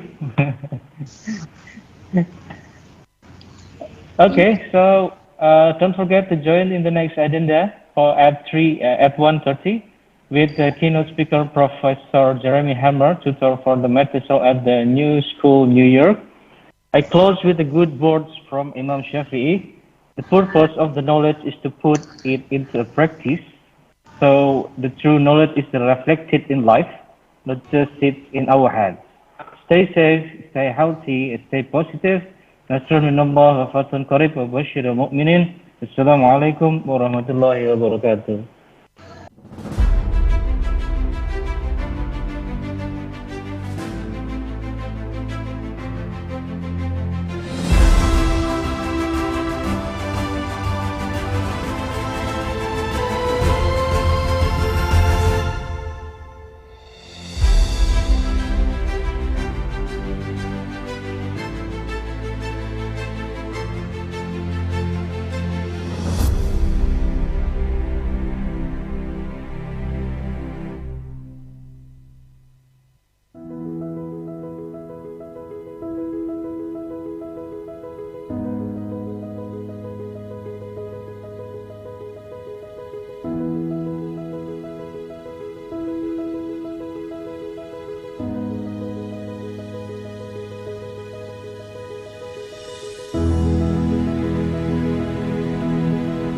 Paradigma pendidikan kami adalah memberi peluang bagi yang ingin berusaha untuk maju dan meraih kemandirian dengan penguasaan ilmu dan teknologi secara kreatif, inovatif, dinamis, dan berakhlakul karimah.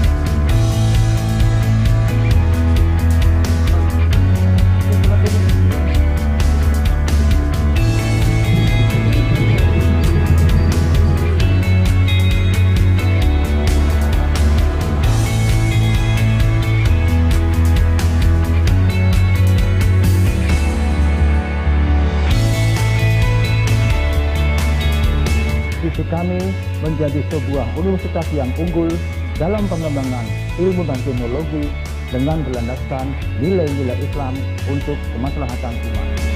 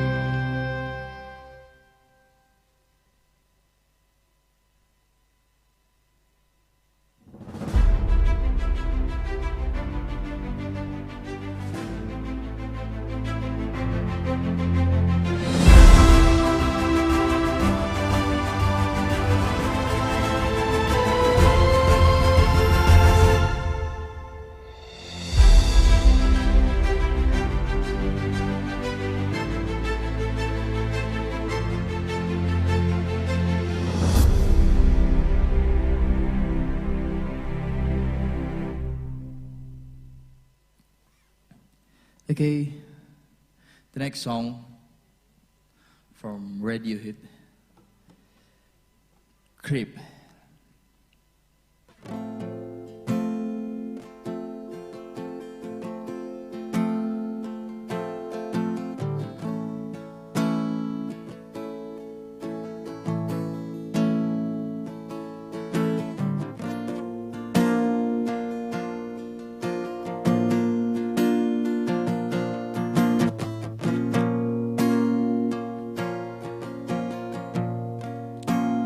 You were here before. Can look you in the eye.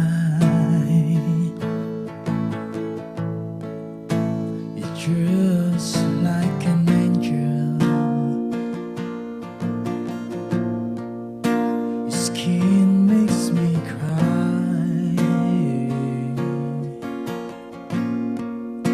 Your blue like a feeder in the beautiful world. Your eyes are special. You're so very special. But I'm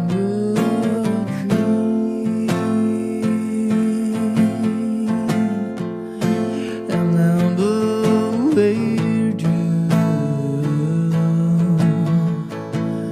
what the hell am I doing here? And I don't belong here. Don't care if it hurts. I wanna have control. I want a perfect body. I want a perfect soul. I want you to notice when I'm not around. So very special. I wish I was special, but I'm book real, and I'm book way too. What the hell am I doing here? And I don't belong here.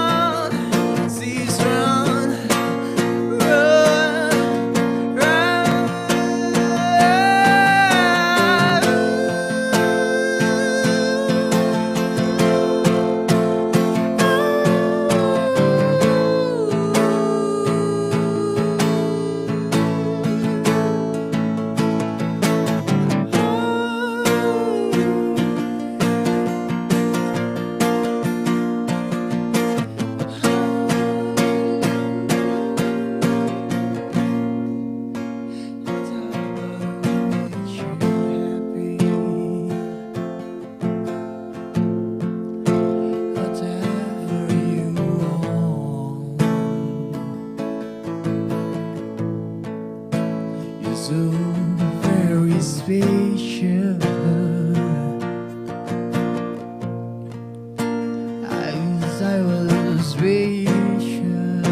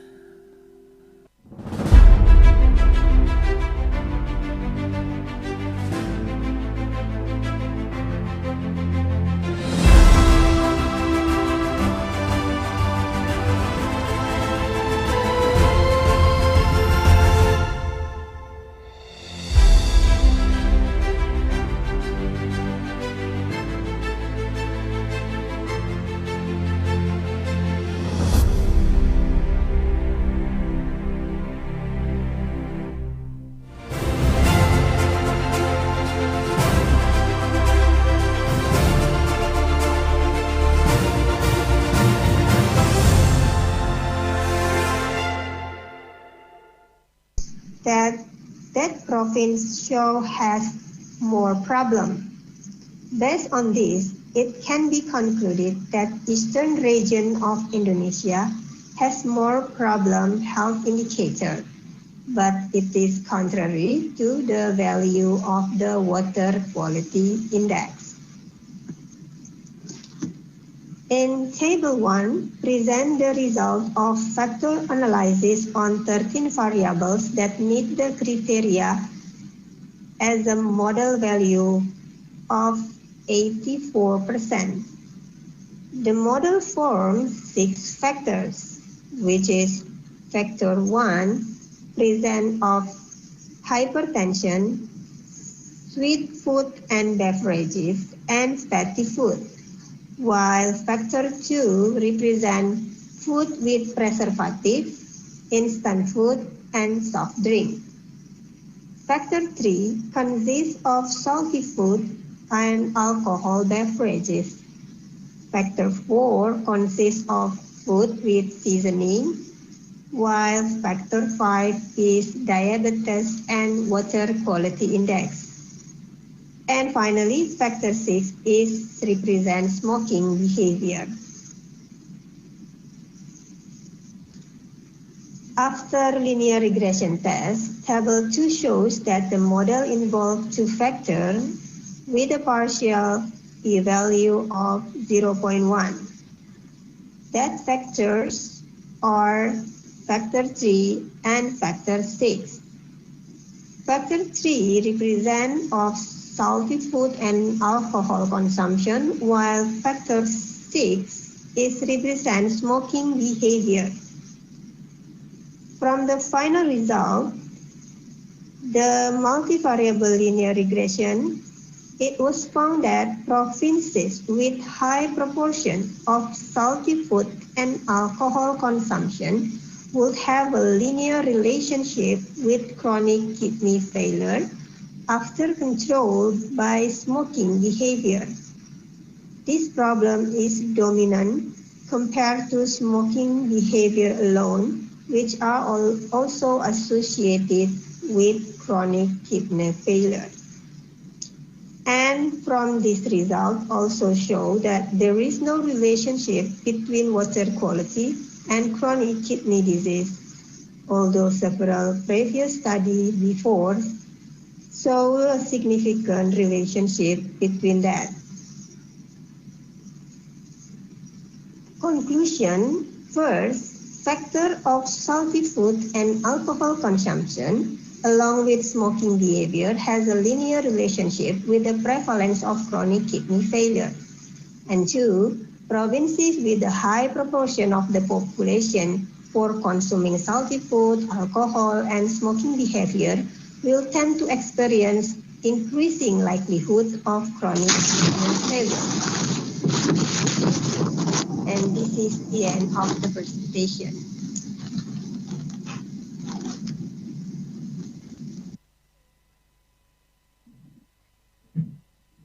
Assalamualaikum warahmatullahi wabarakatuh.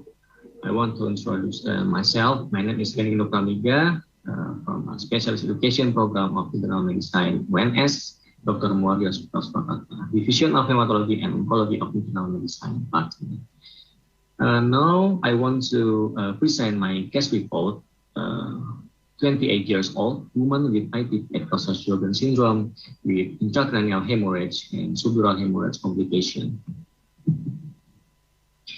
For introduction, immune thrombocytopenia purpura is an autoimmune disorder characterized by thrombocytopenia caused by the early destruction of platelet due to platelet autoantibodies. In adult, the most common type of ITP is chronic ITP. The annual incidence of ITP in adult has been estimated to be 2 to 4 cases per 100,000 people and increases with age. Bleeding manifestation in chronic ITP vary widely from light to heavy bleeding. This case is interesting because it is rare for patients with chronic ITP who experience a hemorrhagic stroke.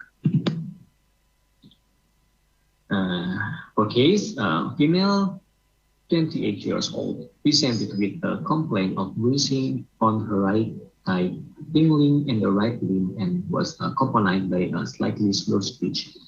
Complaints are accompanied by continued weakness, dizzy eye, and black defecation. 8 days before, the patient was hospitalized in another hospital and received 6 peg of red blood and 8 peg of yellow blood transfusion. 3 months ago, the patient had complained about a large number of menstrual periods outside of a regular menstrual schedule. The patient first received 6 peg of yellow blood transfusion 8 months ago when the patient was pregnant. This is a physical explanation for this patient. Patient is compass mentis, stable hemodynamic, and then in the eye we can find conjunctiva anemic and L in the mouth. And then we can find ecchymosis in the right lower extremity and paresthesia in the right and inferior extremity. This is a laboratory test result for this patient. We can find in here anemia and then thrombocytopenia and electrolyte imbalance. And then in the another test we can find RO 60 strong positive and then RO 52 strong positive cytobacter results for the presence of autoimmune disease primary menstrual syndrome. This is a very broad blood image for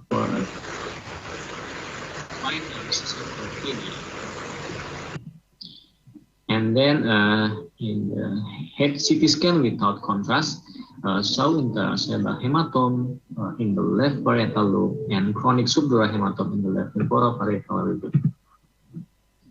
This is bone marrow puncture in this patient, show an increase in granulopoiesis and thrombopoiesis system. For discussion, from the patient condition story, the main problem is thrombocytopenia with a very low platelet count, 4,000 per microliter. In a normal range, 150 till 450,000 per microliter. This condition causes many complications, including anemia due to bleeding, until the heaviest one is paralysis in the superior and inferior extremities due to intracranial bleeding. ITP is an acquired disorder in which there is immune system mediated destruction of platelet and possible inhibition of the release of platelet from the megakaryocyte. In children, acute ITP usually occurs most commonly after infection and often spontaneous remission. In adults, the most common type of ITP is chronic ITP, although in some adults, spontaneous remission occurs, usually within a month after diagnosis. Chronic ITP is usually characterized by a story of mild to moderate bleeding, which the patient is sometimes unaware of. Bleeding manifestation in chronic ITP vary widely from ecchymosis, petechiae, purpura, and in general, the severity and frequency of bleeding correlate with the platelet count. Platelet count more than 50,000 per microliter usually symptomatic. Platelet count of 30 till 50,000 per microliter can have bruises or hematomas. Bruises on the skin were also complained of by patients when they come to hospital, and bruises have also been complained of by the patient when he was admitted to the hospital before. Platelet count is 10 till 30,000 per microliter. There can be spontaneous bleeding in menorrhagia. Patient also complained history of menometrorrhagia and prolonged bleeding if there is a wound. Platelet count is less than 10,000 per microliter. There can be mucosal bleeding, for example, epistaxis and gastrointestinal bleeding. In this patient, there is black defecation, indicate the gastrointestinal tract bleeding. Platelet count is less than 10,000 per microliter. This patient comes with a platelet count of 4,000 per microliter. There is a risk of a central nervous system bleeding. This patient has intracranial hemorrhage. In this case, intracranial hemorrhage occurs. Intracranial hemorrhage is a rare and potentially fatal form of bleeding in patients with ITP, which occur for about 1% of ITP cases. Intracranial hemorrhage occurs because platelets are essential for maintaining blood vessel integrity, and platelets are required for protein coagulation and adhere to the blood vessel walls at the site of endothelial injury. Based on survival studies, it is estimated that 7 to 8,000 per microliter platelet are needed to maintain vascular hemostasis.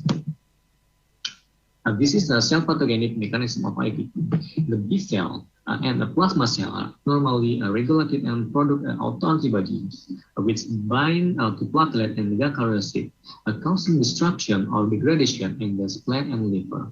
The cellular immune response is also affected, leading to decrease in track and break, which affect the survival of autoreactive plasma cell and imbalanced subset of CD4 T cell. Cytotoxic CD8 T cells are also activated in megakaryocyte platelet and apoptosis and dysregulation of BM homeostasis. Therefore, the pathogenesis of ITP results not only in platelet damage, but also in megakaryocytosis and thrombopoiesis defect. For management, chronic ITP treatment is primarily aimed at maintaining a safe platelet count to prevent heavy bleeding, while with a holding medication it's possible to avoid the adverse effect of therapy that often outweigh the problem caused by ITP. In this patient, due to a major platelet count, drug therapy must be administered immediately. The most crucial general therapy is avoiding excessive physical activity to prevent trauma, especially head trauma, that worsening the condition. Initial therapy for ITP is a prednisone or methylprednisolone at a dose of 1 till 1.5 milligram per kilogram body weight per day for 2 weeks. Treatment response is usually obtained in the first week. In this patient, the platelet reaches normal number on the 10th treatment day, 7 days after the first methylprednisolone injection on the 3rd day of treatment.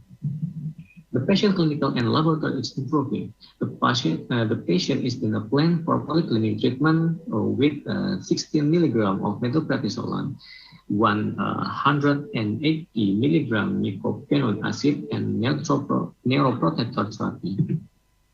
This is a monitoring hemoglobin for this patient. You can find in here improving hemoglobin for this patient. And then this is a monitoring platelet for this patient. We can find an improving result of platelet in this patient. For conclusion, chronic ITP is an autoimmune disease that can cause mild to severe bleeding, hemorrhagic stroke, symptoms that often occur mainly appear on the skin or mucosa, which are very visible when bleeding occurs. Immediate treatment is needed if there is a very severe decrease in platelet level, because the complication will also be severe, and that can occur in the patient. Thank you very much. Wassalamualaikum warahmatullahi wabarakatuh. Assalamualaikum warahmatullahi wabarakatuh. Thankful to this day.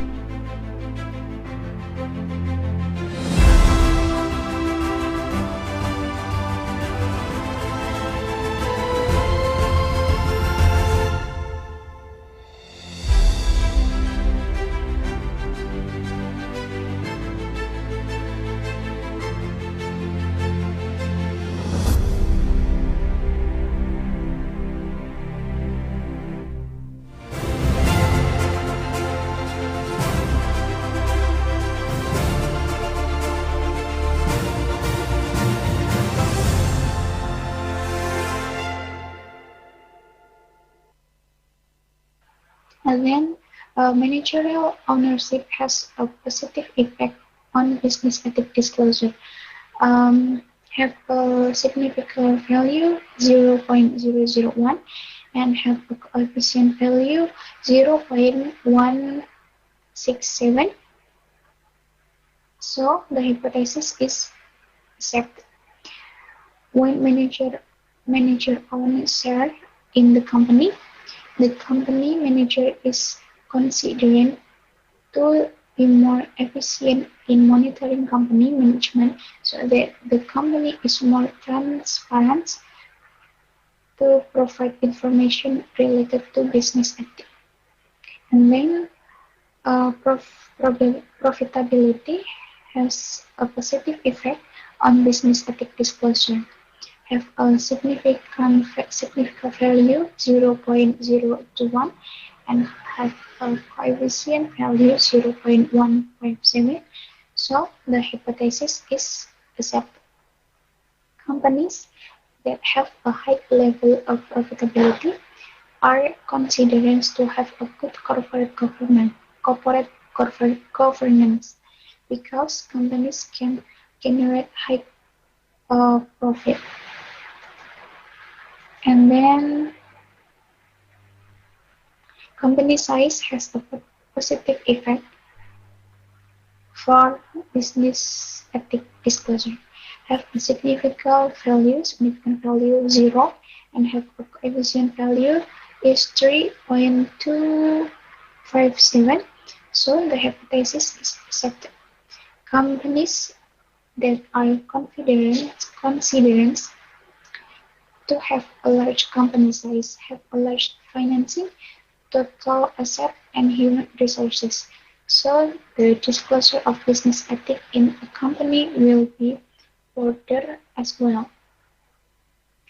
This is the responsibility of the company managers to make wider disclosures so that investors are interested in investing their funds in the company. And conclusion. In the study, examine the factor influencing business ethics disclosure in Indonesian company. The statistical results show the birth size, the number of board, and gender composition have no effect on the disclosure of business ethics, while institutional ownership, managerial ownership, profitability, and company size have a positive influence on the business ethics disclosure. Okay, thank you. Wassalamualaikum warahmatullahi wabarakatuh.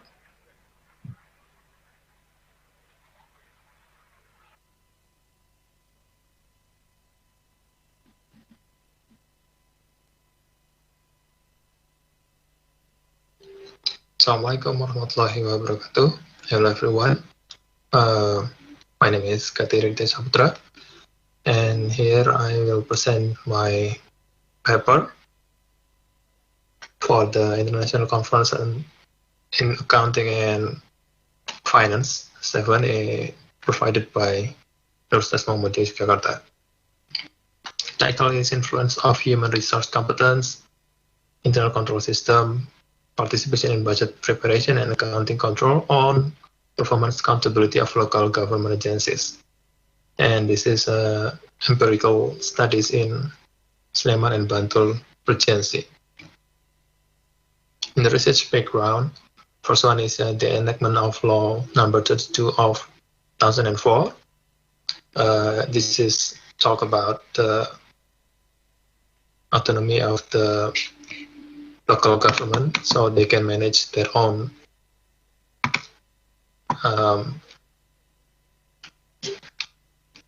budget to following statutory regulation.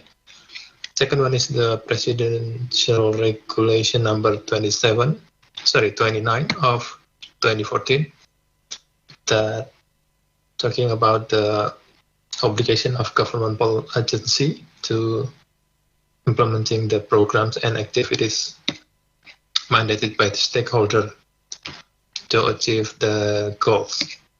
The third one is about government agency performance accountability system, which is there are not being implemented in real and consistent manner, like lack of commitment in prioritizing performance accountability, and then several laws and regulation on performance accountability are not aligned, and there are no strict sanctions on government agencies, and there are still lack of socialization on policies and etc. And the last one is about inconsistencies on the research result. For the literature review, I would like to tell you about the first one is the stewardship theory that illustrates head manager behavior can benefit the organization to achieving their goals. And this is the other literature. First one is government performance accountability, which is dependent variables, and human resource competency, internal control system, but participation in budget preparation and accounting control as independent variable. The first hypothesis development involved human competence application, which is driven by high capacity of various parties on working unit are increased, government performance. So within high competence, the performance of government employees will be better. This is supported by Hafiz, Razi, and Putri. So for the first hypothesis, we'll talk about human resources competence has a positive impact on the performance accountability of government agencies. The second is the internal control system, which can improve performance and achieve success in carrying out the tasks and program that have been planned for the local government according to the target and can be accounted for the interested parties. So the higher level of internal control, the more high performance accountability. This is supported by Pralianti, Manulang, and Kalsum. Third one is participation in budgeting that can increase the accountability of the performance government agencies because all of the components from the top to the bottom level working together to preparing a good and proper budget. So the third one is the higher level of participation in budgeting, the more high performance accountability, and supported by fourth research by Arifin, Susanti, Prativi, and Suksin. The last one is accounting control that can provide confidence and means in controlling work plan and reduce the risk of deviations. Accounting control can improve performance success, supported by reliable information and supported by good procedures to produce organizational goals and target as expected. So the higher level of accounting control, the more high performance accountability, and supported by Hari, Fatia, Zakirin, and Jarwati. Here is the research model. There are 4 independent variables and 1 dependent variable. For the methodology, the first one is sample. I use in regional work units, or we call it SKPD, in the regional government of Sleman Regency and Bantul. Number of population is 50, and type of this data is qualitative and primary. Sampling technique is purposive sampling and within survey method and questionnaire. For the hypothesis testing, as you can see, there are three times testing. The first one is the combination of Sleman and Bantul Regency, and the result for the R square is 0.138. And when the Sleman and Bantul Regency examine one by one, there are higher R square with 0.769 and 0.775. The notes are HRC is human resource competence, ICS is internal control system, PP is budgetary participation, and IC is accounting control. The results is the first one, the human resource competence does not affect the performance accountability of local government agencies. Second is the internal control system has a significant positive effect effect on the performance accountability of local government agencies. The third one is participation in budgeting does not affect the performance accountability of local government agencies. And the last one is counting control has a significant positive effect on the performance accountability of local government agencies. Implication of this research is the first one is this research was disrupted by the COVID-19 pandemic outbreak. Because of some questionnaire collection points were closed, it can be implied that the thesis statement may be spotty. Second is caused by pandemic outbreak too. The data collection technique use a questionnaire without being equipped with interviews. So this may not be strengthening the research result. Third one is this research still can be improved by when references from credible sources. The last one is this research might be helpful to overcome the readers or future researchers by using different methods and samples in order to improve the quality of research finding. Lastly, the suggestion for this paper is to add respondent not only by regional secretariat, office, agency, and offices, but can add more other agencies and get even more databases. And the second is for the research is to add direct interviews so that filling out the questionnaire is more objective. Okay, thank you. This is the last part of my presentation, and I would say thank you. Okay.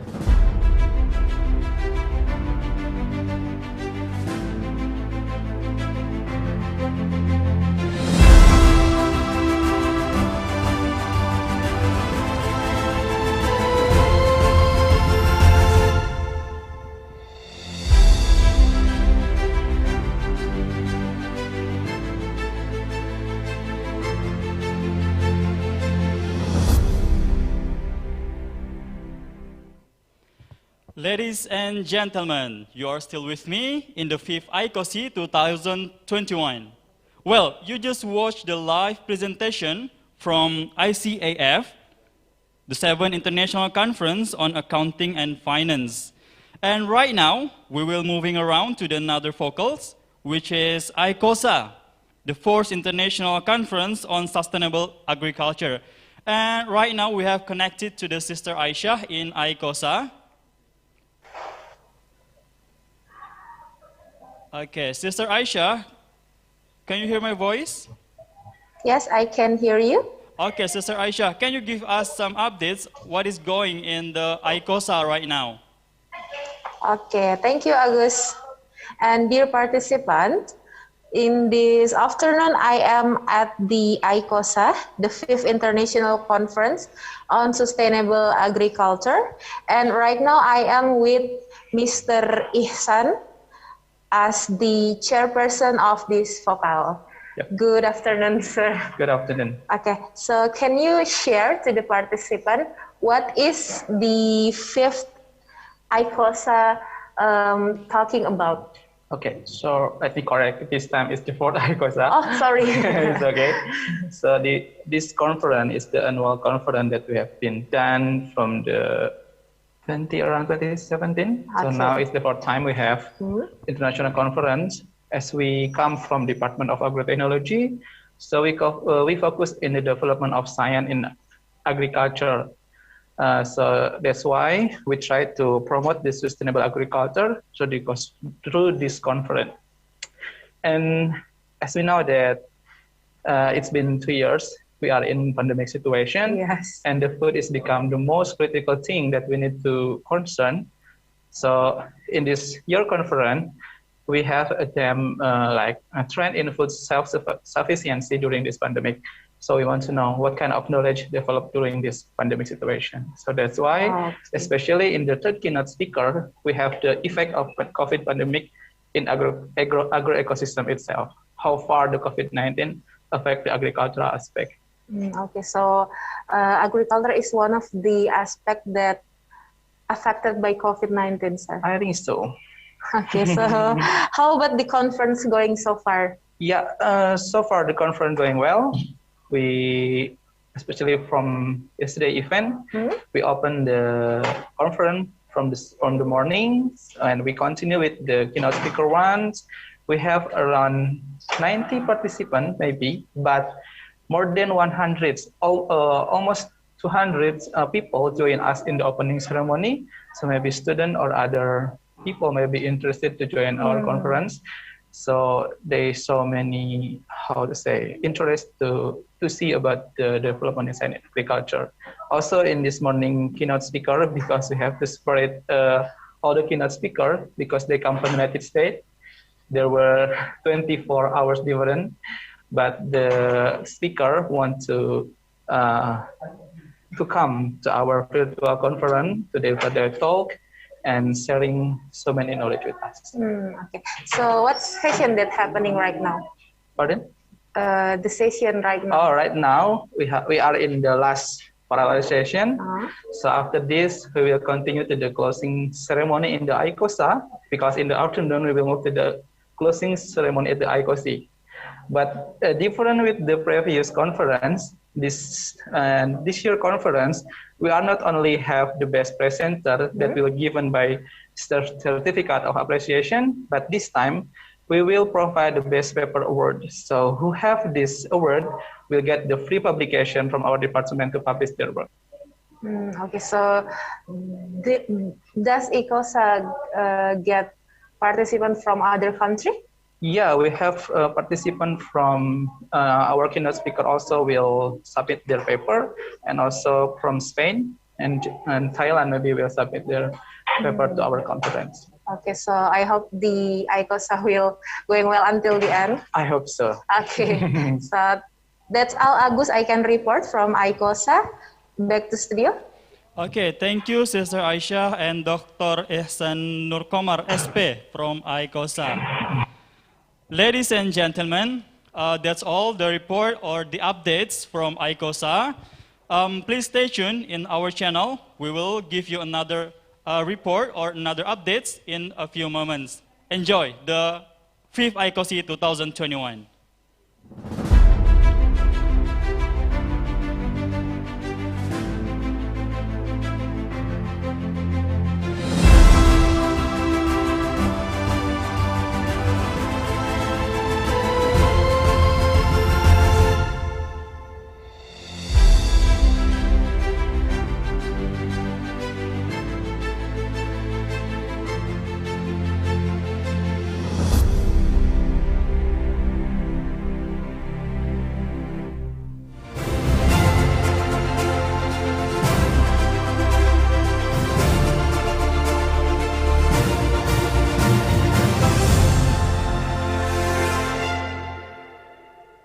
Then 5% meaning that the data stationary, because the data at the first different are not all stationary, then do a stationary test in the second different. ADF as second different probability of all variable in this study is less than 5%, that meaning is data stationary at the second different. In this case, the stationary test passes the second different. The second step of error correction model testing is multiple regression model. This multiple regression is used to find out how long time effect is in the research. For the long time effect in this study, which has an influence on the dependent variable GDP, is the variable number of SMES works. The probability value of 0.0018 is smaller than 5%, or their independent variable have no effect on the long term. Okay, 1 minute more. The next type is co-integration test. Co-integration test result in this study can be seen that the probability value is 0.046, smaller than 5%. The meeting variable is co-integration, and the value of risk coefficient is negative. What co-interaction conditions have been met, error correction model analysis can be continued. The last, the last step is estimation in the short term. On the short term, estimation find that the probability variance. Okay, I'm sorry, the time is over. Thank you very much for your nice presentation related to the impact of small and medium enterprises to our economic growth using the error correction model. Yes, okay. We still have the 2 minutes more for questions. Okay, yes. Please, maybe from the participant will direct a question to the presenter.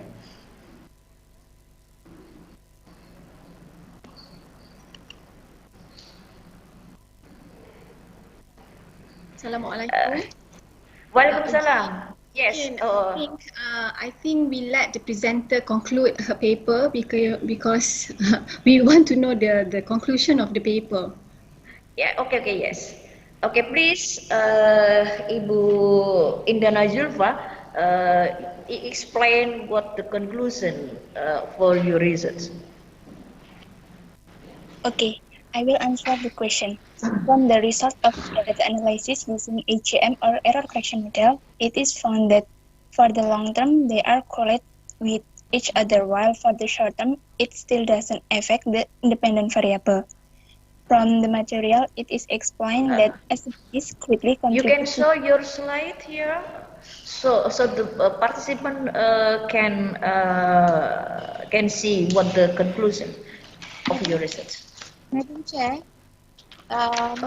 we were informed this is a pre-recorded presentation. Yeah. I'm sorry. Yes. Okay, we have to start again. Yeah, please answer the question related to the conclusion. Continue your answer, please. Okay.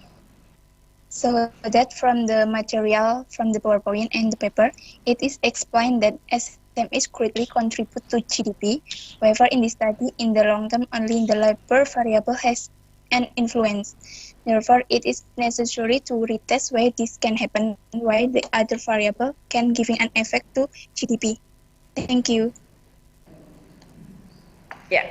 Okay, the second question from Ibu Surya Dewi. Why in the short run all variable is not significant?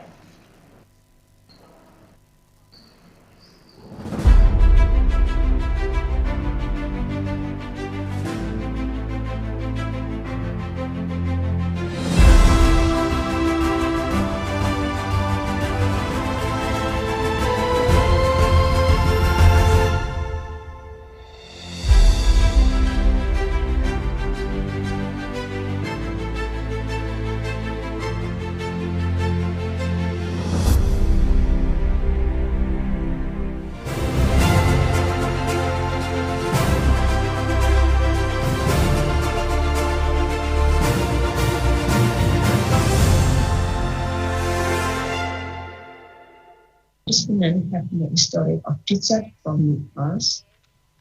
31% senior and 42% have income between 2 to 5 million rupees per month. Behavior and social environment factors that influence the incidence of chronic suppurative hepatitis media in Yogyakarta includes analysis result from the year with an odds ratio 34.9, snoring with an odds ratio 5.8, and monthly income odds ratio 1.9. In Colombia and China, the majority of suppurative chronic hepatitis media cases are over 20 years old. The ratio between male and female women with CSOM almost equal, with a greater percent in men.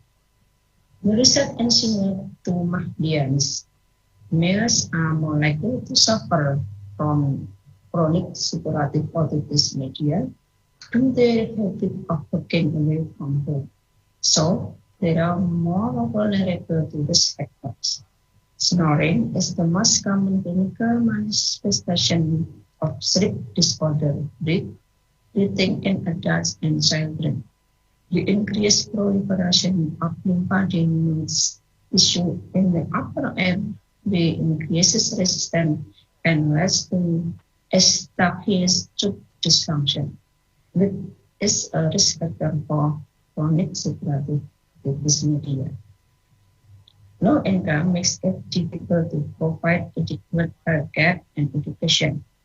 Poor nutritional quality weakens the body's immune system, which can affect susceptibility to disease, particularly chronic suppurative dyspnea.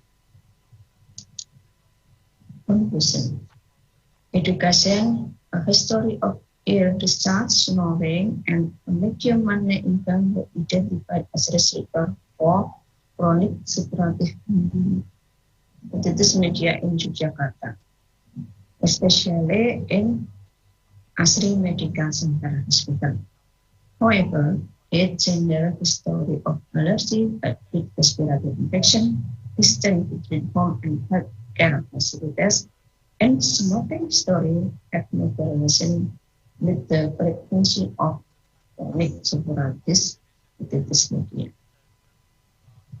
Acknowledgement. The study was funded by the L3 MUI Basic Research Grant Program in 2021. This is the reference of my study. And the final of this presentation. Thank you very much for your attention. Assalamualaikum warahmatullahi wabarakatuh. Waalaikumsalam warahmatullahi wabarakatuh. Okay, thank you, Miss Lilis, for your presentation. It's very good presentation about the otitis media.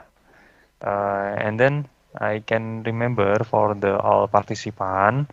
For the participant who want to ask a question, please kindly write the question using the format, your name, underscore your institution, and then underscore to whom the question, and then underscore your question. Okay, the next video or the next presentation about for Mr. Satria Pranata. Ms. Satria Pranata, and the research title, The Implementation of Precision Personalization Care to Improve Diabetes Patient Self-Management at Taipei Veteran General Hospital and Observation Study. Let's please kindly pay attention to the video. Bismillahirrahmanirrahim. Assalamualaikum warahmatullahi wabarakatuh.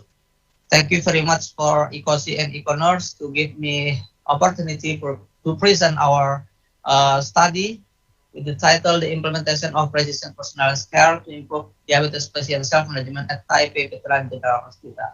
I am Satria Pranata, one of representative from our team with Lin Chung Sing, Arif Pranada, Lea Chun, Yuni Armiati, and Valeria. I will start with this background first. Well, before 19th to 20th century, community believe that they have to control their health status in the healthcare facility. This approach, well known as medical center care, but in mid of 20th century, this approach has changed from medical center care to patient center care, and patient center care also developed more precision and more personalized. This approach or this concept well known as precision healthcare, precision medicine, or personalized care, or precision personalized care. So how about Indonesia? Is this concept exist or no? I think less people in Indonesia know about this concept. But Taipei Veteran General Hospital in Taiwan successful implement the precision personalized care for the past 5 years with good outcome. Yeah, this concept apply and can decrease of risk of complication among diabetes patient population and also improve patient diabetes self-management. So the purpose of this study was to explore, identify, and observe how the hospital implement precision personalized care and influence in improving self-management activity among diabetes patients in Taiwan. Yeah, this is the method of our study. The method was exploration method, so clinical observation approach such as supervision, discussion, and direct interview with health professional at Taipei Veteran General Hospital. We choose the Taipei Veteran General Hospital because this hospital is the best, one of the best hospital in Taiwan, and also successfully to implement precision personalized care in Taiwan. After I did observation process, we found that two main efforts of the hospital on improving self-management among diabetes patients. The first one by diabetes self-management education, the second one by diabetes self-management support. And both of these programs are focused on the patient center, tailored, and more precise to find patient personal needs as defined as precision personalized care. Okay, what kind of activity in diabetes self-management education? In diabetes self-management education, the activity was consists of two steps. The first one, big group education. The second one, small group education. In the big group education activity, the hospital tried to invite patients with diabetes to a big hall, okay, and health professional, including doctor, nurse, and dietitian, transfer the information about the self-management, how to do self-management while at home. After this activity finished, then participants will be divided into the small group, or we know as small group discussion with support group. Okay, in this activity, each participant will share their experience about self-management at home. The participant can learn together, can learn each other, can teach each other. And if evaluation are 3 times a year, the nurse educator take full responsibility for the small group discussion with support group. Yeah, diabetes self-management education actually necessary and effective, but it doesn't guarantee that diabetes self-management is lifetime effective. So continuous diabetes self-management support program is required for the next step. Yeah, this is the activity in diabetes self-management support. At least 4 times a year or every 3 months, patients need to do laboratory tests, including fasting glucose, sugar, hemoglobin A1C, CBC, creatinine, alanine, plasminase, low and high density lipoprotein count, triglyceride, and microalbumin are examined in diabetes self-management support. The other examination, also examination of retinopathy. Yeah, I observed this process by myself. And the other examination was food examination and neuropathy examination regularly every once a year for each patient, and it's free. It's free. The government provide this service for patients with diabetes free in the hospital. The acrobrachial index and RR interval variability. For RR interval variability, the health professional can identify which patient alcoholic, which patient smoker. This equipment can identify the behavior of each patient. The other examination was sympathetic skin response. In the sympathetic skin response, patient need to put their hand on the table and put their foot on the board. Then computerized will analyze how big risk of patient will suffer complication of diabetes such as neuropathy diabeticus. Okay, the other examination was cerebrovascular activity. This examination has ability to to uh, to read to know the cerebral vessel to dilatation or contraction in response to vasoactive challenge. The other diabetes self-management support, hospital also provide not only provide health professional, including nurse educator, dietitian, metabolism, and endocrine doctor, but they also provide specialists if the patient needed, such as cardiologist, kidney, eye specialist for each patient if needed. Okay, and all is including to the diabetes self-management support program. The other support program from the hospital was provide ICT-based smart healthcare system to support diabetes self-management support. The ICT-based smart healthcare system can be downloaded by patient and installed to their each smartphone. Okay, by each smartphone, patient can capture the picture of each food they consume every day, or measure the blood sugar, the result of blood sugar measure, and upload the picture or result on the website system or ICT based smart healthcare system. And all information provided by patient by the picture will automatically be integrated with the information system platform in hospital as big data. Yeah, nurse educator, nutritionist, and doctor can directly control the patient condition through the system and can also provide advice to each patient with diabetes by online. Maybe the other country know this concept like telemedicine, okay? But in Taiwan, this concept well known as ICT-based smart healthcare system. Okay, diabetes self-management education is principal and essential to improve diabetes self-management.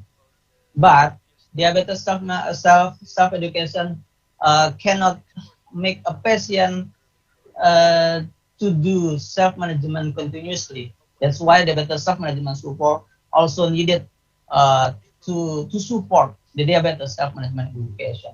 The implementation of diabetes self-management support at Taipei Veteran Hospital was provided by diabetes certified care nurse educator, dietitian, and physician.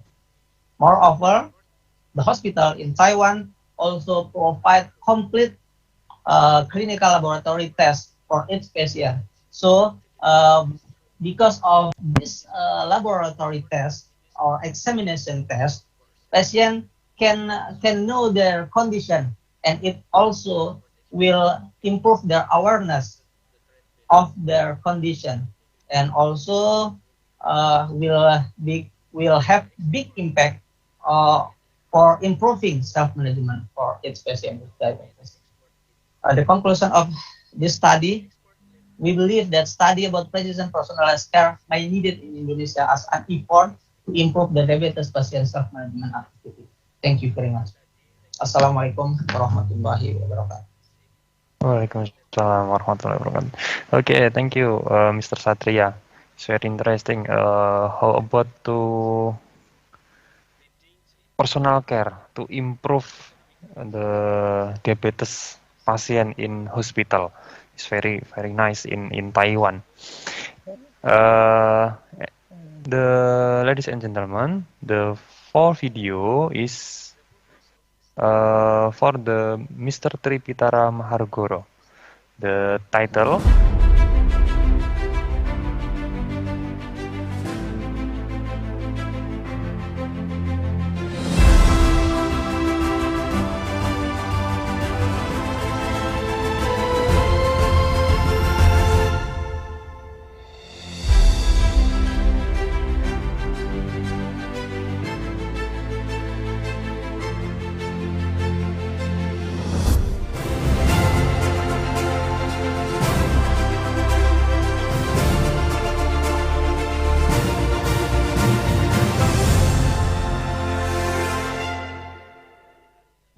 relocation, trauma healing, something like that. After I have done the systematic literature review from more than 100 papers, research paper, and most of them are Scopus index paper. So because I retracted I downloaded all the papers. Most of them are come from the Elsevier or Science Direct or Link Springer. So I want to assure that the quality of the paper are high, even though some of the paper are come from general journal, but I make sure that the quality is good. So through that literature review, I try to draw this figure that show that the farmers disaster mitigation that I divide into 3 stages. And then each stage actually there are social capital, local wisdom, and inter-stakeholder coordination are needed. Why needed? Maybe I will after this I will explain to you. But here I would like to explain the result of the literature review. First is the pre-disaster. Actually, the education is needed to make the farmers are ready to face the disaster, or maybe to plan how if the disaster comes they should do what kind of action. And then early warning system, it is also needed in Mount Merapi area. Why I always talk about Mount Merapi area, because my research recently about the farmers disaster mitigation in Merapi volcano or Mount Merapi in Central Java. There, if there is a sign of the disaster or eruption from the Merapi, the head of village will inform all the villagers to evacuate if the condition is not good. Yeah, maybe the sign go up to the dangerous level.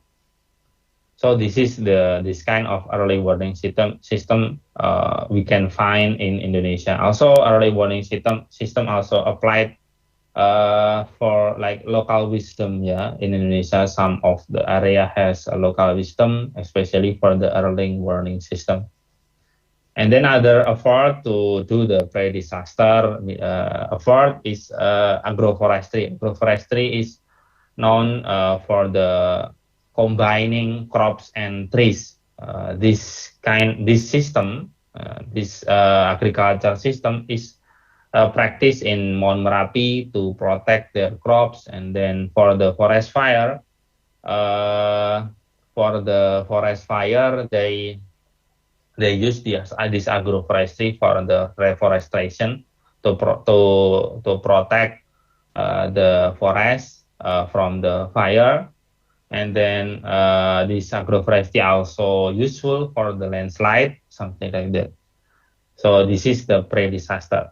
And then change planting date, and then insurance, lost crop insurance also important. And then we found that in Indonesia are trying to practice or to apply this lost paddy insurance, but still limited in paddy.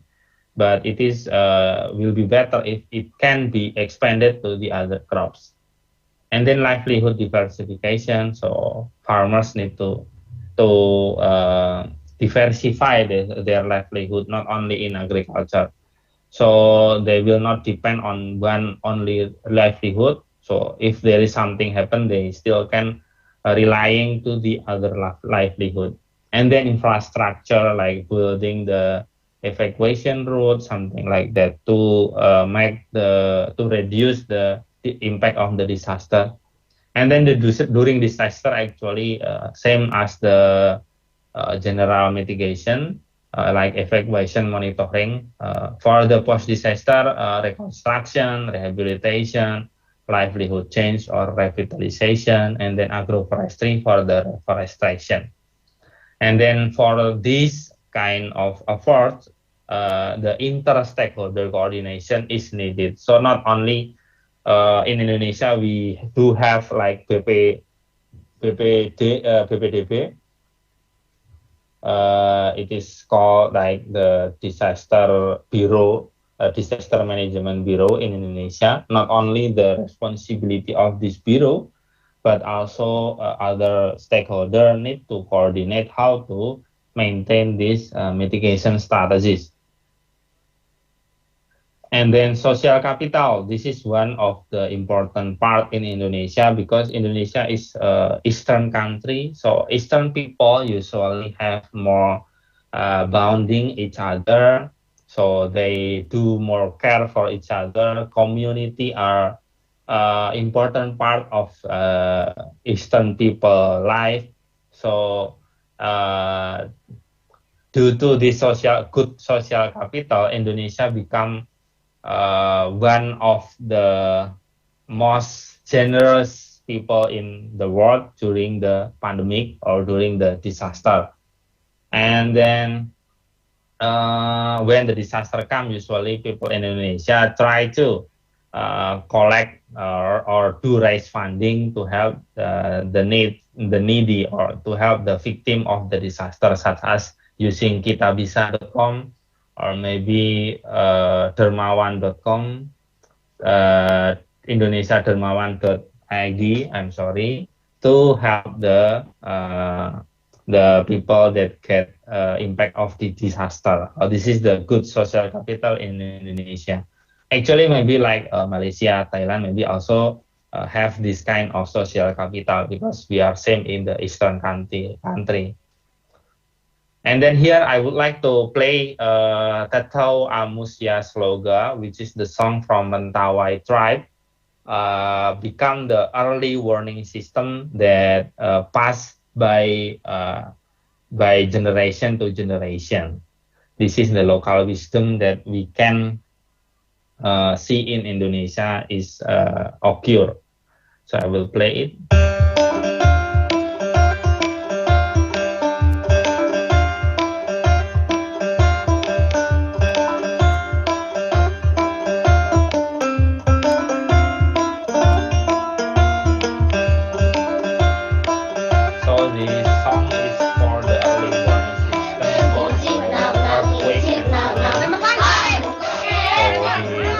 Song is told to the little generation from early age.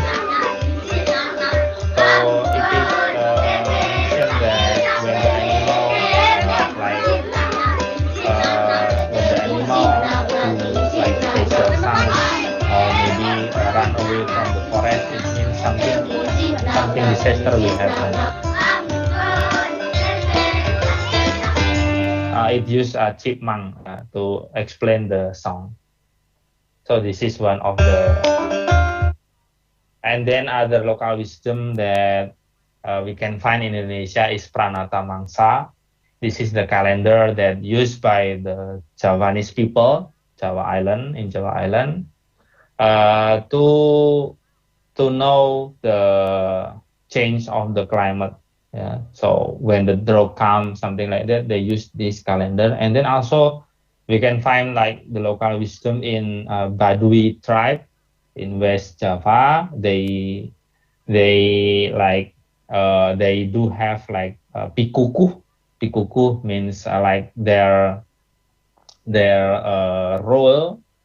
rules in their inside of the tribe. One of the pikuku is about the house. House need to be built by bamboo fiber, something like that. Yeah. So this house structure is disaster or earthquake resistant. Yeah. It can have it can face the earthquake with less damage. Yeah. And then the local wisdom that we can also find in other area of Indonesia, in Merapi, in Mount Merapi, if they see like the shape of the cloud or ash, it means the Merapi mountain will get erupted. So they will do alarm all people to maybe evacuate. And then also social I mean, the local wisdom also happen in other countries, such as in this Colombia. So like they do have like a sign. If they see that sign, they will do like evacuation or maybe more aware of the volcano will erupt. I think that's all my presentation. Thank you very much for inviting me. I hope you are enjoying this international conference on agribusiness and rural development 2021. I'm sorry if my presentation is not enough or maybe I make mistake. Bila taufiq wal hidayah. Wassalamualaikum warahmatullahi wabarakatuh.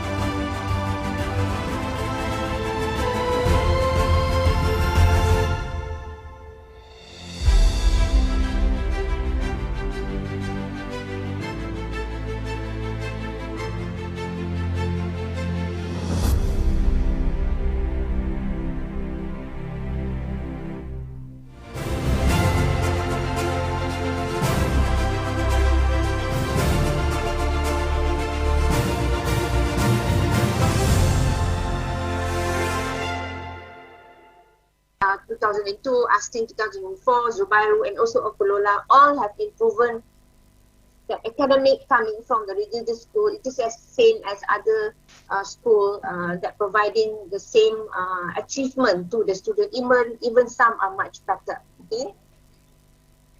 Now, the study is actually to explore the student entrepreneurial attitude. Okay, we try to look at through the education provided by the school, whether they are being exposed into entrepreneurial attitude. You know, we're looking into the perception of the student itself. So we believe that by giving out education exposure, entrepreneurship education exposure at the early stage may infuse the entrepreneurship process and lead to a personal desirability in becoming an entrepreneur. Perhaps there are some issues saying that these students are too young, but then if you look into some of the study have been done on entrepreneurship education, some have been inculcated as young as lower primary school, where they are being exposed early about the concept of entrepreneurship. So I think it's not an issue of how young they are, it's an issue of how we approach them and provide them with entrepreneurial education. So this will inculcate some intention of entrepreneurship into these children. Already proposed to the school to allow for the teachers to expose themselves in the cooperative and also to expose by by calling up some businesses to coming in and provide them some engagement with these business people. So these business people will allow them to know more about the entrepreneurship. Okay?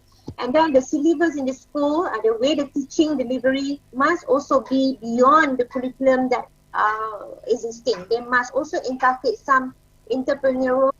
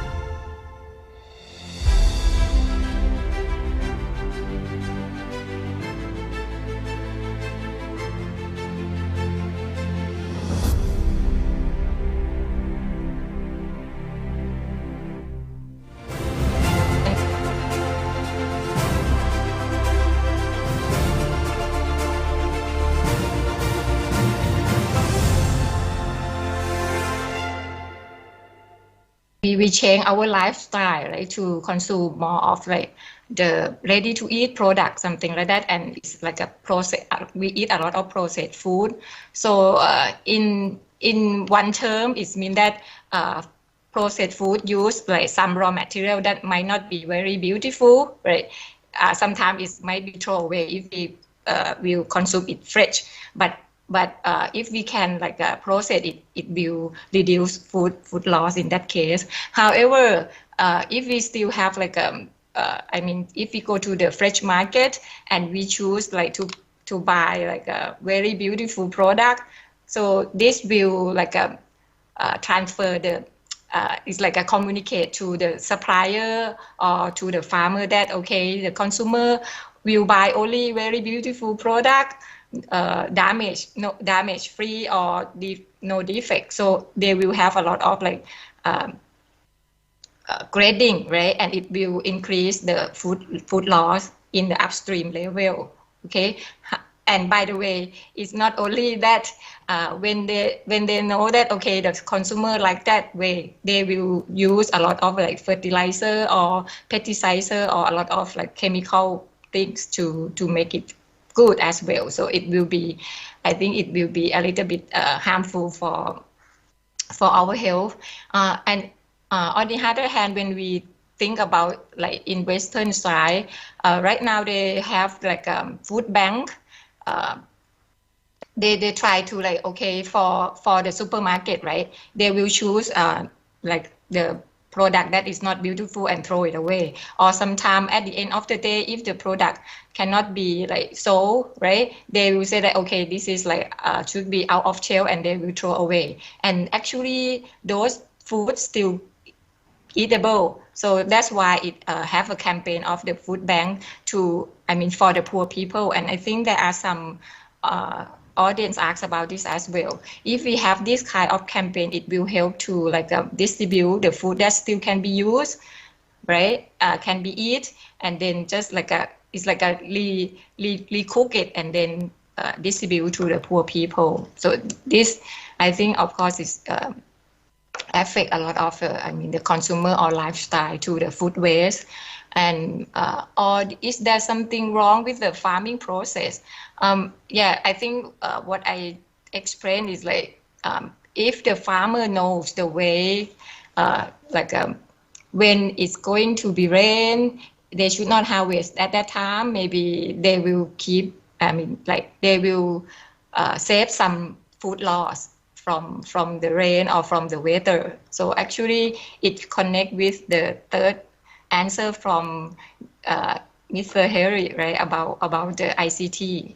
If we use that ICT to forecast, like if we collect the data from the sensor, from the weather forecast, or from the satellite data, and use it, like use AI or use the data analysis, then we can have a very high precision of the weather forecast. Or actually we can use the precision agriculture to optimize the food, I mean the yield. Those kind of things can increase the yield, and if we have a good practice like GAP, we can reduce the food loss as well. And also for the second question about 5M1E, very it's like in my opinion, because there are a lot of factors, and of course as I emphasize that I think the most important is human, is a man, because if there is no like technology or no material or nothing, but the human still can think and still can set up the rules or the standard and try to do the best thing for consumer or for customer. They will know that okay, what they should do. They should not open the door for a long time, or they should try to make a food safe and highest quality that they can do. So this one is like an attitude towards the activity that the people do. On the other hand, if the people is not good, they don't care whatever they don't want to do. Whether you have a very good system, good equipment, good machine, it didn't help, because the people will ignore whatever they have to do or whatever they should do, right? So I think that's why this is just my opinion. I think man is the most important. So that's why we have to train, we have to educate people, and not only educate, and try to like put the attitude, the right attitude and the right skill to the worker as well. Okay, and I think now today even in Thailand we set up the program that try to educate and building the capacity of the worker in cold chain management. Okay, for Mr. Harry, what do you think about the impact of the COVID pandemic on the food loss? And I think during the pandemic is some for the natural, if we for the seafood, because I did this last year, and I know that the natural resource is is become more fruitful, more you can have more like fish and shrimp and whatever seafood, because no people go out to no fishermen go to catch it, right? So it's it's good, but the way they handle might be let's say stricter than previous, right? Because you need to make sure that the food is clean, so maybe you need to increase more of the practice, and I think it might impact on some food loss. It may lose more than previously, because you try to inspect more, you try to grade more. That's what I think, but I'm not sure, because I did not check. I did not go to interview. Okay, what happened right now in each type of the product? Okay, and okay, I think I missed one question about should be the strategy in cold chain logistics should be classified based on product characteristic, or can be applied in general way. Actually, I can say that there is a general for all type of food, like for frozen food or deep frozen food, but for some certain type of food, maybe they might need specific environment.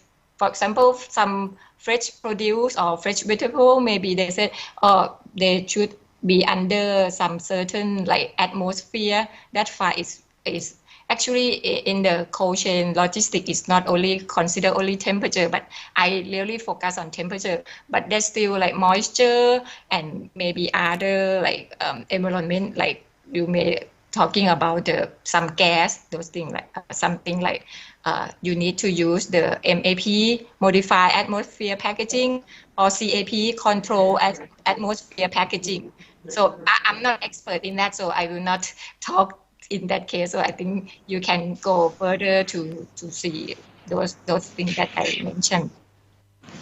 Okay, so I think this is the first batch. I still have another batch. Do you like me to answer the whole question?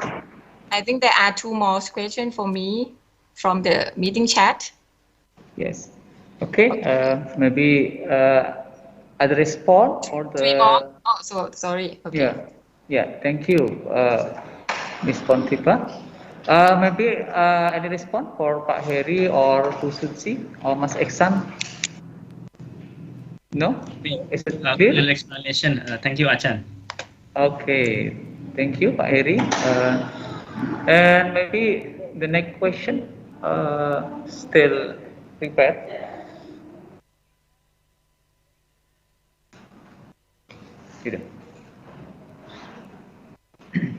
Yeah.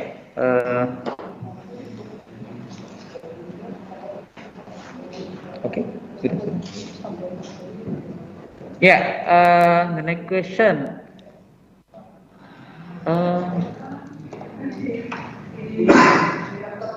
Okay, we will prepare the question from chat room. Oh, still for Prof. Pontipa, yeah, from Prof. Yakaria Abbas, University Utara Malaysia. We'll ask about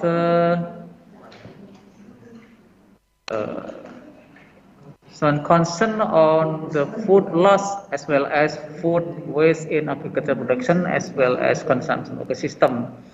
given so how far the concept of circular economic as opposed to conventional economic has been put thought or practice. If so happen, perhaps the GAP could be addressed through reverse circular agriculture. Yeah, there is one question from Prof. Yakaria to Prof. Pontipa. Maybe Prof. Pontipa can answer again. Please.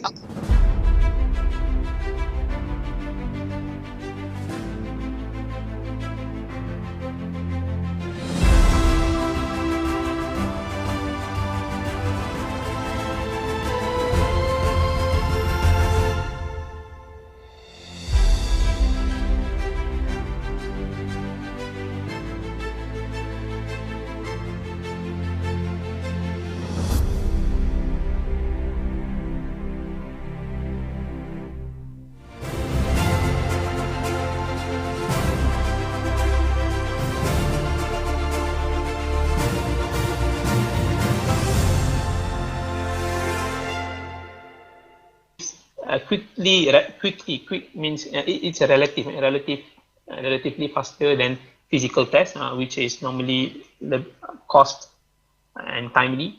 Okay, so it is capable of quickly and efficiently predicting the responses. So it can help us before we do the physical test. It can help us to determine the parameters, for example. Okay, and then so there are a lot of applications. For applications of an element here. Okay, so now I go straight to our case study. So this case study is focusing on we are studying graphite and glass epoxy, and we want to look at the effect of the cutout size and fiber orientations. So we simulate the graphite glass epoxy, and then we simulate their strength. Basically to look into their failure behavior, and when we change, when we make a cutout, when we put a cutout on the plate, and the cutout we are choosing the shape of a diamond.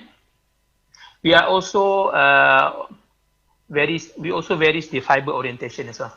Okay, so so the information of the strength of the material is very important.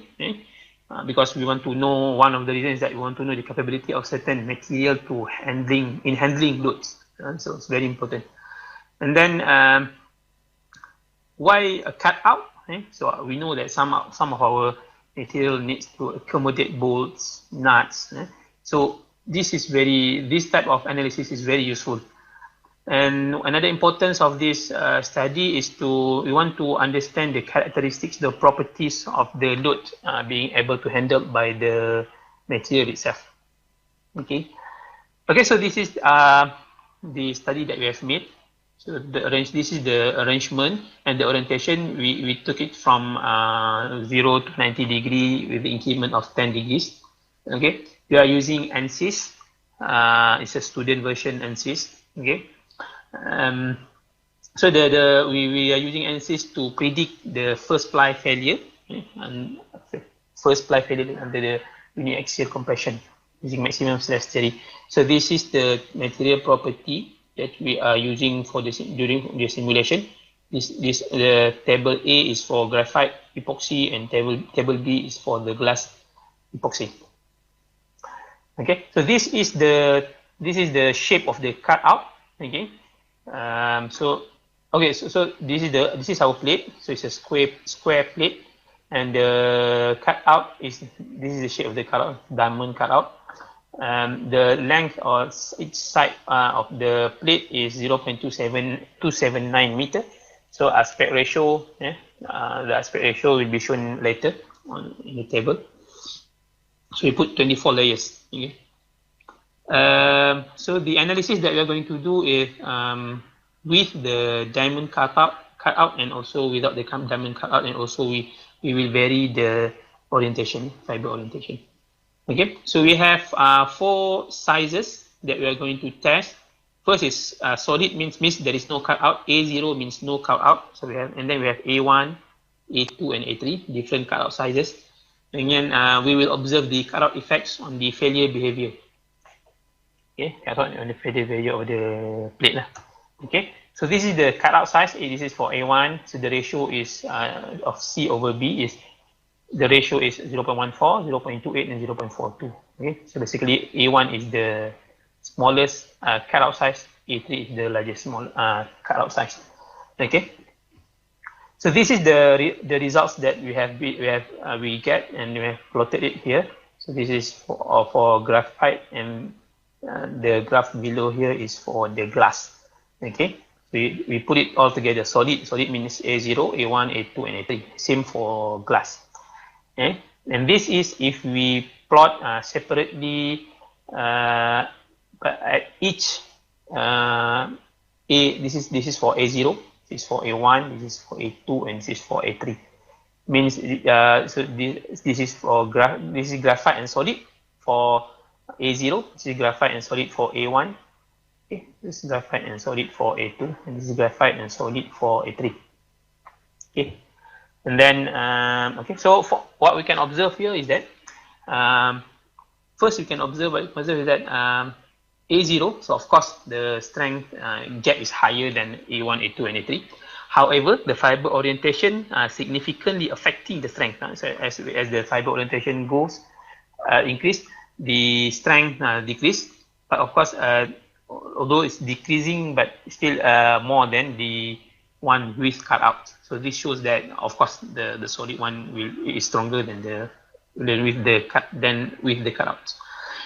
A1, A2, A3 not showing large differences as relative to A0 when we vary the orientation. However, for graphite, we can see that as the fiber orientation increase, the strength also increase. So this is as the fiber orientation increase. So for graphite, it's relatively increasing, except for A3. And then for glass, we can see that as we vary the orientation, the strength is not affected much, not being much affected. However, as the size of the cutout increased, the strength decreased. Okay, so if we look at the glass, the shape, there is not much changes in the shape as relative to graphite. However, we can look at the value here. So the strength is decreasing as the size. This is for A1, so this is for A1, and this is for A3. For example, this is 40 megapascal, and this is just about 15 megapascal. So we can see that as the size of the cutout increased, the strength decreased. Okay. So I would like to go to the conclusion. So the purpose of this study is to examine the effect of various cutout sizes, diamond shape, and fiber orientations to the strength of graphite epoxy and glass epoxy composite laminates. And what we can conclude in general is that the material strengths can be significantly changed by the size of the cutouts and the orientations. Okay, you have different cutouts, different orientation will significantly affect the strength of the material. This is similar to one of the literature that we are using here, that we are referring to. Okay, and the importance of this result is that we can say that the result is significant in enhancing the understanding of the failure behavior of graphite epoxy and glass epoxy. So when we are designing something, we can take these type of inputs into consideration. Okay, and that's all. Before I end, so just like to put this slide, the final slide here. So I welcome, we welcome all collaborations in terms of research with our professor. So Professor Dr. Jamaluddin Mahmud, he is an expert in computational mechanics, and his research area includes composite materials, finite element, biomechanics, and automation system. Okay. Lots of PhD students graduated and also under supervision, and he is also the external examiner for thesis for various institutions. So if you would like to have a collaboration with us in research, in related research, you can contact Prof. Jamal at the stated email here. So that's all from us. Thank you. Bismillahirrahmanirrahim. Assalamualaikum warahmatullahi wabarakatuh. In this opportunity, I will present our research entitled The Potential Use of Agriculture Pozzolan Waste as Supplementary Cementitious Materials by Integrating with Biomass. Outline of discussion. First, introduction, research method, biomass potential and agricultural production, supplementary cementitious materials, and last conclusion. Introduction. Population growth in Indonesia. The projected population growth in Indonesia continue increase every year. By the Data Center Bureau of the Statistics show that 2045 will be 319 million people in Indonesia. The risk will also affect an increasing number of needs such as electricity consumption, food consumption, and construction sector. On the other hand, the potential agriculture in Indonesia. As we know, Indonesia famed as an agricultural country with its abundant product variety in agriculture like paddy, oil palm, and sugarcane. So this is the data for the electricity production in Indonesia by Agency for Assessment and Application of the Technology. By the data, we know that the majority or dominated production electricity in Indonesia is coal-fired power plant, and for the biomass power plant only 5%. If we compare the carbon dioxide emission for the electricity by the source World Nuclear Association showed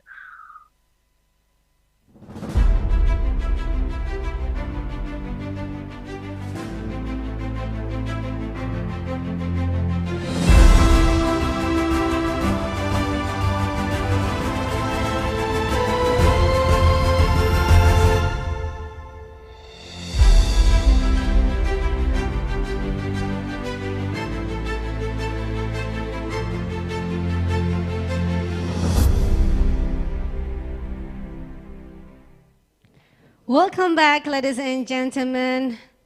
Thank you for still joining the 5th International Conference on Sustainable Innovation, ICoSI 2021.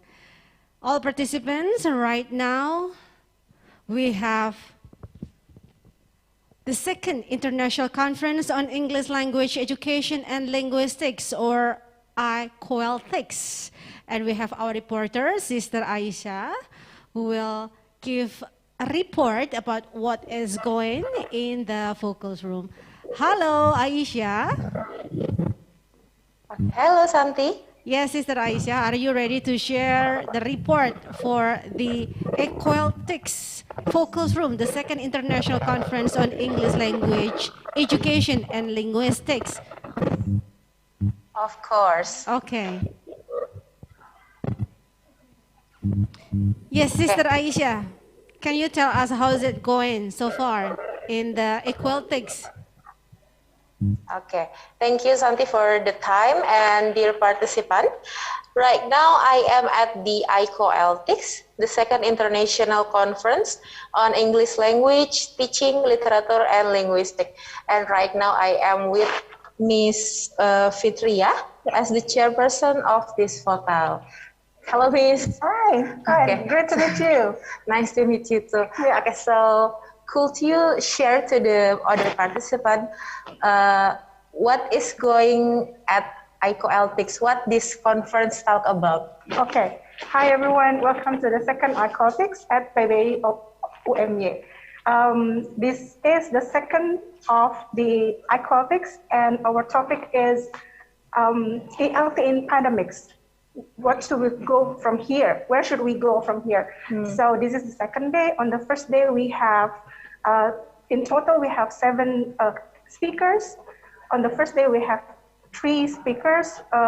We have Professor Paul Nation, and we have Dr. Suryanto, and we also have we have Professor Jeremy Harmer.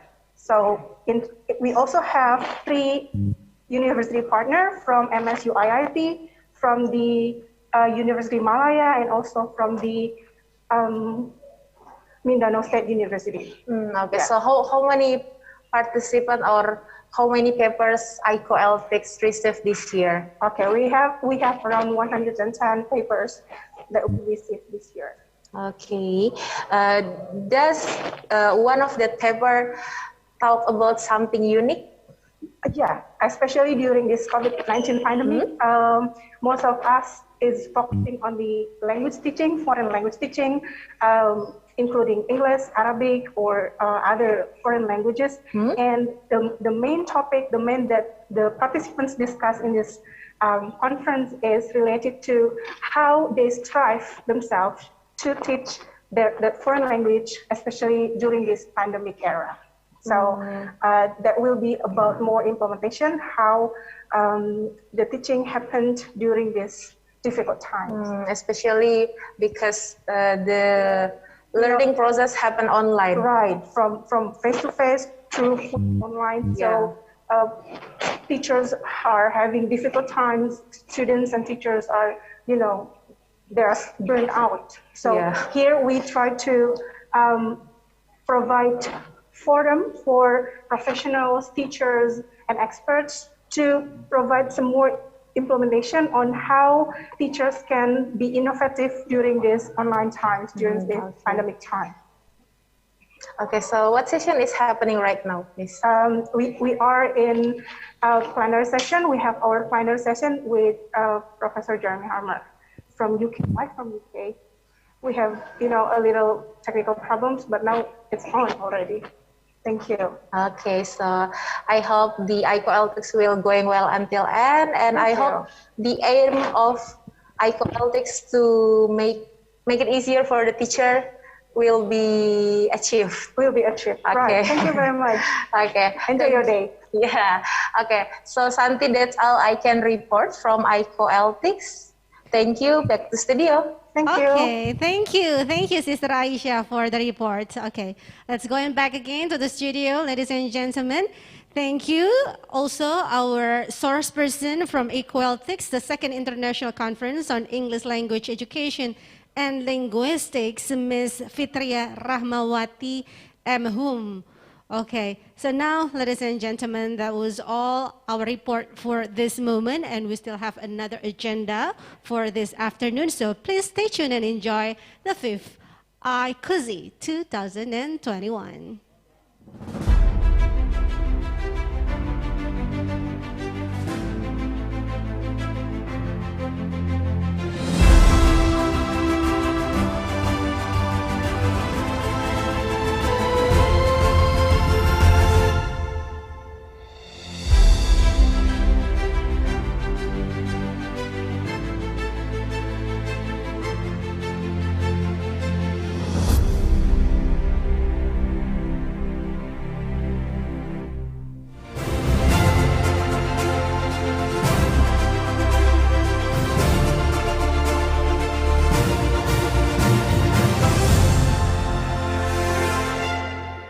They want to have that language.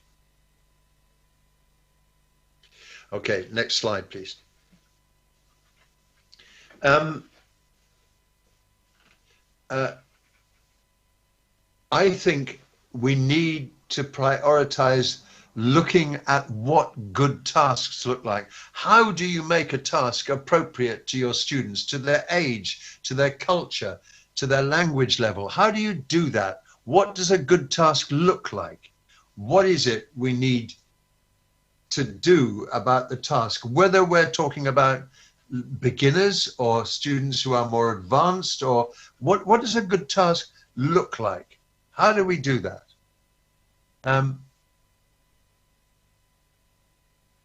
Yes, all right, let's have a look at the next slide. And here's something I want to say to my young teacher trainees. one of the things you have to do. No, have to do. One of the things that will make your life better and your students' life better is the level of care you give to those students, the way you support them, the way you support individual students, the way you support the group, the way you reach out to people, the way you encourage students to reach out to each other, to support each other. That's absolutely vital. And then, next slide, please.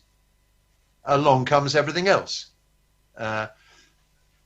And of course, what we're looking at now is what we've always done on teacher training courses, the technical knowledge and the technical skills. What is the technical knowledge? Well, if you're teaching English, a part of your technical knowledge is a knowledge of English, an understanding of English, and understanding how it works, and understanding how to explain how it works.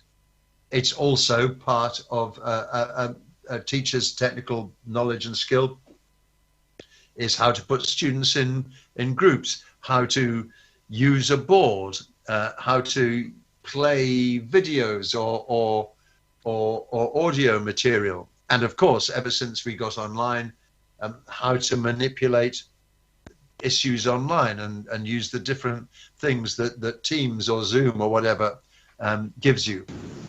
So that's really important. And finally, the last thing I'm going to ask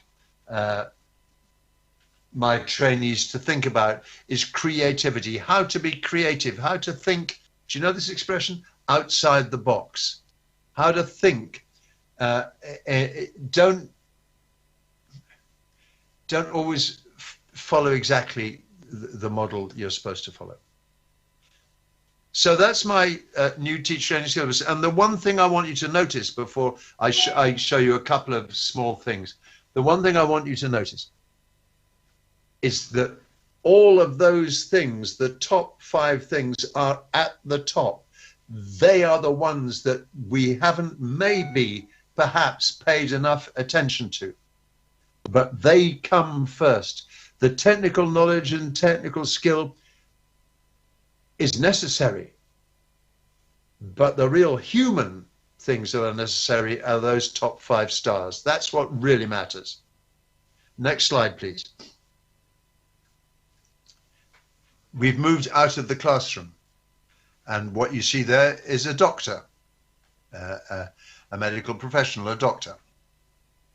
Why am I showing you the picture of a doctor? I'll tell you. In my country and in yours, I'm sure, and maybe always in Malaysia, we started talking a few years ago about something that perhaps had been missing in medical training. And that was the fact that the best doctors talk to patients, explain to patients, listen to patients, let patients explain what's going on in their heads, so that helping a patient to recover becomes a joint effort. The patient can take part. Now, of course, don't misunderstand me. If I need an operation, I'm not going to say to my surgeon, put the knife here, put the knife here. I want you to put it here. Of course not. There are some things that are way beyond my technical knowledge. But what medical training realized is that the best doctors are ones who talk and listen and involve the student, involve the patients in their own care. Let's have a look at the next slide, please. Good heavens, what's going on? I'll tell you what's going on. That is a group of teachers in Cuba, in Havana, the capital of the island of Cuba. They appear to be rather silly. If you look at the lady on the left, as you look at the picture, what's she doing? She's sort of going like that or something. What's she doing? And the woman in the red top is kind of laughing, and I don't know. And then you got a couple of younger women there. What's going on? But notice in that picture the absolute commitment that you can see on everyone's faces and the level of enjoyment and what they're doing. Well, I'll tell you what's going on. Next slide, please.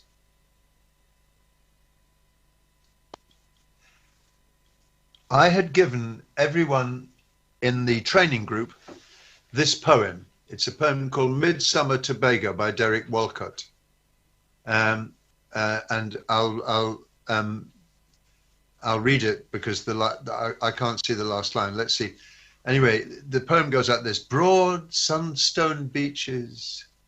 By the way, Tobago, as I'm sure you know, is an island in the West Indies. Very hot. Palm trees, sandy beaches, all that kind of thing. So broad sunstone beaches, white heat, a green river, a bridge, scorched yellow palms from the summer sleeping house, drowsing through August. Days I have held, days I have lost, days that outgrow, like daughters, my harboring arms.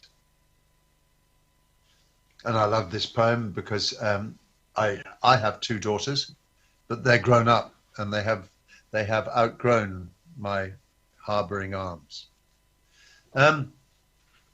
So I gave everyone in the workshop this poem. I said, read the poem, think about it, how it works. And then I put them in groups of 6 or 7. And I said to them, in 25 minutes, you have to perform this poem to the rest of the workshop, to the other groups. I don't care how you do it. You can speak it together. You can speak it one word at a time. You can sing it. You can dance it. You can sit down. You can stand up. You can act. You can draw.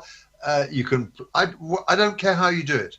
The only thing that matters is that everyone in the group, every individual in the group must take part. And then you leave them to it. You go around each group offering encouragement and things like that, but that's basically the task. That's it. And when it works like the picture I just showed you of those teachers in Cuba. Complete involvement, commitment, students engaged in the content and the task, and let's be clear, each group working as an incredibly strong little mini community because they all were in it together. Now, we don't have time because I'm finishing now. We don't have time to discuss some of the issues to do with this poem. What level could you use it at? Do they have to understand all the language? Blah, blah. What do you do if they don't understand the language? That's for another talk. But the point I'm trying to get out of it is that everything I've been saying about content, about task, about organization, about care, and about community is present in what you saw in that picture. A group of people absolutely committed to doing what the teacher had asked them to do and supporting each other and doing it together. Wonderful. And if you like, that's my metaphor for everything I've been saying. So, once again, forgive me for all the technical problems. Well, they weren't problems. They're just technical life. That's what we do. Thank you very much over there for helping me get through the problems and making it possible. And thank you more than anything else for the invitation to talk to everyone. It's been a privilege for me. And I hope you've, I was going to say enjoyed. I don't mean enjoyed. I hope that what I've been saying has at least provoked some thought. And that's the end of my talk. So you can lose the presentation now, and then and then we'll see how we are. Yeah, there we are. Right, done. All right. Thank you very much, Professor Harmer. Yeah.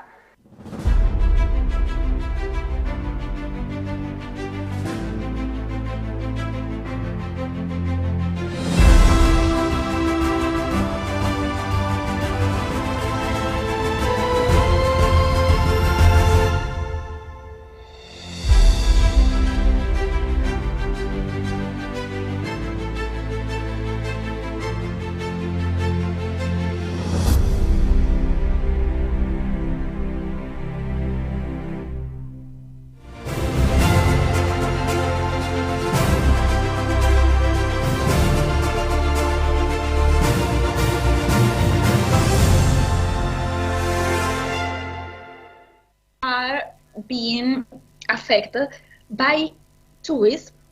The Galapagos is really one of the main destinations for ecotourism. So this has been this ecosystem has been affected by the cruises and the fishing activities. So what we did in here was valuing these ecosystem services, the sharks, using a continuing valuation survey to households in continental Ecuador. So we asked them the willingness to pay to protect these species, okay? And we got our results. We estimated the profit model. I'm not gonna get into the description of all these results into details, because otherwise we won't have time, and what I want to show is how we use actually the values. But in a nutshell, we see, because we will see this repeated in other studies, that people with higher education and a higher awareness of the nature will be willing to pay more for conservation of sharks, as well as people who think that the efficiency in the management of the island is good. But well, we use this information to calculate the willingness to pay. And we find that the willingness to pay is $1.5 per household. So we aggregate this, and we found that the value of these ecosystem services, the sharks, is $60 million. But we stop there. And here is where I see many evaluation studies stop. So this is the value of the ecosystem service. So what? Okay, we know that there is a value, we know that it's a positive value, but what we do with that? So what we did then with a similar paper, which is in the Latin American also association program of environmental economics, with the same people, we valued we did economic valuation of giant tortoises conservation in the Galapagos Island. So the giant tortoises is the official, or are the official symbol of Galapagos Island. And many people go there to see these tortoises. It's the main ecotourist attraction in the island. And the problem was that the conservation of biodiversity is threatened by the introduction and presence of invasive species, specifically rodents. And why they were introduced? They were introduced because of the increase in the tourist activity, and they were introduced by cruises and sporadically by subsequent colonization. The impact were diseases, the prey of eggs of the tortoises, and also the prey of newborns. So the number of tortoises started to decrease, and at the point to be even in danger. So we conducted a continued evaluation study with people as well in continental Ecuador, in which we asked their willingness to pay for policies to, this is conservation policies, to protect the giant tortoises. So in the same way, using profit model, we estimate the willingness to pay, which was almost $2 per month as an increase in the electricity bill for households. So we have the value per household. What we did, as in the previous case, we aggregate this value for a period of time of the policy. We use the social discount rate and calculate the present value. And we found that the value of giant tortoises conservation is $83 million of US dollars. This is for calculated on a period of 20 years. So, but now we want to go a bit beyond of that. It's not just the value. So we conduct policy analysis through cost benefit with different planets. So we started to go to authorities and with the Charles Darwin Foundation to see what exactly were the options they had. There were two options of policies to put debate in the option one on inhabited islands and the option two in uninhabited and inhabited island. So we got the cost that the authority had for these policies. So we can compare the benefit of conservation, the valuation that people give to giant tortoises to the cost. And then this is very helpful, and this was very helpful to see, okay, with this value, we can actually cover the implementation of the option one. However, it's not enough for covering the option two. So, and then in this case, the authorities had to look for some other possibilities and to continue covering that cost. The policies in here were really important to secure the continuous ecotourism development in Galapagos, which contribute to the sustainable generation and economic development, not only of the island, but also of Ecuador. So, apart from that, we just got to the cost-benefit analysis and the different type of policies that could be implemented because the cost in this case wouldn't be higher than the benefits. We could calculate the benefits and we could demonstrate that actually the policies can be competitive and implemented. Now, we are right now conducting a study on the evaluation of megafauna in the Galapagos island. This is an ongoing project. We are evaluating marine megafauna, basically sharks, sea lions, rays in this island. And we use two different conservation programs, which I'm going to show in a minute. Our aim is to study the preferences and attitudes of tourists for Galapagos marine megafauna, which are affected by economic activities. So what we want to do here is to design models of prioritization of policy. So what we did, we started the project working together with the Charles Darwin Foundation, which is the foundation in charge of this natural reserve, and with the Ministry of Environment. So we designed the study with them, and we studied the feasibility of implementation of the policy. In this case, our sample was the international visitors to the marine reserve. We have two policies in which we wanted to get evaluation. So we want to value the megafauna, and we wanted to see if we implement these two policies the authorities want or have in their plan, if there is any difference in the evaluation. One policy is the prohibition of the long life gear, which produces a high amount of bycatch of sharks, turtles, rays, and the other is the introduction of non-take zones, places or areas, the green ones, where there cannot be any fishing.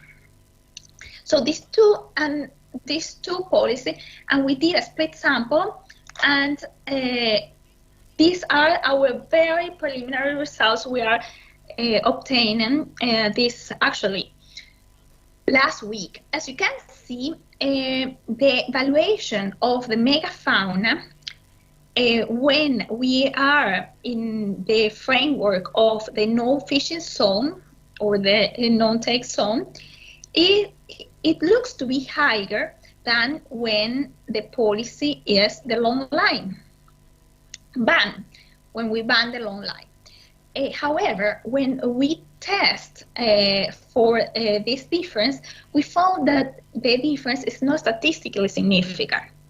So the willingness to pay looks higher, but it is not statistically significant between the two policies, which means that tourists that goes to Galapagos, or those people who are planning to go, they really what they value is conservation.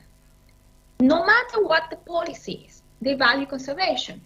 This is important, and we are now talking to the authorities because it means that they can choose basically which policy, and they can go for the cheaper policy or make any other decisions.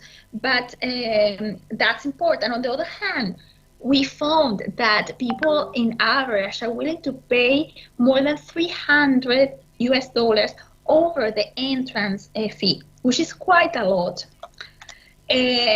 We are now having meeting with authorities to show these results and discuss with them how we can better inform policy with what we're finding.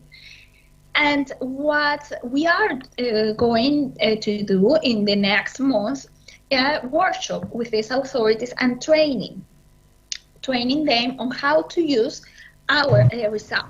And here what I have to say, it is really important, the multidisciplinary collaboration.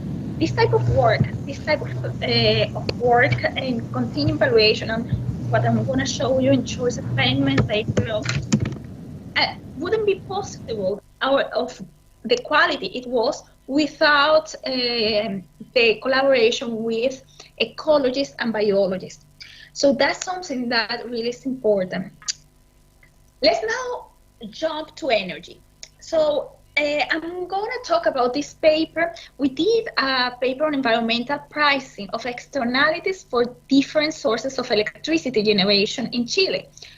This was published in Energy Economics in 2012 with my colleagues Josh Hutchinson and Alberto Longo.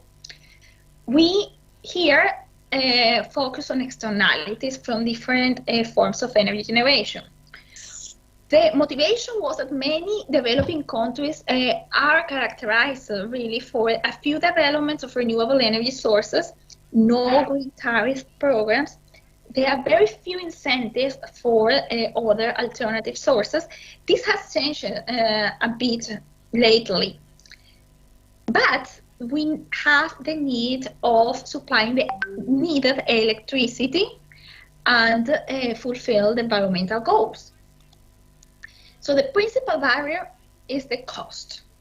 Renewable energy sources much higher than other sources. But the question again is,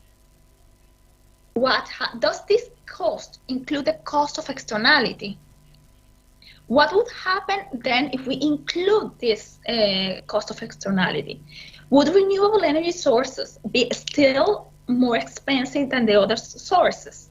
Or would it become a competitive source. So in this study, we have like that Chile had three alternatives: fossil fuels with oil, coal, and gas, renewables with wind, solar, and biomass power, and hydropower with the construction of large dams in a place that is called Chilean Patagonia, which is a place with a very large biodiversity. So the first thing we did was looking at externalities of these different generations. For thermoelectric, air pollution, negative health effects, visual effects, dependence. For Chilean Patagonia, first of all, this is the Chilean Patagonia, a place that is very pristine, is one of the main places for ecotourism in Latin America, and we find a lot of unique species present in there. So the large dams and hydropower development would be flooding 5,000 hectares of cultivated lands, wetlands, primitive territories that are have high diversity of fauna and flora, important cattle farming, agricultural and tourist areas, biodiversity conservation zones. It will then have the installation of a huge network of pylons, and then the resettlement and visual impacts, which is the landscape intrusion. So the objective here was to analyze the willingness to pay of households for generating the electricity using renewables in order to avoid the environmental and social impacts of hydropower or fossil fuels. Consider that renewables are more expensive. So we use continuum valuation in this, and I'm going to have to rush a bit because I'm aware of the time.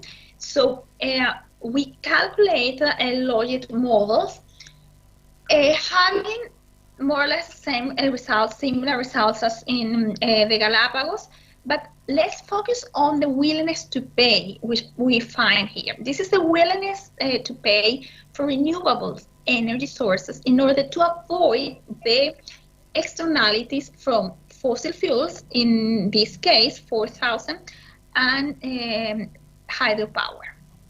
So the first thing you can see here, what we found was that the willingness to pay to avoid externalities of fossil fuels seems to be larger than hydropower. So we tested it, and this is significantly larger. So it is the difference is statistically significant. Only from here, we already have a very important information for policy. So what we can say here is that people in Chile prefer renewable energy sources over the other two alternatives. But if from the policy point of view, the renewables is not possible to go ahead, which was the case for political reasons or lobby, industrial lobby, then we can say that the hydropower would be the most preferred because the value of the externality, people value externalities, significantly lower than the fossil fuels. So we could establish first a ranking, but then we take this to a cost-benefit analysis. And we obtained the cost of the large dam scenario, the fossil fuel scenario, and we have different renewable scenarios in here. And we found, working with the ministry, the cost of these scenarios. And we calculated, this is aggregated values in millions of US dollar for 20 years using a discount rate, which is a social discount rate of 12%. We have the willingness to pay premium for renewables instead of large dam and instead of fossil fuel. So let's do the cost-benefit analysis. As you can see, here you have the cost of renewables and the cost of large dam in here and the cost of fossil fuels. In all cases, the renewable seems financially more expensive. But now we have a calculation of the externalities.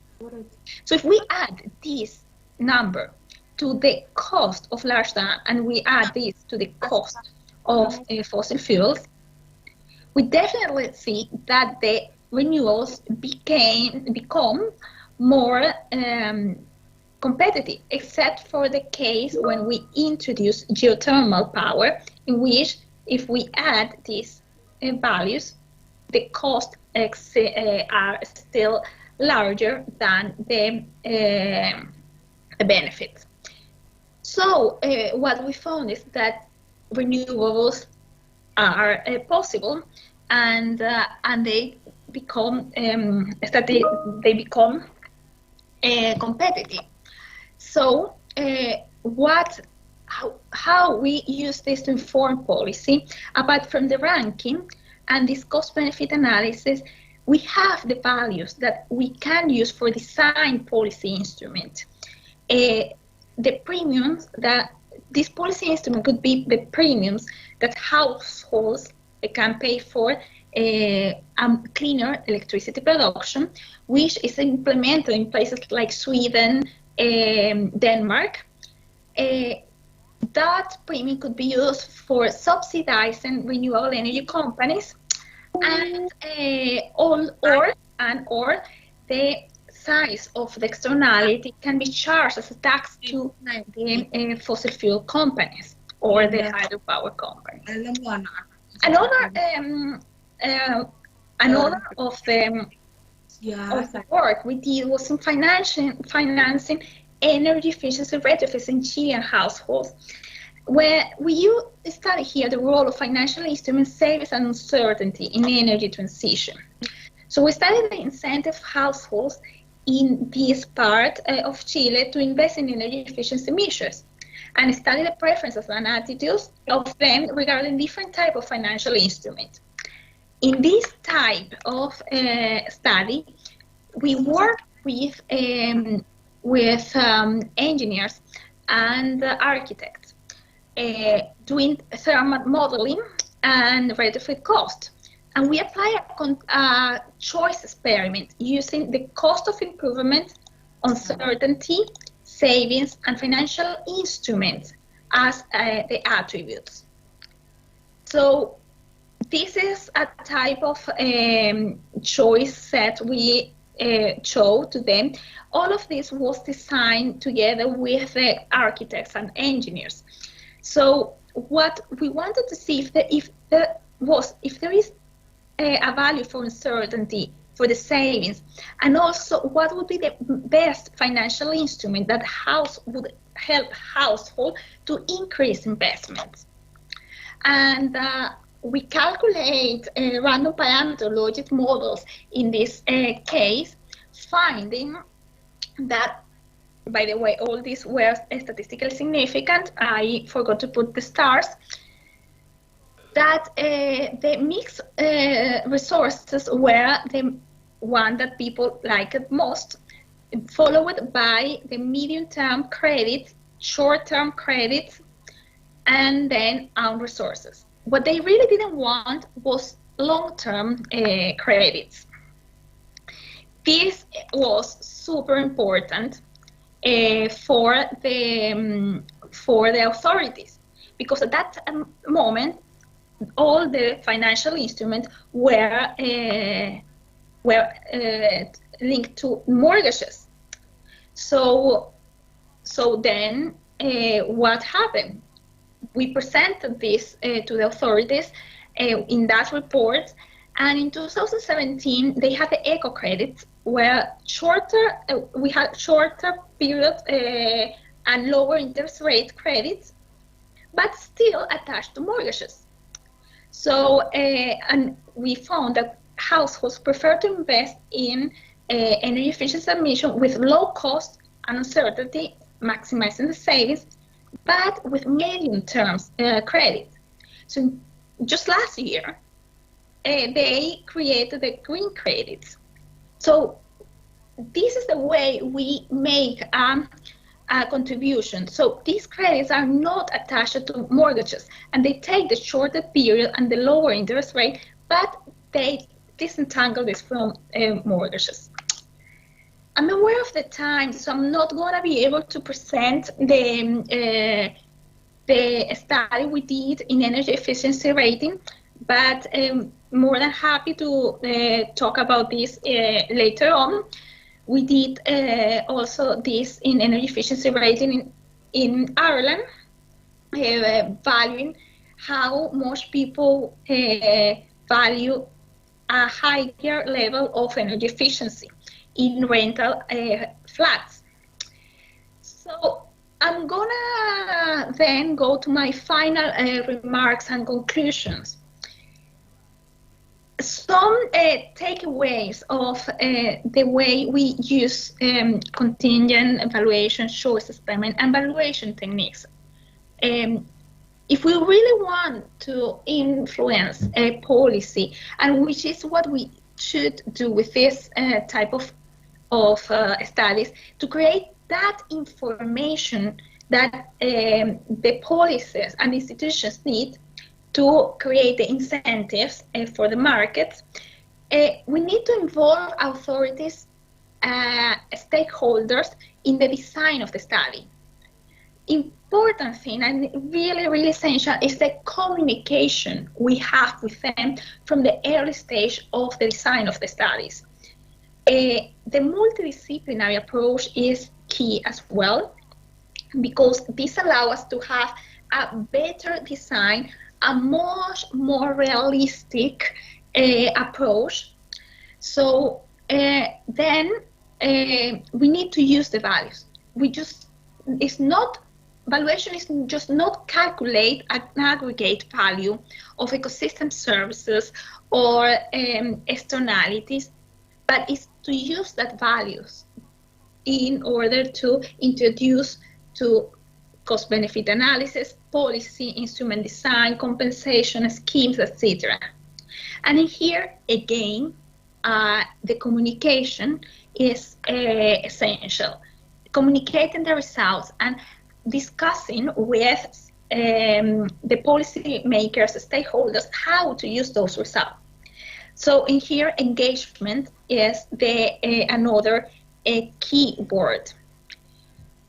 Finally, I always hear people, that are very skeptical about this type of techniques, this type of measures. So, because they are based on surveys, and so are the values real or not? One important thing in here is, from the beginning, minimize the biases we have in stated preference studies. And this is done with good designs and implementation. It doesn't matter that the design and implementation takes longer, as long as it is good. Despite there are many techniques to reduce biases, and they do reduce them. So that's important always to apply. The values we get, it's important to know that those values are illustrative and indicative. So they reflect the relative importance assigned to people, assigned by people, sorry, to the environment. So they should be used to inform, but always be taken by caution. And to finish, why is this all important? Because this influences people, as I said, and the long-term well-being. Therefore, the global development as the European Commission established. And I finish with this quote of Daly et al. 2009. If we can get the price closer to being right, everyday behavior and decisions will be channeled towards a future in which nature is no longer seen as a luxury we cannot afford, but as something essential for sustaining and improving human well-being everywhere. So thank you very much. That's Samia. I hope it was useful, and well, I'm welcome to have some questions and open the discussion. Thank you very much.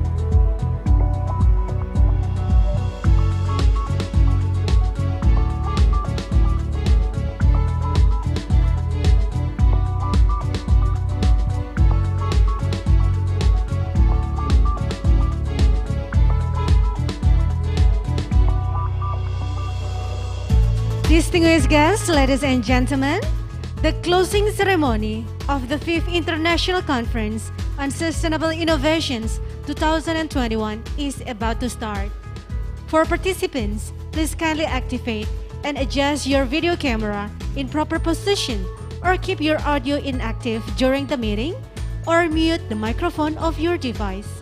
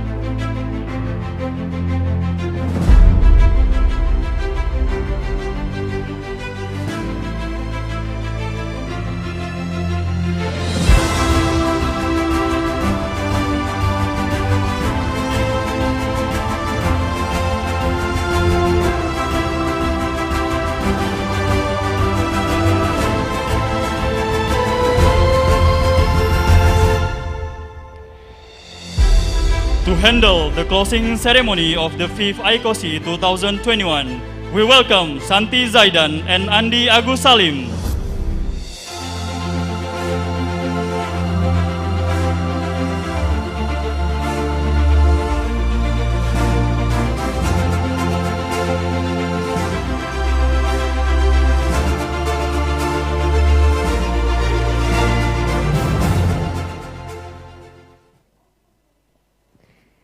The Honorable Vice Rector for Academic Affairs Universitas Muhammadiyah Yogyakarta, Profesor Dr. Insinyur Sukamta, STMT IPM, Chairperson of Committee of the 5th ICoSI 2021, Dr. Yeni Susilawati, SIP, SAMM, Co-Chair of the Committee of the 5th ICoSI 2021, Mr. Zuhud Rozaki, PhD, and Dr. Imania Ranti, MKes, and distinguished guests, ladies and gentlemen. Assalamualaikum warahmatullahi wabarakatuh. Alhamdulillah, Alhamdulillah, Alhamdulillah. All praises belongs to Allah the Almighty for His grace and mercies. In the middle of pandemic, we still be able to be here together with a very good health and condition. May salawat and salam always be presented to our Prophet Nabi Muhammad sallallahu alaihi wasallam, who has guided us from the darkness to the lightness, from the bad character to the good one, as we hold today. Ladies and gentlemen, welcome to the closing ceremony of the 5th International Conference on Sustainable Innovation 2021.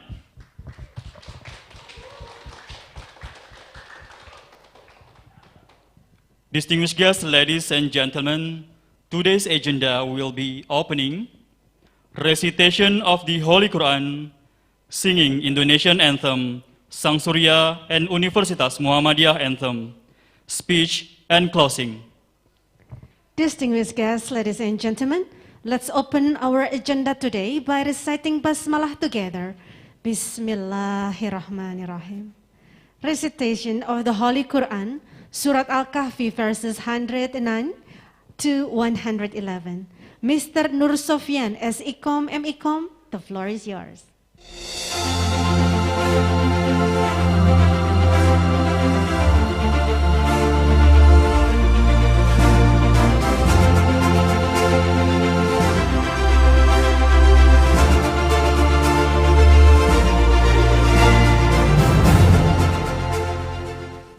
Assalamualaikum warahmatullahi wabarakatuh. أعوذ بالله من الشيطان الرجيم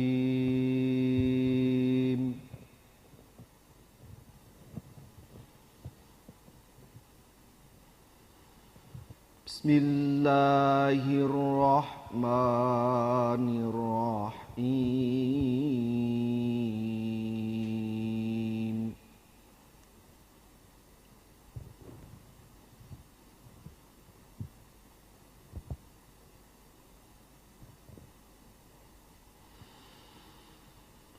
قل لو كان البحر مدادا لكلمات ربي لنفذ البحر قبل أن تنفد كلمات ربي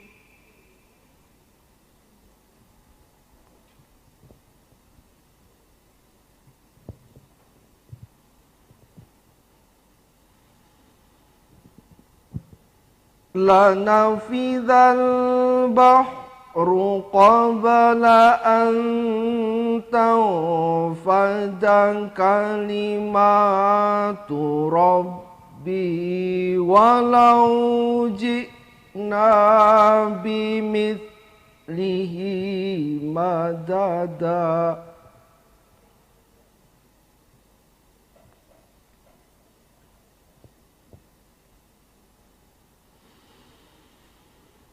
قل إنما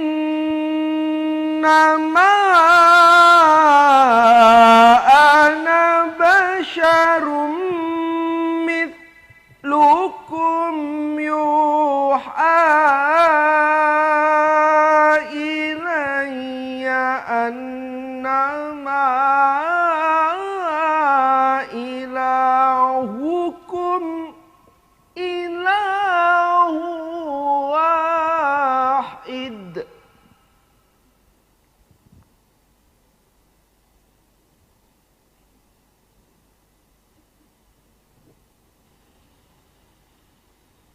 فمن كان يرجو لقاء ربه فليعمل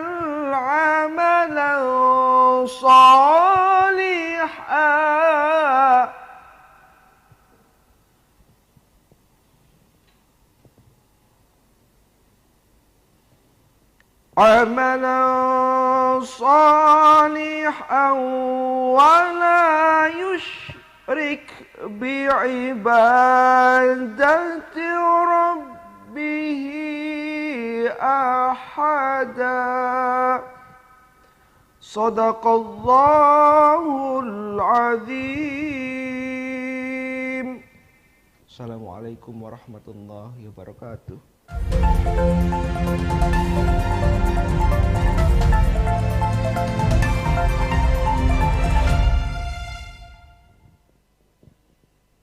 Allah Almighty speaks the truth.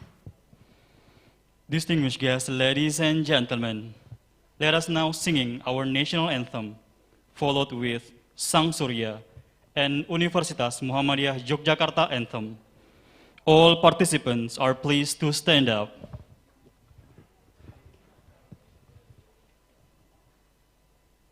Indonesia Raya, created by W.R. Supratman.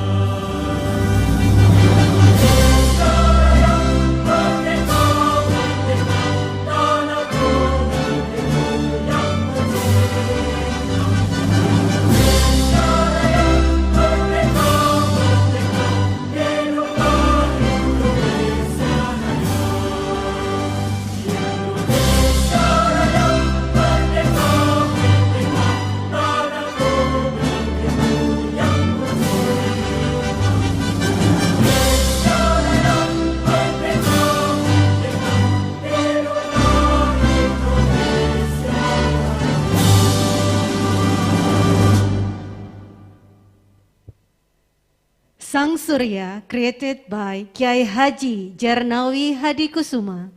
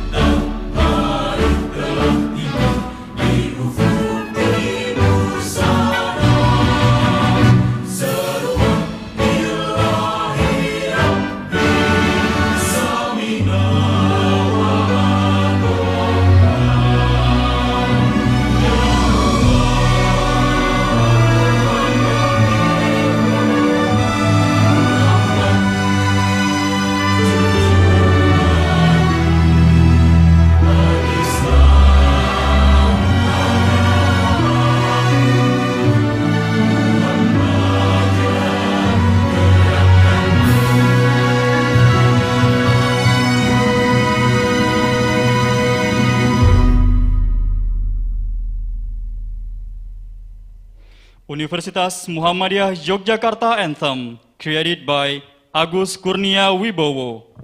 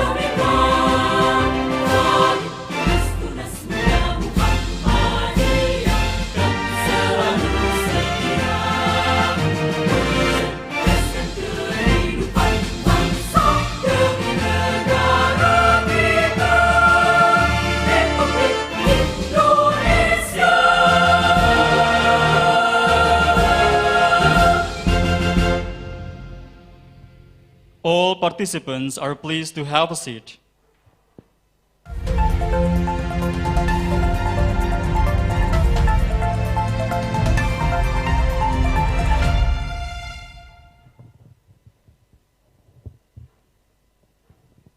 Distinguished guests, ladies and gentlemen, let's move on to the next agenda. Remarks from the co-chair of the 5th ICoSI 2021. Please welcome Mr. Zuhud Rozaki, PhD.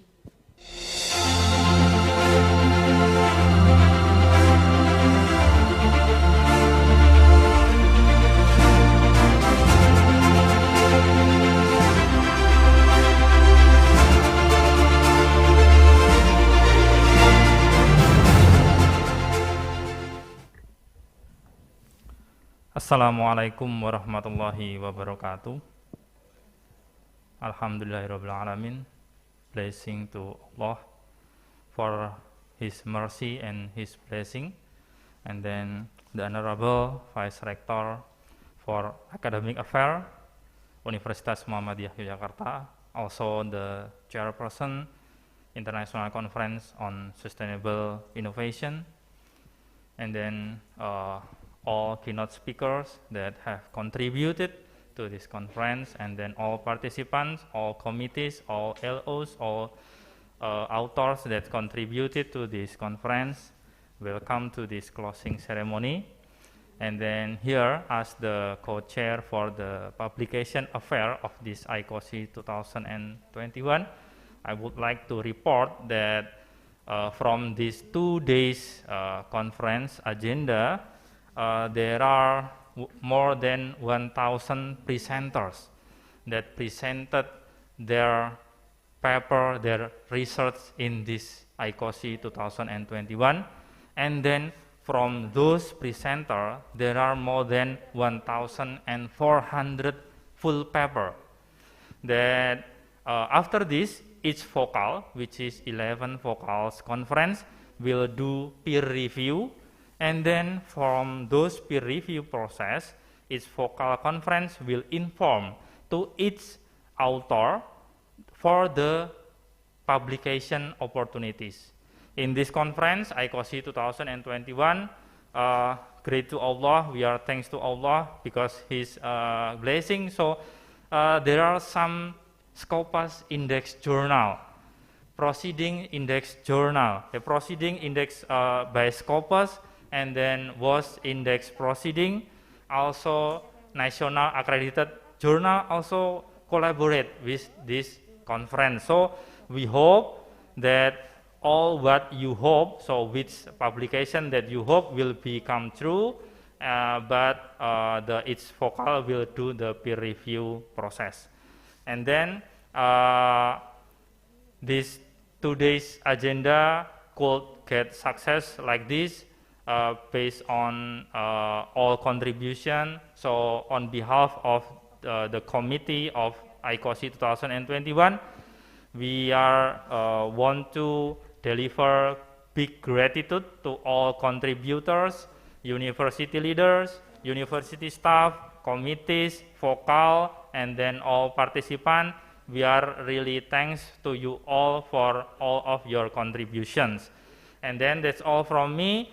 And one more information that this conference will also be held next year, which is ICoSI 2022. So we want to invite you all to join again next year. Wassalamualaikum warahmatullahi wabarakatuh.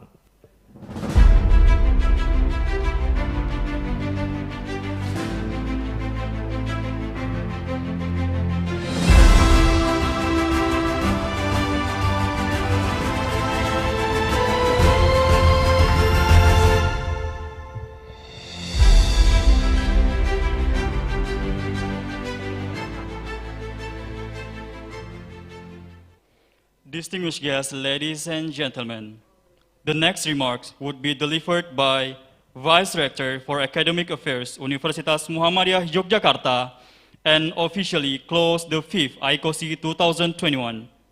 We welcome Professor Dr. Insinyur Sukamta, ST, MT, IPM.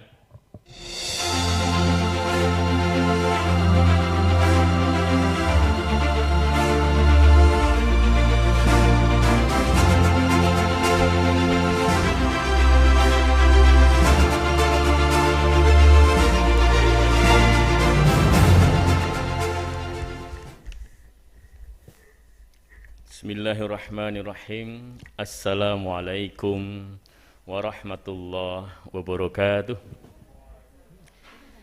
Alhamdulillahi rabbil alamin. Wassalatu wassalamu ala asrafil anbiya wal mursalin wa ala alihi wa sahbihi ajma'in. Amma ba'd. Dear keynote speakers, Professor Naren Siti, Dr. Ammar Abdul Aziz, Dr. Yuko Harayama, all speakers, participants, academics, scholar, and practitioner.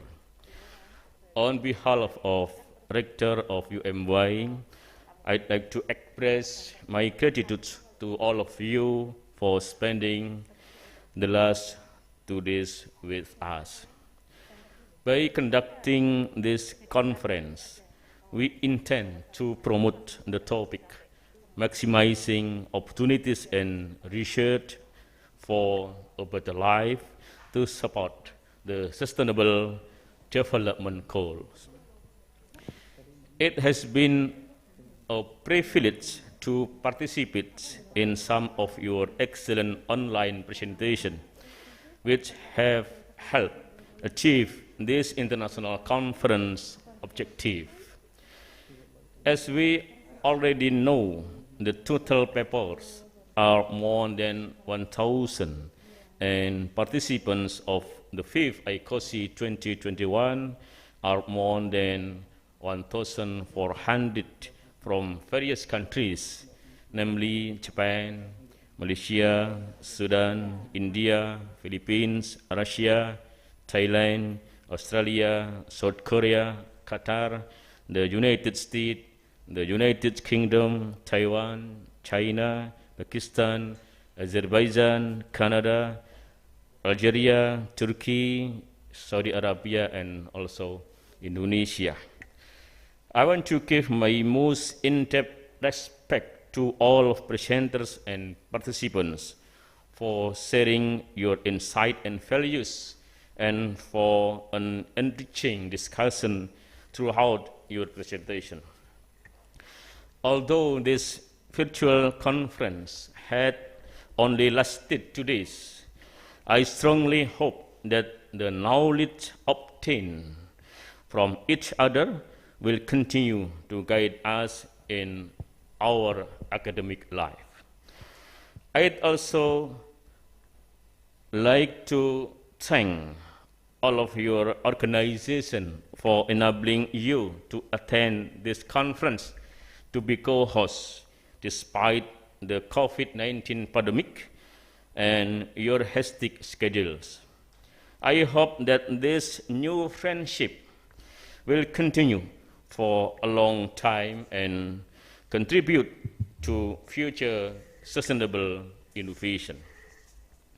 Ladies and gentlemen, I'd also like to express my utmost gratitude to all ICoSI 2021 committee, especially Chairperson Dr. Yeni Ruslawati, Co-Chairperson Abdul Rashid Ghazali MSc, Dr. Zuhud Ruzaki, Dr. Imaniar Ranti MSc, and also Tridiana Budi Hapsari PhD, and all committee members, the reviewer team, the liaison officer, and all focal committee who work tirelessly to succeed in this worldwide conference. I would also like to sincerely apologize for any inconvenience you encountered throughout the 2 days seminar. Please let us know how we can make our upcoming event better.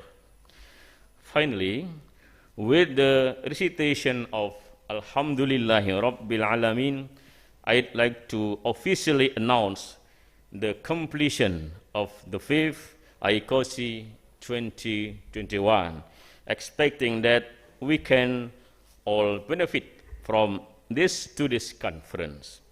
I hope to see you again in the 6th ICoSI 2022. Thank you.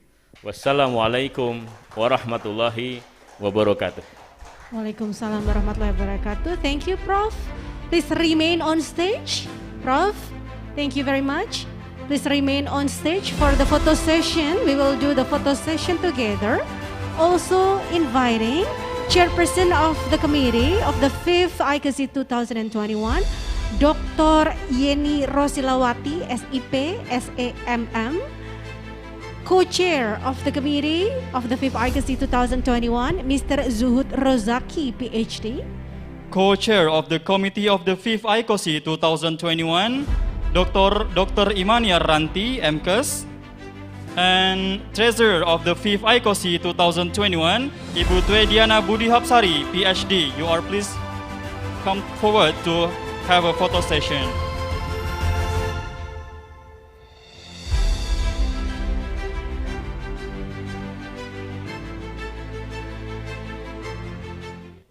Okay, ladies and gentlemen, let's do the photo session together. Let's give a very big smile, very optimistic and spiritful smile together, even though we are now wearing masks, yeah? Okay, I'll count it to 3, so let's smile together. 1, 2, 3, smile. Yes. Let's do it in another pose, yeah? Okay. Sarang yuk. Okay. Okay, I'll count it to 3. 1, 2, 3. Thumbs up. Okay, thank you very much. Okay, thank you very much. All the distinguished guests, you are pleased to have a seat.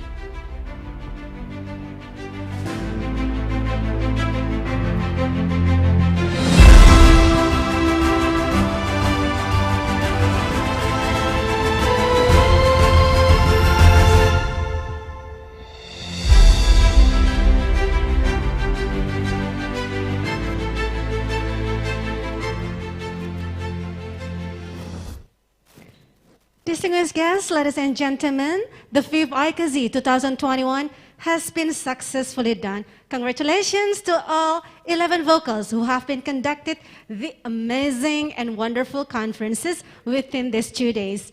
Ladies and gentlemen, we are now at the end of our agenda today. Let's close our agenda by reciting Hamdalah together. Alhamdulillahirabbil alamin. On behalf of the committee, we would like to say thank you very much for your time to join our agenda. And we apologize for any inconvenience during the agenda. We wish you all a pleasant day. Billahi fi sabilil haq, fastabikul khairat. Wassalamualaikum warahmatullahi wabarakatuh. See you at the 6th ICoSI 2022 next year.